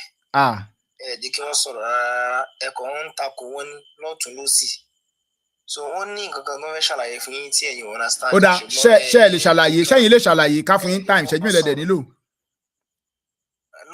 ọjọ́ àlàyé yẹn kì í ṣọjọ́ ìní ẹ ti sọ pé ẹ máa mú ọjọ́ mi tàwa fi ṣàlàyé wo èmi náà dé máa. ẹ jọ ẹ̀yin brọdà mi ẹ jọ má bò tí wọn àfà ọjọ́ ò lẹ́yìn fẹ́ ká mú fún ẹ̀yin kẹ́yìn mú Islamic knowledge dání kẹ́ mú connect àbí àwọn àfà àgbà irú àwọn kílókọ brọdà ìdádì yìí náà akadip kẹ́ mú wọn wá àtàdépọ̀jù ẹtìkẹ́ kọ́ àwọn pípẹ́ because àwa fẹ́ mọ̀ ṣẹ́rí tó bá dọjọ́ yẹn mo promise yín anybody ò bá jẹ́ kẹsọ̀rọ̀ máa drop ẹni yẹn máa dé block. a fẹ́ kẹ́kọ̀ọ́ pa ṣé kúrò nǹkan ló wà níta fẹ́ mọ̀ nìyẹn tó dẹ̀ complete. nǹkan tá a kàn fẹ́ mọ̀ nìyẹn etiquette so tẹ́yìn bá mú ọjọ́ sìn a máa ṣe sticker fún yín a dẹ̀ máa forúkọ yín síbẹ̀ àwọn tẹ́ fẹ́ kó wá ẹ máa sọ fún wa a máa fi wọ́n sínú sticker. kílásìkì ló lè ní ààrí wọn. àárí wọn bẹ́ẹ̀ ni classic ni àárí classic o. wọ́n lọ gbá ẹ̀ classico. ẹ jẹ́ sáré sọ nǹkan kan torí ẹ dà pé mi àtẹ̀mí àti Islamic knowledge sọ̀rọ̀ nǹkan tó ń sọ yẹn mo fẹ́ ká fà yìí kan brother yìí kan bá wa understand nǹkan kan ní pé ṣe rí irú èèyàn bíi èmi báyìí nísìnyí mo wà inquisitive gan tá bá jọ kà nǹkan lórí screen tá a dẹ̀ rí tọkọ a téèyàn kan wá dé tó ń sọ fún mi pé tẹ́ bá wò ẹ máa rí pé yẹn tẹ́ bá tún wò ẹ máa rí pé ó fẹ́ dà pé d yẹn kọjú sẹ́yìn a máa ní problem because ó fẹ́ dọ́pọ̀lọ́ mi rú ni ṣe understand nígbà tá a jọ kà nǹkan báyìí lójúkòròjú wa báyìí tẹ̀lé wa ń skip ẹ wá fẹ́ gbé wa lọ sí pé àrùf àbí kinní kan kẹ́tẹ̀ tó dárúkọ àrùf kẹ́tẹ̀ tó dárúkọ anything contest lílé yìí contest ẹ ṣáà ṣe comprehensive àbí comprehension ní school tẹ́lẹ̀ pọ́n máa ní pé ẹ̀ka kinní yìí o nǹkan tẹ́ wá kà nínú ẹ̀ o ẹ summarize paragraph 2 nínú ẹnìkẹ́ tí wá fún wa ní answer ẹ ṣe gan-an so nísìnyí nǹkan tá a kà tájọ kà báyìí nísìnyí báyìí ẹ̀ẹ́dẹ̀ fẹ́ sọ̀rọ̀ lórí ẹ̀ẹ́dẹ̀ náà ẹ fẹ́ fún wa ní explanation kí ni simple and direct answer ni now ṣe get ní sí tó bá jẹ́ pé àrùfù náà ń sọ direct ní sí direct pé ẹnìkan dárúkọ àrùfù ẹ wá ní pé àrùfù tá a dárúkọ yẹn o kò yé wa àbí kàlàyé tá a ṣe lórí àrùfù yé wa ẹ wá lè fẹ́ ṣàlàyé lórí àrùfù fine a máa fún yín time kẹ́ ṣàlàyé ẹ̀ but tá a bá gbé nǹkan jáde ìwé yín tá a gbé jáde tẹ wá fẹ́ skip ẹ̀ tẹ ní kí wọ́n ní pé wọ́n fi àwọn nǹkan tẹ́ni yẹn máa ń kà wọ́n fi ilẹ̀ ẹ̀yin wá ń lọ fún bẹ́ẹ̀ ni pé sound lásán ni bí pé kò kí ń ṣe pé nǹkan kan tó kọ́lẹ̀ tí ò sí ń bẹ̀ mọ́ rárá. baby code kékeré lélẹ̀ inú tá à ń sọ sẹ́ẹ̀ anímì tán sọ pé àwọn àyà kan ó ti sọnù àlérí mọ́ I will give you the edit ṣebí ẹ máa wá ẹ máa rí I will be glad to show you so ẹyin pé kinní kan àjẹkó sọ̀rọ̀ tẹ́ bá lè sọ̀rọ̀ èmi máa fún yín ká fún yín 5 minutes kẹ́ fi sọ̀rọ̀ lórí àdìtì tó wáyé pé anytime àfà. ẹ sà ṣé ń gbọ́ mi sà. kétékété. Good so alẹ́ ẹ̀kọ́ ni ọjọ́ ọ̀rọ̀ sà. ìjọ wo wá ni. ẹ ti sọ tẹ́lẹ̀. ìjọ wo ni kó jọjọ́ ọ̀rọ̀ wa. ẹ ti sọ tẹ́lẹ̀ pé a máa mọ́jọ́ tá a máa ìjọ wo ni ìjọ tá a bá rí bi ni bí wọ ìjọ tá a bá rí bi. ẹ má bínú Daddy Fat. Yes sir. Baba Abdullahi Asawati ẹ̀yin náà ẹ dúró tì wá a fẹ́ deliberate ọjọ́ mi tàmámú. Yes. But mo fẹ́ béèrè nǹkan lọ́wọ́ yín ká fi conclude. Àwọn àwọn Islamic knowledge àti connect to Islam wọ́n sọ wípé half Quran kò complete. Ṣé ẹ̀yin náà gbàgbọ́ pé kò complete? Nǹkan ẹyọ kan tá a rí kó jọ papọ̀ nìyẹn. Ṣé ẹ gbàgbọ́ pé kò complete? Of course kò complete. All right, ẹ ṣé. So ìjọ wo ni ká wá mú next Thursday ni next program wa mi mọ̀ ṣé ká fi ṣe àbí ká mọ́jọ́ mi. Thursday àti Sunday la máa ń ṣe program. Thursday and Sundays ni. Saturday àdè máa wá láàárọ̀ Saturday náà. Sunday la máa ráyè. Ó dáa. Àbíkẹ́ àárọ̀ Saturday náà nígbà mi àmọ́ àárọ̀ Saturday náà máa dá àbí Brajo Daniel. Àárọ̀ Sunday ẹja tètè bẹ̀rẹ̀ next week Sunday ẹja tètè bẹ̀rẹ̀ káwọn yẹn lè lọ kàwé. Saturday morning no. Or Saturday morning anytime tẹ́ bá mú àwa wà ready we are ready. Ẹ jẹ́ ká fi sí Sunday ọlọ́run àpò wa lọ́wọ́ sá. Ẹ jẹ́ kí n follow yín gan ó dà kí mo ti follow yín gan tẹ́lẹ̀ àbí ẹ jẹ́ kí n follow yín right away mo ti follow yín. ẹjọ kẹ́nìkan bá wa ní contact wọn lọ́wọ́ kó má dìgbà máa classic ẹ̀ bọ́ ká ní ìfojú wa yìí lálẹ́ yìí. Ṣé máa drop WhatsApp number yín fún mi àbí kí mi drop tèmi fún yín. Gba nọ́mbà wọn. Ṣé kí n drop tèmi fún yín straight away torí àṣẹ ká máa kó dijọ́ yẹn ká máa wára wa kiri àwa classic ó lọ gba air classic ló bá lọ àrí wọn. Classic káàkiri lẹ́nu o. Àwa wọn kiri. Ó dàgbà àwọn mùsùlùmí lọ́sọ̀ fún classic. Wọ́n sọ fún mi kó bá wà. Mo wọnú díẹ̀ bẹ̀ wọ́n tún bá sọ̀rọ̀ bó sì níbi ò bá sọ tán pé àwọn èèyàn wà dúró díẹ̀. Bọ́lá ẹ̀ ti drop mi. Wọ́n drop wọ́n ti lọ. Kò sẹ́ni kankan tí ó wà nù wọn. Tó máa bẹ̀rù dànù. Báwa fẹ́ lè látọwọ́ wọn ni. Àwọn tó yẹ borí wọn kú gbogbo tó máa ń kà máa ń takò báyìí wọn ò mọ ètò kankan. Mo mọ wọn mọ dà sí i tí wọn fà balẹ̀ sí àgbákò tó fẹ́ ṣe fún àwọn. Àṣìwúdọ̀ lẹ́yìn. Ọmọ Christ. Ṣèrè àdìtọ́wọ́ wá tó yìí. Ṣé ká mú àárọ̀ Saturday àbí Sunday ẹ jẹ́ ká agree bra Paul mo dẹ̀ fẹ́ kẹ́ wà ń bẹ̀. Àwa ẹ jẹ́ ká mú Sunday yẹn wà. Sunday lálẹ́ okay Ọlọ́run á ràn wá lọ́wọ́. Ọlọ́run ti drop FSP. Kódà yẹn sọ pé Sunday tàbá mú àárọ̀ Saturday ó pè wá. Báwo la ṣe fẹ́ reach out sí? Mo ti follow wọn orúkọ yẹn ṣé ẹ mú orúkọ ẹ fún mi lórúkọ ẹ kí n kọ́lẹ̀ máa lọ fọ́ máa lọ wò. Asawati àbí. Ṣé ẹ rí bá ṣe rí tí mo gòkè yẹn ó ní ọ́fíìsì sálọ. Kódà mo ti mú tírà yẹn sẹ́gbẹ̀ẹ́ báyìí kẹ́ni kẹ́kẹ́ fún mi pé ẹdí ẹ bá ń kọ́ wọn ké o ìṣirò àṣì kámẹ́rà wàhálà yìí gbà wọn padà fs ló yẹ fún nọ́mbà yín ká confirm ẹ sí mi ò sí fún ọ lọ. Okay, 0 is àlẹ́ sálọ rárá àlẹ́ sálọ sẹ́ẹ̀ kì í ṣe nǹkan tá a sọ nìyẹn. ṣé àsìbúnà ńlá ẹ ṣàṣeyẹ ká tún máa takò ara wa. no ẹ jọ ẹ filẹ̀ ẹ filẹ̀ àsìbúnà ńlá ẹ fi wọ́n lẹ̀ ẹ fi wọ́n lẹ̀ ẹ jọ mo bẹ̀ yín ni ẹ jọ ẹ jọ ẹ má jẹ́ ká sọ ẹ jẹ́ ká fi bẹ́ẹ̀ lẹ̀ ẹ jọ. àfa ẹ má wọrí èmi àti Nkọ́lá jọ ní ẹ jẹ́ ká fi bẹ́ẹ̀ lẹ̀ so that ẹ jẹ́ ká fi bẹ́ẹ̀ lẹ̀ ẹ má bínú àfa ẹ jọ ẹ má jẹ́ ká sọ lọ síbi tẹ́ bá wà ní ìkànnì yẹn lè discuss nípa differences yín kò sí problem àwa náà ní differences a lè sọ lọ́fílẹ̀ ẹ má jẹ́ ká lọ avenue láti fi ṣẹlẹ̀ ẹ filẹ̀ bẹ́ẹ̀ ẹ jẹ́ ká filẹ̀ bẹ́ẹ̀ ẹ jọ àfa ìgbà nọ́mbà mi bẹ́yẹn kẹ̀dẹ̀ háì mi lálẹ́ màá lè follow yín up pa ìgbà bá fẹ́ ṣe so kò ní jẹ́ pé classico ló máa di bẹ́yẹn á lè jọ contact ara wa 080 ìwọ náà tó bá dẹ̀ fẹ́ gbà tó jẹ́ muslim ìwọ náà lè gbà ó lè pè mí for anything nípa bíbélì I will be glad 080 ṣé wọ́n ní blọọkì wá pàìpù nọ́mbà yìí ẹ jẹ́ pé iná yín yorùbá wọn ò ní gbà kò ní show 080 èjì èje èje àrún méjì òdo mẹ́ta 1 080 2 èjì èje àrún méjì òdo mẹ́ta 1 ẹ lè pè mí ẹ háì mi bẹ́yẹn so màá lè save nọ́mbà yẹn so ìjọ tó bá ti yá kó má yẹ pé ẹ mọ̀ pé èèyàn lè ọkàn yẹn ti nǹkan lè kúnyàn lọ́kàn téèyàn lè gbàgbé so a lè pè yín sáàkì tó bá ti ń kọjọ́ méjì a lè pè wá sáàkì pé má gbàgbé o àdẹ̀fẹ́ yìí tí a máa ṣe oníjàgídíjàgan tí máa bu yín àwọn ọ̀fẹ́ bu yín ẹ̀yin náà ìgbìdẹ̀ gbọdọ̀ bó wa ẹ jẹ́ ká respect ara wa ẹnìkan lo owó fẹ́nìkan nìkan lo ẹfẹ́ nìkan kò ẹ jẹ́ ká lo respect ẹ jẹ́ ká respect ara wa tó ra fẹ́ kẹ́kọ̀ọ́ ni we want to learn àsìkò ẹ̀kọ́ ti dé tó bá jẹ́ báìbù náà la dẹ̀ fẹ́ tú pẹ́ẹ́pẹ́ yẹ jẹ́ ká tú kájọ yiri ẹ̀wò kò nílò pa bínú wọ́n tú báìbù yẹn kán tú náà tó bá jẹ́ ló wà bẹ̀ kán túrọ̀ yẹn jáde fún gbogbo ayé kí gbogbo ayé mọ òtítọ́ kan sọ bíbélì ọwọ́ wọn nù tó bá jẹ́ irọ́ ló wà nù Kùránì ẹ jẹ́ ká tú ẹ má jẹ́ ká máa tanra wa jẹ ẹ má jẹ́ á sọ̀rọ̀ ẹ jẹ́ á dákẹ́ ẹ̀tàn jẹ ni o ọ̀pọ̀lọ́ ní tá a bá débi òrùkáfò òun ló kó wa débi tá a délé ní tá à ń jíra wa gbé yìí o tá à ń kóra wa ọmọ èèyàn ẹlẹgbẹ́ òdẹ̀ ń dúnbò ẹ̀ can you imagine in tó sún wa débi nítorí pé àfẹ́ sọ̀rọ̀ ẹ má jà sọ̀rọ̀ yóò máa bínú kó bínú tí ò bá bínú nísìn kó má dìgbà yín ní wàá máa dúnbò èmi mọ́nu yàrá mi ò ní gbé kun mi lẹ́ẹ̀kan bẹ́ẹ̀ o ìrìnàjò dání mo rò pé yín náà ò ní gbé kun yín lẹ̀ kí wọ́n bẹ ìdí tá a fi ń làágùn ni sọ ní àìkẹ́hùn sọ̀rọ̀ èèyàn akẹtàn sáré ẹni tó débi tó yẹ kó ti sọ mọ̀ pé mi náà mọ̀ gbòòrò lèmi náà ní àjọ wà ń gbòòrò ni tó bá lọ sọ̀rọ̀ tìrín bíi baby code ẹ káàsán ẹ káalẹ́ mi mò ń kọjá lọ wọ́n á na eré burúkú tí ò lè ṣàlàyé ẹ̀ yóò kẹtàn sáré o àìlè kẹhùn sọ̀rọ̀ ló ń jẹ́ kéèyàn kẹtàn sáré àsìkò yìí ló yẹ ká kẹhùn sọ̀rọ̀ kájọ wo èwo ló yẹ ká sọ dànù èwo ló yẹ ká retain èwo ló yẹ ká tẹ̀lé ó yẹ ká jọ sọ so Sunday lágbára Ọlọ́run àbí Ọlọ́run aṣọ wájú yẹn lọ mo ti fún yín náà ṣe é gẹ́ẹ̀tì nọ́mbà yẹn sà àbáwọn èèyàn gbọ́ mi mọ́. àgbọ̀yà àṣàwátì ṣe gẹ́ẹ̀tì nọ́mbà tó pé yẹn sí. ẹ ti há èmi bẹ́yẹn. èyí wà ń jọ náà èmi ò kàn ìkàrà mọ́ wọn rẹ̀ ọkọ̀ kan. ṣé kí n pè kí n tún pè fún yín kẹ́ pé ẹ pé 00 22 àbí 27 ni o. okay 2752 55.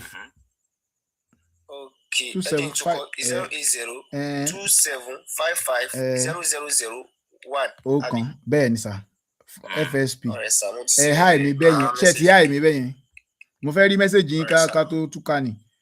mo ti gbọ́. Ọlọ́run á ràn wá lọ́wọ́ àzùbúrò náà láwọn náà máa wá so. èmi bò ibi gẹ́gẹ́ mi máa wá nù yàá sí wà. kò sí ọ̀nà Ọlọ́run ṣọwọ́ àjọyọ̀. inú mi ṣe dùn tẹ́ pé àwọn ọ̀rọ̀ tó jáde lẹ́nu wọn ẹni pé wọn daṣọ bò bá wọn ní lè kọ̀rẹ́ tara wọn bá wọn ká pé mi ò sọ̀rọ̀ rẹ̀ jáde ó ní a tún ti dáràn o ó ní Kùránì ò pé o kéré kan ẹ wá máa wọ̀ lábà gbogbo wọn sàkó lọ́la wọn ò ní wá. wọn lọ àwọn ló kò pé so ìyẹn tí wọn dẹ gbọ́. ẹ wo fálásì méjì tí wọ́n sọ. rẹ́kọ̀dù ẹ̀jọ̀ nítorí Ọlọ́run. wọ́n ní òpè ṣùgbọ́n sufficient. wọ́n ti sọ pé kò pé ṣùgbọ́n ó ló sufficient. ẹjọ́ ilé wa ṣe ni pé tẹ bá fẹ́ post ẹ wá fi picture rẹ̀ tó fine dáadáa tó sì máa fi ẹ wà nílẹ̀ mọ́ so àwa sufi ò lè ráyè iṣẹ́ rẹ̀. brother mi làwọn tó wá o ọmọ ìyá wa ni wọn ọmọ ìyá bí wọn. ẹ ṣe bó ṣe sọ ọjà rẹ tọ́jú bá ṣe wà lónìí. rapport dẹ̀ good. Kí ni kejì àṣùbùnàlà kí ni kejì. kẹlẹ́lẹ́kejì kan tó sọ ìgbà tẹ́ ní kankan kìrá tó sábọ̀ tá a máa ń ka lẹ́ẹ̀mejì ẹ̀ tó ní tó kà lórí ẹlẹ́ẹ̀kejì tí speaking truth ti sọ pé àkójọ tó fẹ́ bò láṣìírí tó ní kẹ́ tó kà ó tẹ́ pé kàkùkà ní kà ó ìyẹn náà ẹ bá wa lẹ fọ́tò rẹ̀ mọ́ bẹ́ẹ̀ sọ ẹ jọ méjèèjì nítorí mo ti rí àgbákò ẹ̀rí àtọ́jú oorun mo ti rẹ́. wọ́n ti ń restrict live wa o ẹ jẹ́ ká máa lọ. ẹ jẹ́ mọ̀ pé speaking truth fẹ́ bọ̀bọ̀ yẹn speaking truth fẹ́ disgrace ẹ̀jẹ̀ sọ́kọ̀ dá. ọjọ́ ẹ bá mi fún wọn ní àtẹ́wọ́ bàbá fáàtì pòwe pé ẹni tí ò bá kẹhùn sọ̀rọ̀ ó máa kẹtọ sáré ni ẹ wo I was very happy these people wọn àwọn kan ló ní monopoly of violence and disrespect now kí la sì sódẹ̀ ti change owó tí ń lo o tó bá ti kẹ́ pé mi ò argue ni ẹ̀ríkẹ́ mi argue bó ṣe sọ pé kínní ẹsẹ̀kẹsẹ̀ mi náà lè change voice pé ok inú mi dùn ó ẹ wo I am very happy mo dẹ̀ mọ̀ kàn fẹ́ sá lọ ni. àwọn tẹ̀ ti rún wọn mọ́ bí kí àwọn fọ́ọ̀sì wọn ti ń gbẹ. etí tí mo gbògiri now I'm very happy olóyèké mi wá sókè o thank you so much. God bless you. So ká máa retí ara wa níjọ́ Sunday. láti ilẹ̀ mo dẹ̀ ń pọ́n wọlé mo ṣe ẹ̀yin tẹ́ni Islamic knowledge ẹ̀yin náà ẹ̀ ní sùúrù mo fẹ́ ká sí baby code ẹ gbọ́ baby code ẹ má jà mí bọ́nà ẹ fún mi time mi kí n sọ̀rọ̀ baby code ẹ fún mi time mi kí n sọ̀rọ̀ jẹ́ ẹ má jà mí bọ́ ẹ mọ nǹkan tó ń ṣẹlẹ̀ baby code ẹ change orúkọ yín kó wọ́n má jẹ́ kí wọ́n ní wọn appeal mi ẹ má jẹ́ ẹ change orúkọ yín kó bíbí ẹ change ẹ sí daddy code or adult code òbí àyàn ní jẹ́ kó máa disrespect yín mú. Can everyone there daddy for Christ Alhaji White. ṣẹ̀rí fídíò ti connect with Islam yẹn mi kò go viral dáadáa fídíò tó ti ní àwọn lè ná obìnrin wọn yẹn màá yìí tó wá bí màá ṣe sẹ́ndẹ̀ sáwọn èèyàn. ẹ bá wa sẹ́ndẹ̀. láwọn lè ná obìnrin wọn yẹn. àwọn fídíò yẹn ní sàgbápọ̀ ẹ̀ máa táàgì mẹ́ra. Now seriously those guys are toxic seriously. Okay bí fi jẹ́ mo rí fídíò yẹn lọ́dọ̀ fáàtì àwọn guys wà ní mọ̀ platforms. mọ problem tó máa ń ní sà ní pé fáàtì ṣẹ́rí nǹkan tó ṣe fún mi lé ní tó fẹ́ máa lo owó tó máa disrespect mi ó ṣẹlẹ̀ náà recently lórí platform mo kàn wà lọ́nà lọ́jọ́ yẹn ni so TikTok kan já mi sí area yẹn ṣùgbọ́n tí mo débẹ̀ mo wá rí pé ọ̀rọ̀ technology náà ń sọ ẹ understand ọ̀rọ̀ code wà ní ṣe fídì yín gangan so bó ṣe ń sọ mo wá kílẹ̀ tó jẹ́ fídì yín mi mọ̀ bí àwọn èèyàn tó wà níbi ìbáyìí lára wa máa wà bóyá máa wà ní comment section lọ́jọ́ yẹn sọ̀rọ̀ tech náà ń sọ so ọjọ́ yẹn bó ṣe sọ̀rọ̀ yẹn mo wá comment pé nǹkan tí mò ń ṣe ní iṣẹ́ mi ẹ̀ mọ̀ nǹkan kan báyìí mo wá sọ àwọn kan ẹ lè bí pé ẹ jẹ́ kí n end the live